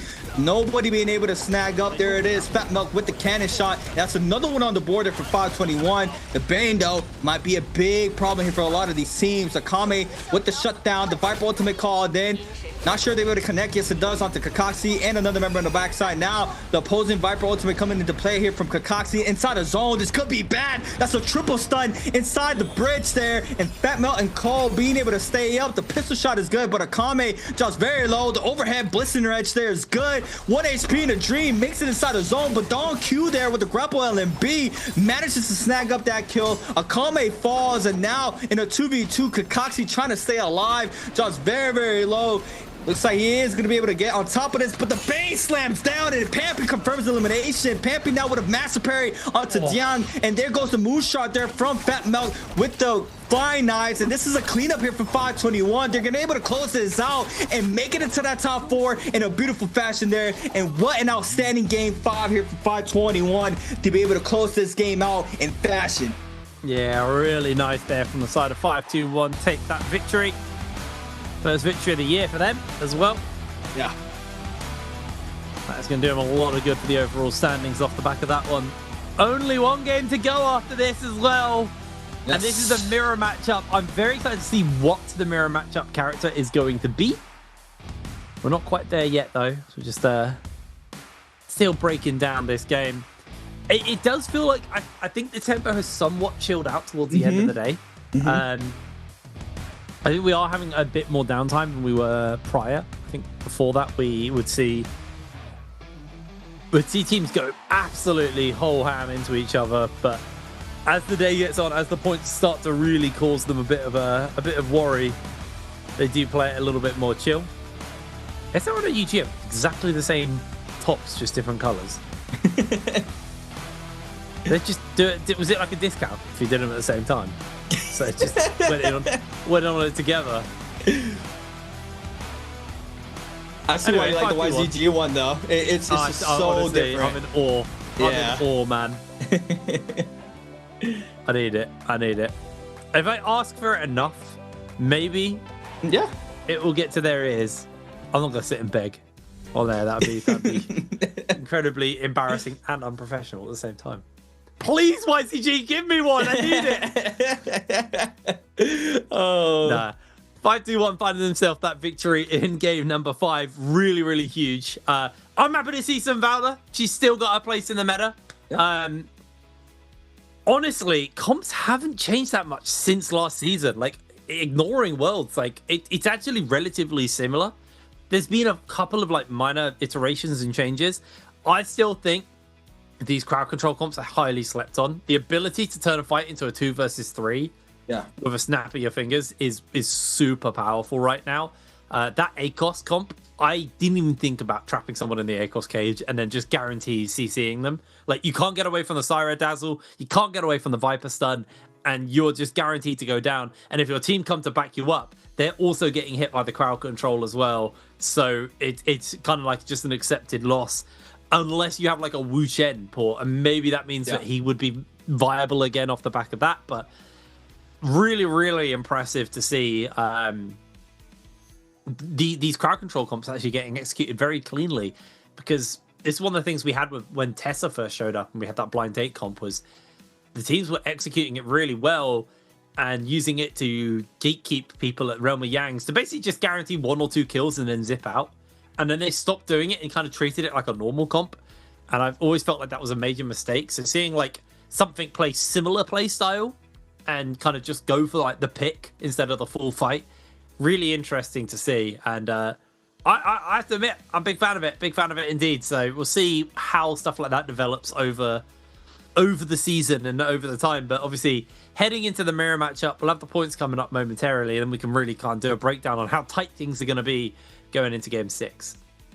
Yeah, and I mean, a comp like that kind of reminds me of like Valda comps, right? You have the lockdown, which we used to see a lot with the Valda wave, but now it's just the Valda spear, which, you know, on the monk gives you the confirmation grab.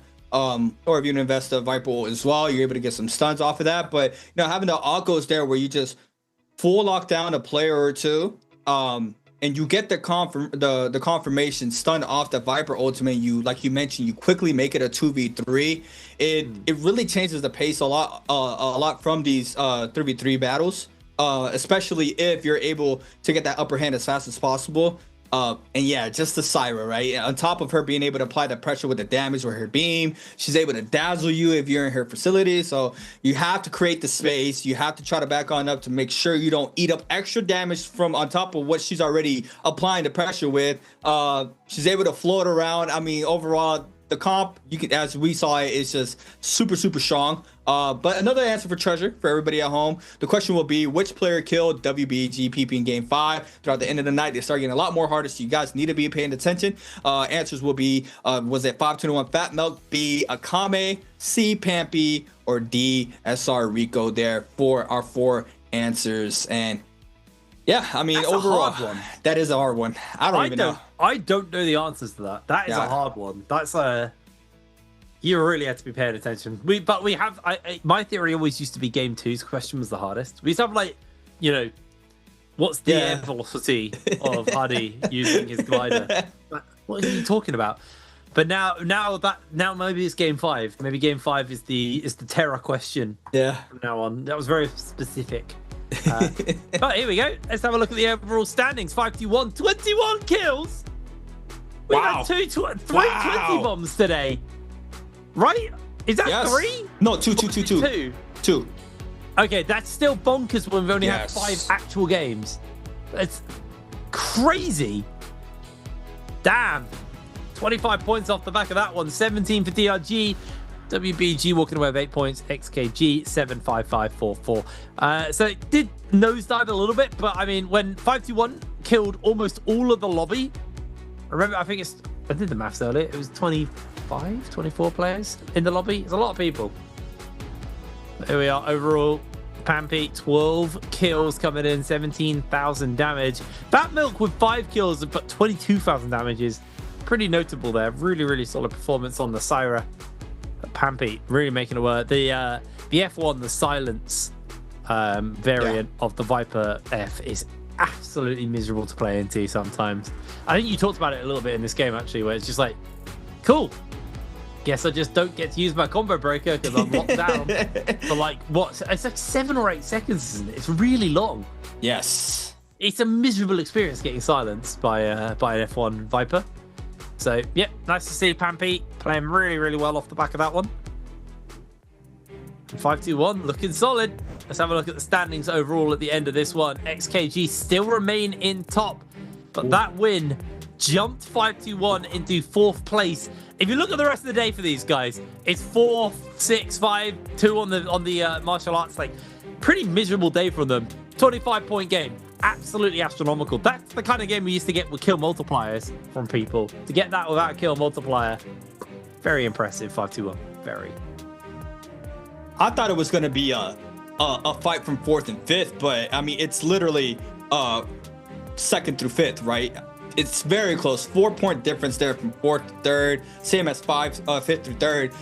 Super close. None of these teams are fairly safe. I would say team like SR, they would have to have a master game just like 5-1 did and hope one of those top 5 teams on the top side, or I would say 2 to 5, don't have a good game. So, I mean, it's still mathematically possible, but overall, it's just so close. And like I mentioned at the start of this game, it's going to be very interesting to see how finals goes whenever we have our first set of finals for week 1, or I should say the start of the season, because with how close these matches are going. Also, like that you mentioned, like the tempo, right? The tempo has changed a lot, so I expect for them to these teams to really find their fitting and how they want to go throughout these matches, because the first Midoriya match that we watched, it was super aggressive. This match was a little bit more on the slower pace side. These teams were playing a lot more structured, but overall still had tons of action, as we see it here from 521. Beautiful pace in there from 521, being able to slow it down, wait for these third parties to drop on in there for that Spirit World contestant there in that late game. I think it was just beautiful there from 521. I was just staring at the mini map and I was looking at the positioning to see when they were going to start going in, and they literally engaged right after that first set of Viper ult, and it was just played out perfectly for them. They're able to stall out and wait out all the ults, came in, snagged up a kill with their Viper ultimate, only invested one. And they come in, snag up the Spirit World, get their ult back up. They're able to steamroll the lobby after that. And as you see it here, Pampy being our MVP there with that 17,000 damage, 12 eliminations on the Viper, 9k damage there on the fan, flying as well with a 2.5, skills and ultimates 2.5k. I mean, we know on the Viper you're using that for the suppress. It's just so rough, right? The fighting in this game is, you know, okay, I have one mess up and then I have to really be careful with how I go in for, you know, 15-20 seconds, however low my cooldowns are there on my app. But with this character in play, you really got to be aware to not get caught lacking. If you get hit with that silence, you're, you know, going to be put up in a really bad spot very early. Yeah, it's a big difference maker getting hit by that silence on the Viper. Able to really shut you down, and you know, it's not just the combo breakers, it's being able to ult at the right time, being denied that opportunity, especially for like a Einor or someone. That transform is difference between living, dying, or even getting a kill. Anyway, we have one game to go. We're going to throw ourselves over to a cheeky break, and then we're back after that one. See you for game 6. See you in a moment.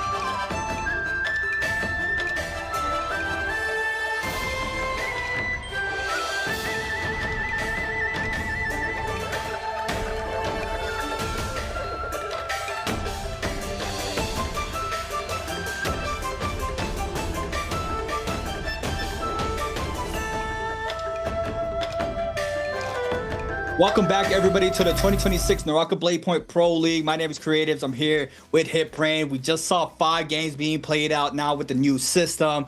HitBrain, it's been very exciting. We had a lot of changes now into this new season.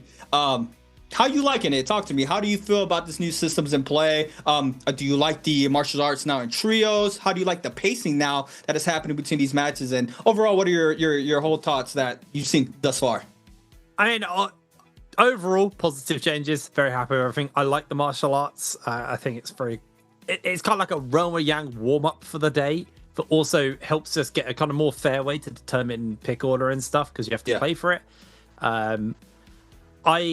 It's hard to tell the tempo of the game right now, because the start of the day was very hyper aggressive, very high tempo. But as we moved on through the day, they definitely have chilled out a little bit, and we are seeing a few little bit of dead spots, especially after the first Roma Yang. Before, it was like everyone just converged and fought.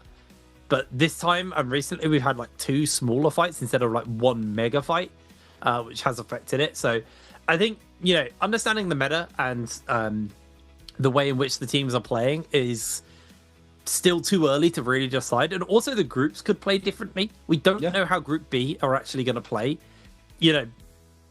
Depending on who's in the lobby can actually really affect how the teams play the game. Like, if you have some team who is just ultra aggressive, everyone else is forced to be that aggressive, or at least be more aggressive to keep up with the pace that they're going to be playing at. Where if you have multiple people who like to play for late game, it's a lot harder to be aggressive and force that aggression. So the groups are also potentially going to change how they play the game, or they could all just agree that it's time to fight constantly, in which case I'm a happy boy.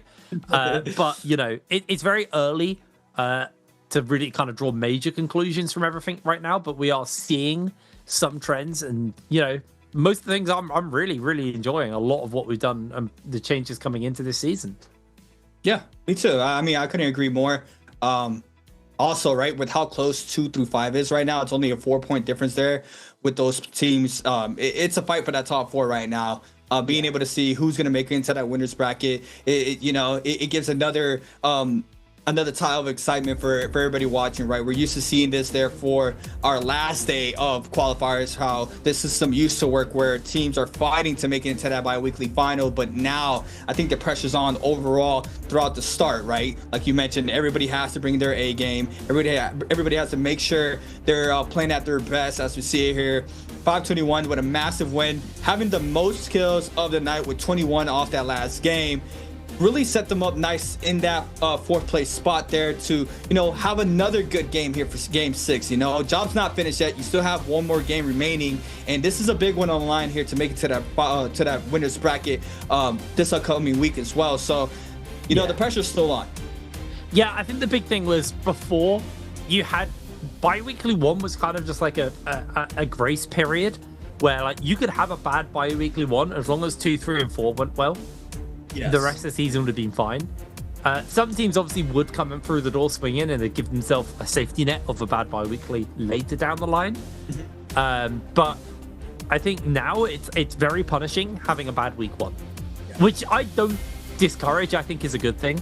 But it is one of those things where now if you have a bad week 1, you are playing catch up for the rest of the time. The rest of the season you're playing catch up. So there is no grace period anymore, which I think is good. I think it encourages teams to, first of all, put their practice in before they get to stage. If I was to be critical, I think the only thing is, I think it could be a little bit harder as a new player joining in and having a lot of expectations, and that kind of that nerves that you get when you first take to stage could be detrimental to you and your team. But this is why we should have a Division 2 and stuff like that for NARAKA, a way up, a way to test and kind of get people going. That's what I want. I want to see NARAKA grow. That's what I want for 2026. So Division 2? Division 2. Lots of talents. We've seen in multiple games, right? Where just, it's generational talents that come out of I would say challengers, right? You would call it challengers group, Division 2, whatever you want to call it. A lot of these players don't get the chance to or the opportunity to get showcased in the main stage. So something like that would be amazing to see.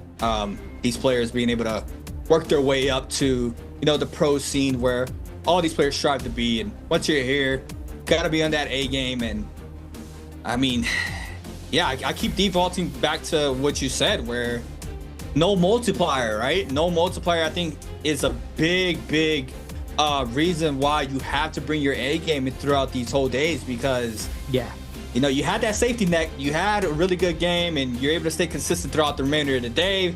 If you're able to get that multiplier, you know, you're keeping it into the like top 4 section, top 5. But now you have to fight for that top 4 regardless of the day. And, you know, the pressure is on as we see it regardless. These teams are nowhere safe all the way up to game 6. The pressure is on where, you know, we're used to seeing, you know, the decider in that game 5. Most of the times, yeah, we did have some nights where, you know, that game 6 did come with the conclusion of who's going to take the bi-weekly home or whatever the case was, it would be that we were on. But overall, I think now, yeah, it's just a lot more on the line.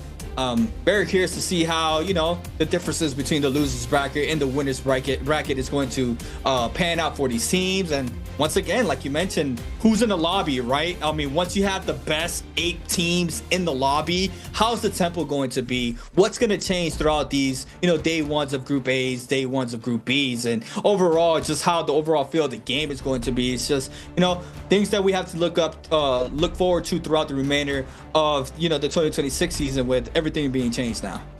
Yep, and here is our hero pick for game 6. It's the Hardy Zip and Iron Ore comp. But yeah, I do feel like we definitely like training wheels off on NARAKA esports now. Like, you get punished if you have that inconsistency. Yes. And it was a weird kind of meme at the beginning of NBPL when we first started back all the way, you know, years and years ago now. We used to make the joke of, you know,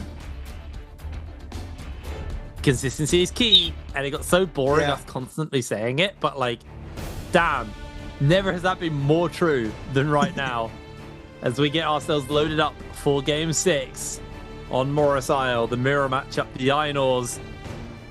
We've got a final games filled with zippings. Oh god, it's like 3 years ago all over again. With zippings everywhere, absolutely everywhere. We're gonna start with a parry though onto Kakaishi. He comes in though, got himself a big great sword, goes for the wallop, is able to secure it onto Zhang. Zhang goes down. PP getting caught out here. Nice little knock up. PP's gonna force the ult. Tries to get some damage off here onto Kakaishi. So the slam down. It's given the opportunity, but Kaishi is going low. Kaishi able to break away once again. Does get himself a little bit of safety net, but they are just keeping this guy aerial. He's got himself the ultimate to be able to disengage and play away. PP's ultimate pretty much times out at this point. And that means we do see some level of an escape here from Kakaishi as now PP's getting jumped onto. His health bar going incredibly low. DRG looking to finish him up. Grapple comes through. PP is going to be that big key target. He's going to try and get himself some healing off, but that's going to be DonQ9 jumping down and finishing him up with the nunchucks. Kakaishi did a lot of work there with that ultimate, and WBG left running to the hills off the back of that. Wow. Good cleanup there from DRG. Being able to snag up 2 third fleece, but overall, beautiful start for themselves. Currently with 48 points here for game 6. WBG, on the other hand, lose 2 members, as we see the blue frame over their character models in the scoreboard. WFG, Juan, purple Nani's off rip. Good set of weapons to have early game here. We have, I think we have a ballista somewhere in play. Don't see it. Might be on the left-hand side. I see in the mini-map, but overall, OUG being able to lose a little bit of that HP. Baby U has the F there from that Hardy ult for the safety net. Juan in the back end now, full aggressing, full committing here onto Baby U. Baby U now does get a little bit of the distance there. No Fireflies, so, you know, once you pop these ultimates, you got to be really aware of what's happening around the whole map right now. Juan, on the other hand, Enor ult battle against another Enor. We see it here from Baby U. Gets cut up off the 1-2 there from the drag slash there from Juan. The overhead plus the ground slam doesn't connect due to the terrain. Going for the aerial R&Bs, but a movement there from the opposing Enor being able to kite out some of this pressure for now. We see Juan still looking, but on the backside, 521 in play as well. Looking onto XXJ, might potentially catch this elimination, but Fat Milk now invests in this Enor ultimate, looking for the damages now in this mirror match. Now everything looks the same with all these teams running the same composition. This player gets caught up. There goes the connection off the ground slam. Big damage there onto the opposing Enor. Doesn't manage to connect there off the elimination, but now Zhao Wen's going to get the damage as well. No elimination thus far here from 521, but the damage is done. We see the pressure here from Fat Milk looking for the final hit. Pampy, on the other hand, backs on up. OUG looking at Juan very low. Baby U with the hit confirmation there for elimination, and it looks like they are going to be snagging up that kill there onto WFG's member. I'm so glad to see we go back to the aggression after what has been relatively slow tempoed games 4 and 5. Great to see these guys back to scrapping. No one eliminated yet, but Revive's definitely getting cut away. Baby U trying his hardest. No ultimate available yet, but it's coming up fairly soon. He has that Bane's Breath as a safety net to jump to if he needs. As Akame getting jumped off onto here by Baby U. They are going to be losing that Bane's Breath in a few seconds. So the last opportunity for OUG to get the heals off are starting to slip away from them as he goes to the transform. There's going to be the Bane's Breath. Pampy losing a lot of HP. Great pin down. Akami not back into the Bane's Breath zone. Doesn't actually hit him, but absolutely huge as OUG running away with this one. Keeping the pressure up on the Fat Milk, who's taken down by the Bane's Breath. Beautifully juggled. Pampy will fall as well. And OUG secure themselves a 5-kill start. They pick up SXJ. They've still got a second left of their own Bane's Breath, and that was a huge start for OUG. And if any team can do it, is OUG, right? Veterans in the scene. Like I mentioned, they have to have a pop-off game, 20 kills plus, and if WFG or 521, very close in points currently, if they don't have a really good game, OUG could potentially close it out. Like I said, it is mathematically possible, and I wouldn't be surprised if OUG making it to that top 4, but off-rip fights, 2 team wipes for them, 6 kills on the board to start off here for game 6. DRG now trying to buy up some of these resources before entering the realm. 2 blue armors, purple armor there for Don Q on the Zaping, trying to scale up as much as possible, starting to rotate on in. Teams now gonna start posting up for that realm pretty soon. There goes the bell for the spawn rates of the Yang. XKG on the other hand playing at Temple, being able to snag up all the resources here. I believe they had an isolated drop zone, so all this was for them. WBG on the other hand already having a purple armor as well in hand on the Enor, looking for some more scaling as we see it here. Already posted up for the realm of Yang. Good Jade setups there. We got 3-4 purple Jays here across the board here for this squad. A couple attack Jays as well, even though they're calm, and still having a little bit of that bump up there for the DPS is beautiful there for them. Team's gonna start rotating on in. We have our overhead of the Yang spawns. I believe it might be DRG with that Bane posted up in that center, so WFG might be forced to kite on down there to try to snag up the Yang on the bottom side of the map. But the Draco Storm there posted up for the buff pickup if any team decides to get it. Potentially 3 teams, 4 teams contesting for that Yang, so if a team doesn't manage to enter, they're going to be having that buff right next door for them to try to stay in the fight. But overall, DRG as well, fairly scaled with the Jade setups here. Full attack, a lot of attack Jades throughout all these teams. You see DRG was the one with that Bane. Yang posted in. OUG is well ready to take it. Go ahead and top this off as much as possible. Purple Bowl Sword down, picks it up. Fist Blades in hand as well. Purple Rarity. Might potentially give it to SS with that Blue Spear in hand. But overall, we are going to be having our first realm here for game 6. And it's going to be OUG against WFG. Yeah, really big as everyone's getting set up inside this realm of Yang. Baby U, purple pole sword, purple fist weapons, lots to set up. No ultimate available, but Rage almost fully charged, so it does have that to work with. 80% right now, but could be the difference makers. SS is going to go aerial here with the Hardy. Genuine. Just getting a little bit of work off here onto Baby U. Baby U's trying to see if he can find that scale rush. Makes the connection onto Mist. Mist is going low. They are able to break away briefly here. Baby U transforms available. Cubes. Sees if there's a window to jump on to Mist. He has ultimate, but Baby U's doing a good job of actually just playing this nice and careful. Catches onto Juan there, gets him some of his armor taken away, goes for a scale rush, and at some point, it's going to be on WFG to go for it. Mist is going to throw around his own ultimate so he doesn't get caught by the stagger lock as SS is low HP. Januan's keeping the pressure up onto SF, but SS has been able to break away thanks to the healing from the Zip. as they're just dashing forwards. Baby U low HP though, slowly but surely whittling away at that health bar. He will have to transform for just a little bit longer, so he will be able to disengage for his team for just that extra second. But the health bars are the major concern right now. WFG doing a great job. Mist could get caught out here, but there's going to be the D-transforms coming out across the board. Hardy's available now. Playing around that cubes, 45 seconds left on this Realm of Yang, as Mist once again gets battered. The pole sword clipping onto 2, and now OUG have the advantage, taking the kills, and WFG falling short here in this first Realm of Yang of the final game. Beautiful victory there from OUG, and honestly, really, really well tempered on the aggression. They played that slow tempo, and they made it their control. Yeah, I mean, that was beautiful there from OUG, and they definitely needed that. They had to come out victorious in this round to get the amount of eliminations they need and make it to that top 4. So the fact that they're able to stall out those ults, especially the opposing Eno ult there, as long as possible to keep the upper hand there in that fight, it played out perfectly there for OUG as we saw it there. The massive 1.0 there from the fist plates into the follow-up there from the pole sword was just so much damage. It chunked out, I believe, half of the health off of both of those players there for WFG, and it was just downscale there from them. From there, it was amazing to watch. Replay here on the other half of the round was WBG against SR. PP on the Eno here for the squad. Looking for the drop down R&B. F follow-up. Doesn't manage to catch Rico here, but goes ahead and pops the Eno ultimate to match the opposing Eno as well. You see the scrap offs unfolding. Massive R&B there behind the pillar, but his teammates in the back end is getting chunked up a lot of HP, so he's there for the peel. Manages to cut off the pressure for just a moment there. Now looking at Jian, the Zaping now pops the ultimate. PP now looking out the hottie for the opposing squad.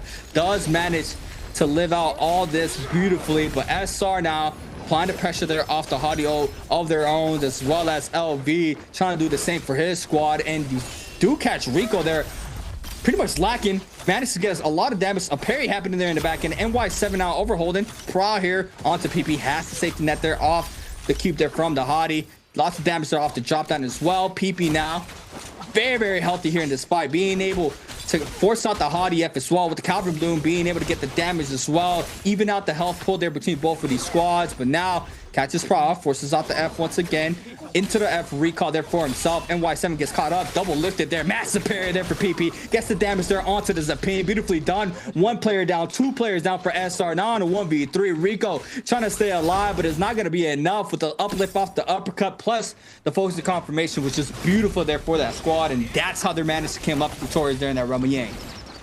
That was a rough one there for SR. They are definitely struggling a little bit here.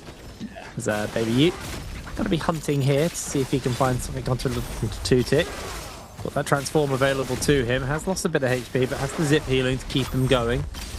Slamming down left, right, and center, but no one is under any major threat yet. Transform's finally going to work off here. It's a bit hard actually, because they've got the Vermilion Birdsmite, which is like a safety net buff, but WFG, XKG, are the ones running around with the Draco Storm, so they have a full-on combat buff. It's obviously riskier for them, because if they die, they die, but they do have that little bit of extra power, a little bit of extra wiggle room to work with as OUG. Only 20 seconds left on this Realm of Yang, on the flame, not the Vermilion Birdsmite, there we go. So, looks like they're actually just going to go down there and give up the damages. You do see Cleanse. I don't think that actually came through for Juan there. I think Juan actually didn't get it off in time. They are able to get another one. WFG chasing up. 40 seconds left on the depletion. He's hunting, but meanwhile, Mosh Pit number 2 going off in a different area inside the zone. Rico losing a lot of HP. Only got 20 seconds left though for SR. This could just be detrimental. This could be the end of SR today. They've managed to cleanse NY7, but I think it's NY7 is cleansed. Yeah, they've cleansed NY7, but the rest of the team are about to go down to depletion, and they are deep in the zone. So NY7's just had to peace out entirely and let his team go down. That is heartbreaking for SR. Yeah, that's G. Yep, there it is as well for Miss as well. It's gonna fall there. Man, I was just saying at the mini-map, once again, it's just so many players posted up there, and out of nowhere, everybody just scatters, knowing that the situation is just way too risky. But the fights are still folding out here inside the zone. 521 now starts to move on in. Currently, 2 eliminations tied up there with WFG. These are massive fights here between both of these teams. You see OUG now with 11, though, closing out that distance. Juan now is going to be forced to pop this Enor ultimate. PP picks up elimination on Toriko. And I believe that's SR's game 6 now, completely out of this game with 25 points throughout all 6 games, not being able to capitalize off of that martial arts win they had with an 8-point lead. Still not good enough, being the first team out and in last place.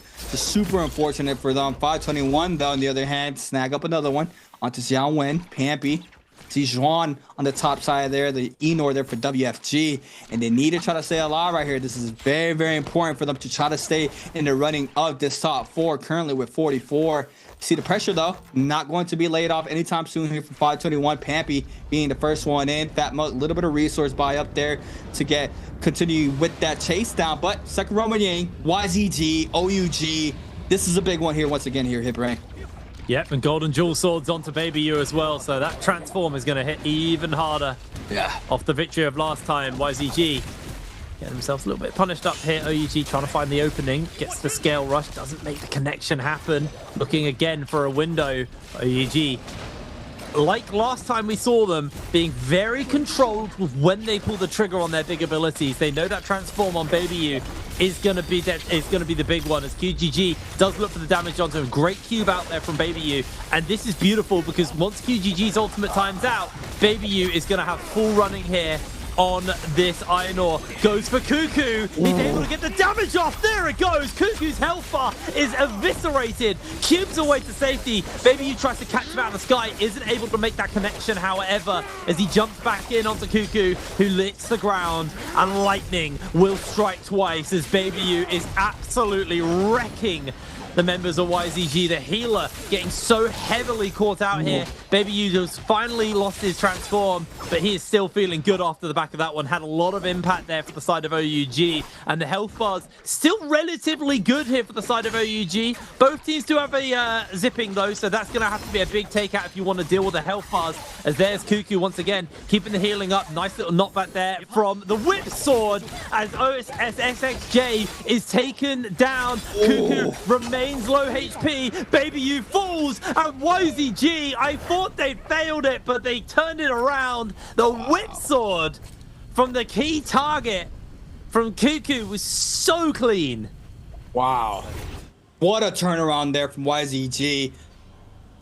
Yeah, I thought it was the money in the bag for them. I thought OUG had the upper hand there, but like you mentioned, that whip sword R&B focus is just a big changer there into that team fight. And man, it feels like this composition has so much sustain, right? Once those Enor ults, the ults are gone, they're still very healthy with that Saping ultimate being invested, right? It's another round there into the neutral between the teams in the realm of Yang. And even outside the Yang, right? It's the same format, right? You have the Enor is going to be investing that ult if they go low. As we see it there for Fat Milk, going to be forced to pop that ultimate. PP is going to try to stall it out as much as possible to make sure they're able to have the upper hand. And you see them retreating on the top side here of this terrain. Overall, WBG, though, on the other hand, are going to continue applying the pressure from a little bit of distance there to make sure they don't get caught up. But Fat Milk and Co. will be playing around this Forbidden Seal to make sure they can have that one ban in action here between both of these teams once again, even though they invested their ultimates. 521 trying to go for that reset in. PP and Co. though ready to go back on in. Pampy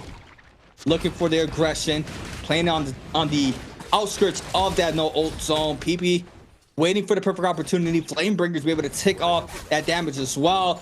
Health advantage going towards WBG's way. 521 being very cautious here. They were bullied out of that no ult zone, and now WBG is going to have the health advantage plus the ult advantage. But Pampy responds there onto PP, forces out a little bit of reset, so this team is going to be able to pop one powder in. But YZG now off of that Roma Yang, having that Mr. Mike has the info of where these teams are fighting, and look at WBG knowing that this team's coming in for the potential third party, but aggression is not going to stop. And this time around, 521 is going to be eating up a lot of this pressure. The cube is down here for Pampy, looking for any sorts of way to stay up here in this fight. But these teams now look like they are not going to full commit to this. 521 stays on back, but WBG still applying pressure.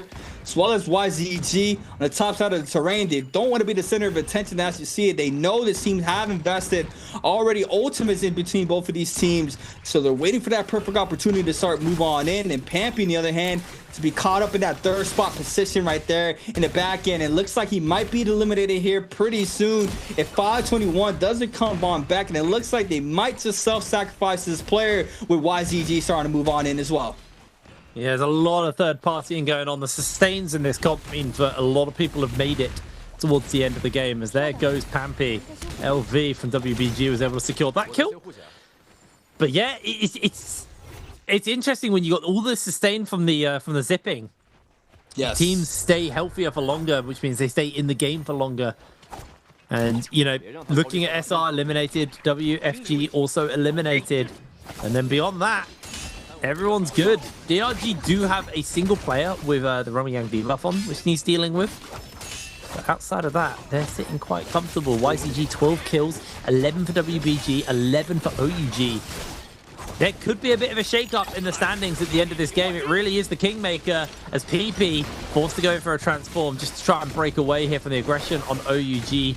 OUG, with this Roman Yang debuff, need to find some kills or they are in danger. 1 minute 20 for them on that debuff to work with. Baby U is just going to cube away to safety, and it's hard. This is exactly the biggest problem with Einor. Einor with Roman Yang depletion really sucks because he can't get soul balloons without dropping transform. So it just makes his life a little bit harder, but that is the safe way to do it. Get the kill for yourself, grab the soul balloon. Now you can transform and jump back in if you need to save the day, as OUG are going to lose a member in the middle of that, and that is a player with no cleanse, so they're just insta-dead, no bringing them back. YZG, on the other hand, are going to be grabbing themselves this soul altar, and no one is going to do anything about it. So it's going to be another wave of depletion going out for the whole lobby. Yeah, I mean, it's just pressure on your back non-stop, right? With all these systems in the game, you think you're safe and you're right back in it, right? You have to try to find another 3-party or another 3 players to try to cleanse on out. As you see now, YZG with the advantage there, being able to apply the pressure onto ZXLs, XKG's member trying to stay alive. There's some pain with no O online. It's just hell raining through here for YZG onto that player. You see him does get caught up, grapple stun there on the top side. OUG still posted up, do get the hottie cleansed out, so it looks like they are going to be trying to find another fight. Wait, I think the hottie was out, so they did manage to get that rebirth charm onto the hottie member, and he came in to play right after the Yang depletion was inflicted, so he's safe for now. But now OUG still having to try to cleanse out the Yang depletion, as well as all the other teams opposed from YZG, as we see it here at Shadow Mine. A lot of these players getting very aggressive here in the tunnel section. SS drops very low. There goes elimination confirmation onto YZG from SS, and now YZG running out with the bag with 13 eliminations now, as well as OUG, but they're in a very hard more situation than what YZG would. I mean, it's just going to be kind of rough. I thought it was going to be a lot more closer, but overall, I think we might just have our top 4 unless OUG can come out with a miracle, or even WBG, because they are very close, but they did lose a member. Yeah, they are indeed. Well, you're going to see Baby U get himself nice and aerial here. Does have the ultimate available. Right now, it's still one of those positions where, you know, one team's been able to cleanse thanks to the flag, but everyone else has the debuff on for 2 minutes, and DRG, they're going to get at least 1 cleanse off the back of this one. Baby U gets himself caught out and forced to throw the ultimate down. It's going to look for the members of YZG, but they're going to be quite hard to punish. But they've got all of the buffs to work with, as Baby U trying to make the escape. He's on his lonesome. DRG may just be looking for him. And OUG, 13 kills. It might just be stopping short here for them, unfortunately. I don't think Baby U really has the capability right now on the Einor to secure a 1 versus 3 kill. Might be able to steal one though with the pistol. If that window is available to him, maybe there's a world where he can turn that one around. But everyone else just chilling as we end on Shadow Jade Mines. Just nice. That's about the beginning of the day. There's Fat Milk. You're in danger, my friend, on your own. Only a 4-game kill. Only a 4-kill game for 5-2-1 after a 21-kill game in game 5. So It's going to drop them a little bit. They did a lot of work to jump into 4th. They were low down in the standings. And they may be losing a little bit more of that as OUG on 13 and WBG on 11. Could be a big difference maker for them. Could jump heavily up the standings off the back of this. Just rough, right? I mean, this comp, it just, man, like you literally have to fight 2 rounds. So it just makes it so hard to try to pick up these quick eliminations where, you know, you have the inner ult. I mean, that's one thing to start off with that you have to sustain. As you see, Ma here cannot do so. The ground slam is massive there. 2-tick there with elimination. It's going to be so hard to try to stay up. And now, top 4, I would say now it's done. Depending at WBG, I mean, I don't know. I mean, this is very rough. YZG fully scaled up with 13 on the board. Beautiful game 6 here from them. Still continuing their tear there this time around against their XKG's member. Top 2 in the lobby now. It drops 1 player. 2 players still remain there for XKG, but overall YZG now with full momentum through the end game here of game 6. Looking to close this out in fashion. Potentially another 20 kill win here for another team. QGG with the gold dual blades doing tons of damage there onto all these players. Universal Slash as well in play for him. Fully kitted out Calvary Bloom, Universal Slash, all the J's that he needs there for that weapon. Having that White Tigers as well for themselves are going to be able to inflict some of that damage, splash damage, if they get a confirmation elimination. But there goes the Prowl in the corner, forces out the Hottie. Yeah, ults are being called in there on the top side. QGG looking for the damage there onto Tiang. Does manage to do so there onto the Saping. Forces out the Hottie Prism. But the Hottie now with the PL there to make sure this player doesn't put too much pressure onto his team. But WBG snags up another one. That's 14. They need these. YZG still in the fight. Cannon shots flying on in here from 17S. QGG being able to claim this area there with that Universal Slags. XKG. 2 players still remain there for that squad. WBG need to capitalize off of this. Currently with 2 as well. LV getting a full reset. Yeah. It is hard though. WBG being down a player, down their key player as well, may I add. No Einor available. Does mean that they are a disadvantage to YZG, the team they're contesting right now. And YZG able to find WBG against the wall there. Doing a lot of work with the dual swords. Yang trying to break away. QGG's just going to go in for the transform though as he looks to jump onto LV. LV's breaking away. QGG jumps forwards, goes for the slam down. Doesn't actually get the execute off there from the Einor transform, but has forced them into a bad position. Yang getting really, really caught out. There's going to be the execute. There's going to be the 15th kill for YZG. 17S is able to secure that one. 2 minutes left on the clock and 6 players left in the lobby. YZG, the only team with a full roster here in this game, but QGG gets himself caught out by a parry, drops his golden dual swords, which are quickly picked up by ZXL, and he is forced to reposition in an instant there. But down those dual swords is going to be rough. Does have at least the golden halberds to work with off the back of that one. Looks for the parry, doesn't quite make the connection, but he's able to get a lot of damage off on the ZXL. Catches him with the parry in response, and there's XKG knocked out of the lobby. 17 kills over to the side of YZG. It's not going to be the full 20 bomb, but it's going to be damn close.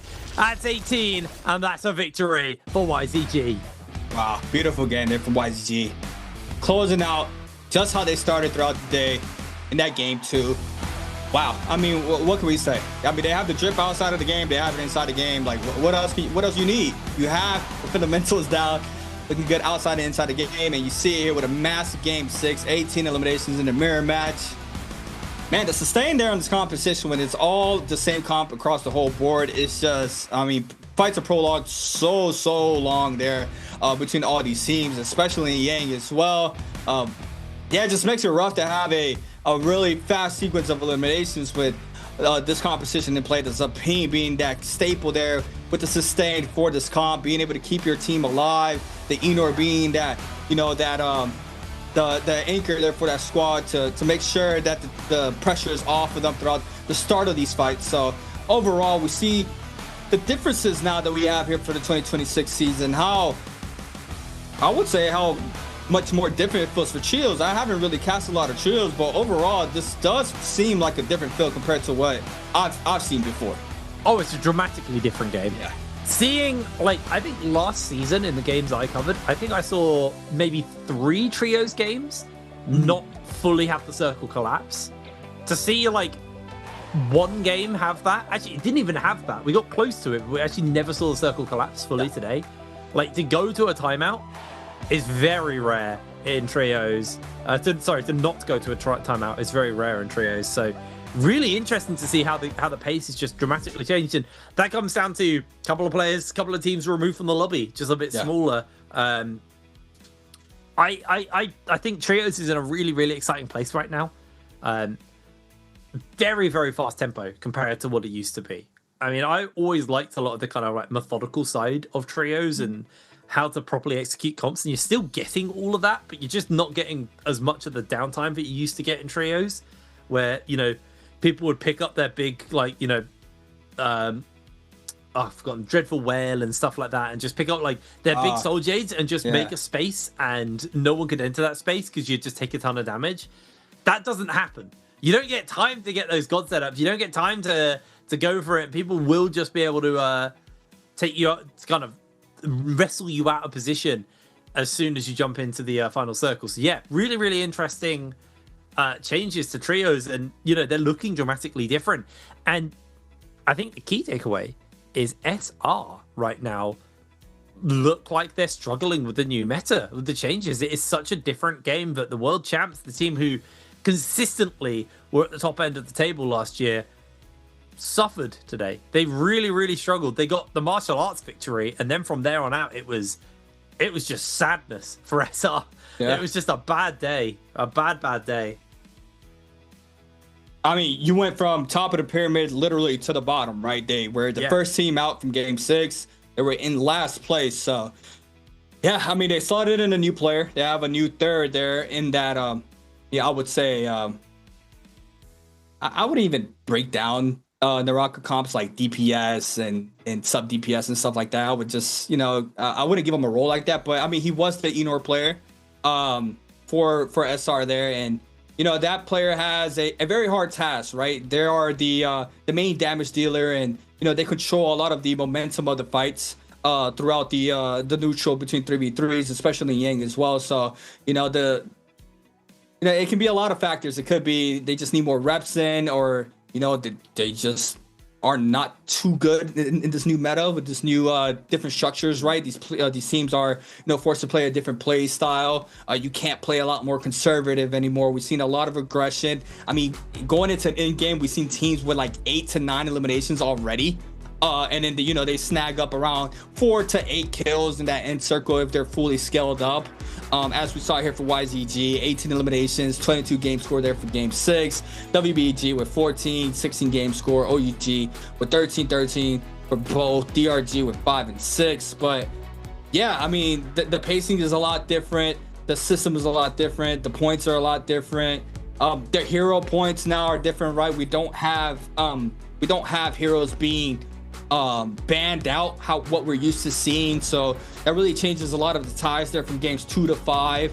But overall, yeah, I think this new system just it's a lot more exciting. From what I would say, there's a lot more action.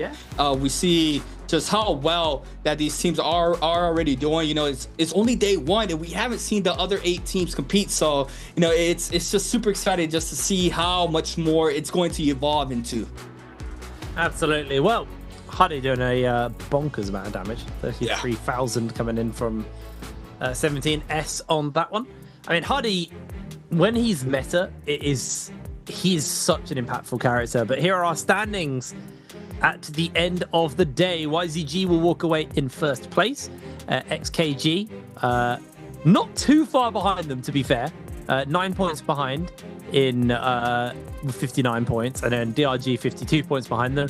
As you can see, genuinely, it's only until you get to about 5th place is where the points start to get kind of a bit skewed, but it's a relatively tight one. And yes, I know 44 to 68 is a pretty significant difference, but like, look at that last game.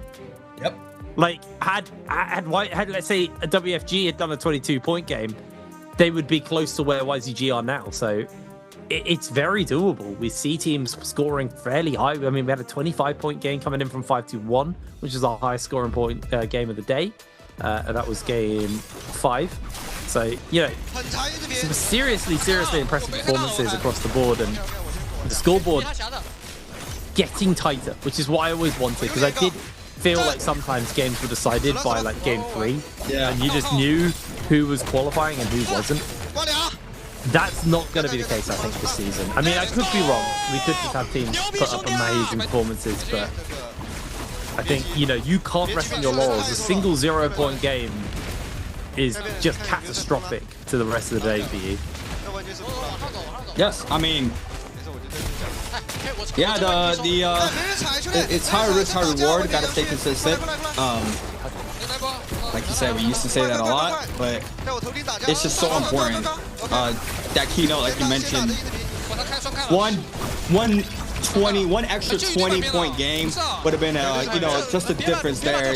It's literally coming down to, you know, one game as well throughout, you know, just day 1 of the group stage. So overall, I think this is magnificent just to watch how well it's being played out here for the season and how different it is compared to, you know, what we're used to. So, no, I thought personally it was going to be a lot different with only 8 teams in the field. I did not expect the tempo in the aggression being how it was, especially how we saw it there for game 1 off of Yangs. I did not think just full aggression throughout the whole lobby.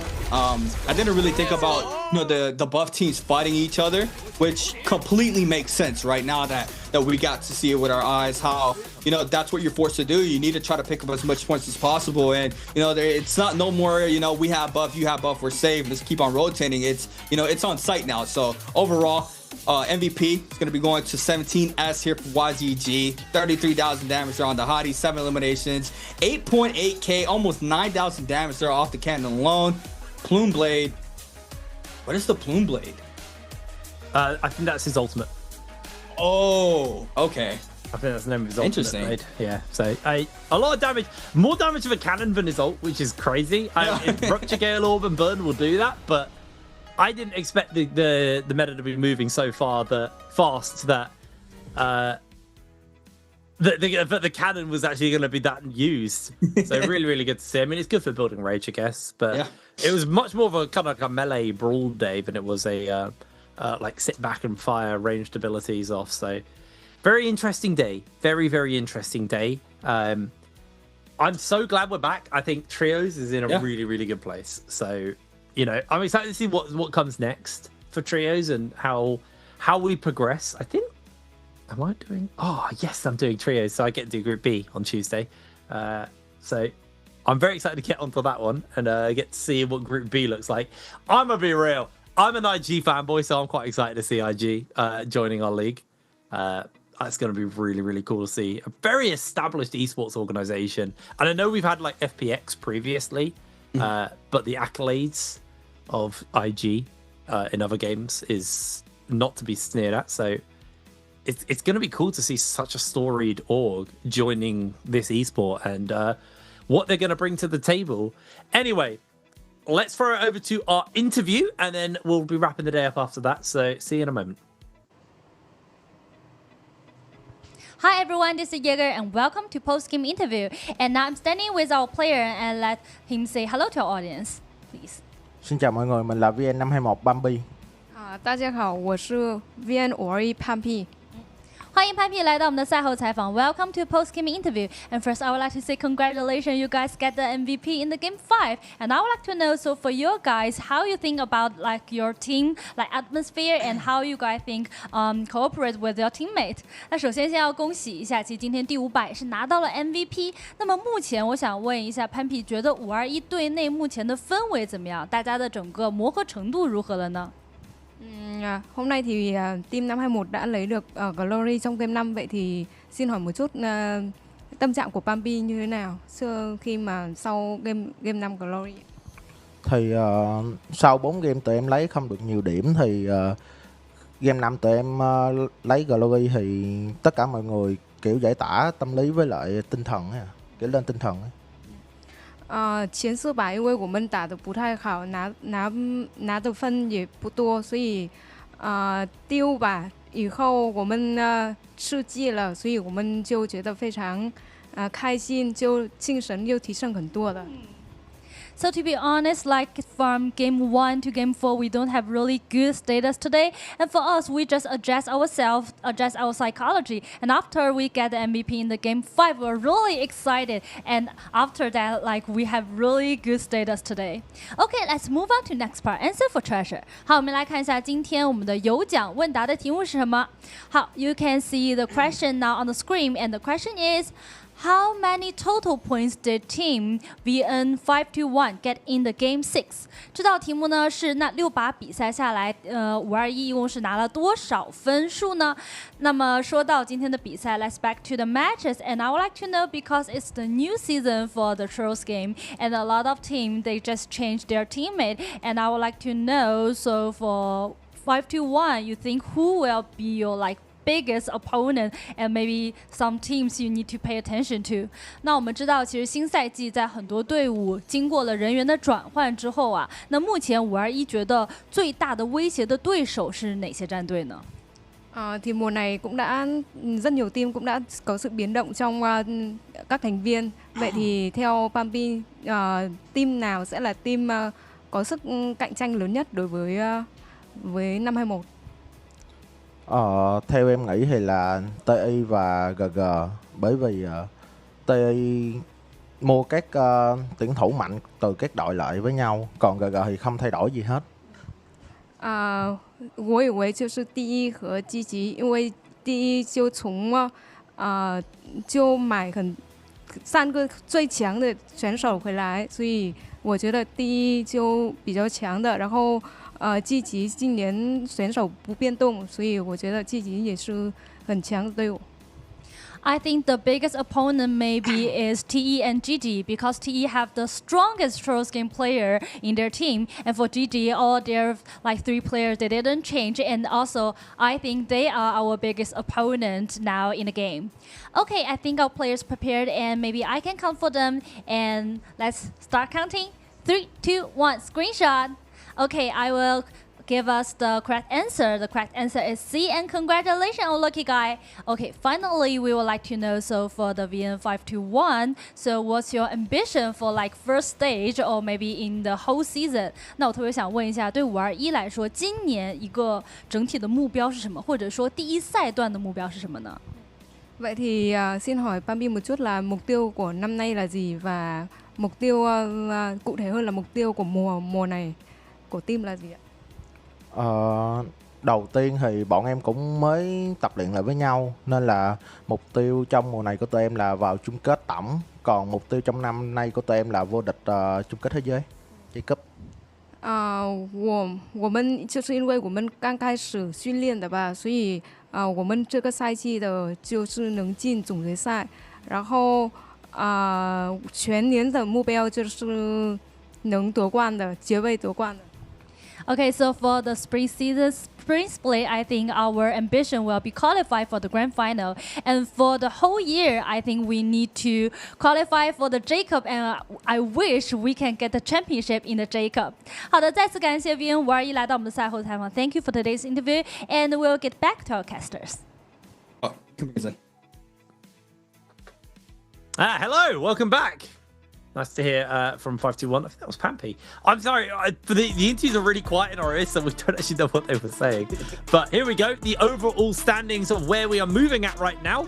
YCG, XKG, DIG, and 521 have qualified into the upper bracket, where F, WFG, WBG, OUG, and SR are in that lower bracket. So then on Tuesday, we'll be playing Group B, which is the bottom left group. The top 4 will be making it out of that group. Bottom 4 will be joining this group, and then we'll have our round robin from there. Might as well explain it. If the top 4 from that bottom bracket will be moving into 4.2, and then the bottom 4 from the upper bracket will be going into 4.2, and then we'll eventually work our way till we have 8 teams. I'm excited for Group B, to be honest. I think that looks like a stacked group. You got Wolves in there. You've got IG in there. You've got, I think it's GG over there as well. Like some big old teams in Group B. But this is our tomorrow's schedule for solos. Be starting at the regular time for you guys, wherever you are in the world, because we're kind of all over the spot. grab yourself in with the versus matchup, and we're doing pretty much the same thing we did here, but only with solo players. I'm really excited to see what trio solos looks like. Haven't had a chance to get in on that one yet, but I will probably later on in the season. But yeah, absolutely banger day so far. Creatives, and for me, it's only just started. To be honest, it's midday. I've got the rest of the day to go, but I've started on a high here. Yeah, I mean, what better way than having some, NARAKA esports to just, and especially now, I mean, this feels very refreshing. It feels very different. It feels like it's a whole different type of game now from what we've seen. Obviously, everything else is the same. Just the format's being changed up is very interesting. Which I will be here for tomorrow for solos. So that's I'm thinking about solos now. Like it impacted this much for trios. Like how is solos looking? Like what's the difference? I might see Zenda tomorrow, which I'm kind of bummed that we didn't see her today. Or Shayo would have been interesting as well. But overall, it was an amazing day. It's a pleasure as always, HitBrain. It's a pleasure for everybody in the chats, YouTube and Twitch. Make sure you guys come back tomorrow here at the same time for solos. But hope everybody has a good night. We are going to be logging out here for the night. Everybody have a good night. See you guys tomorrow. Bye.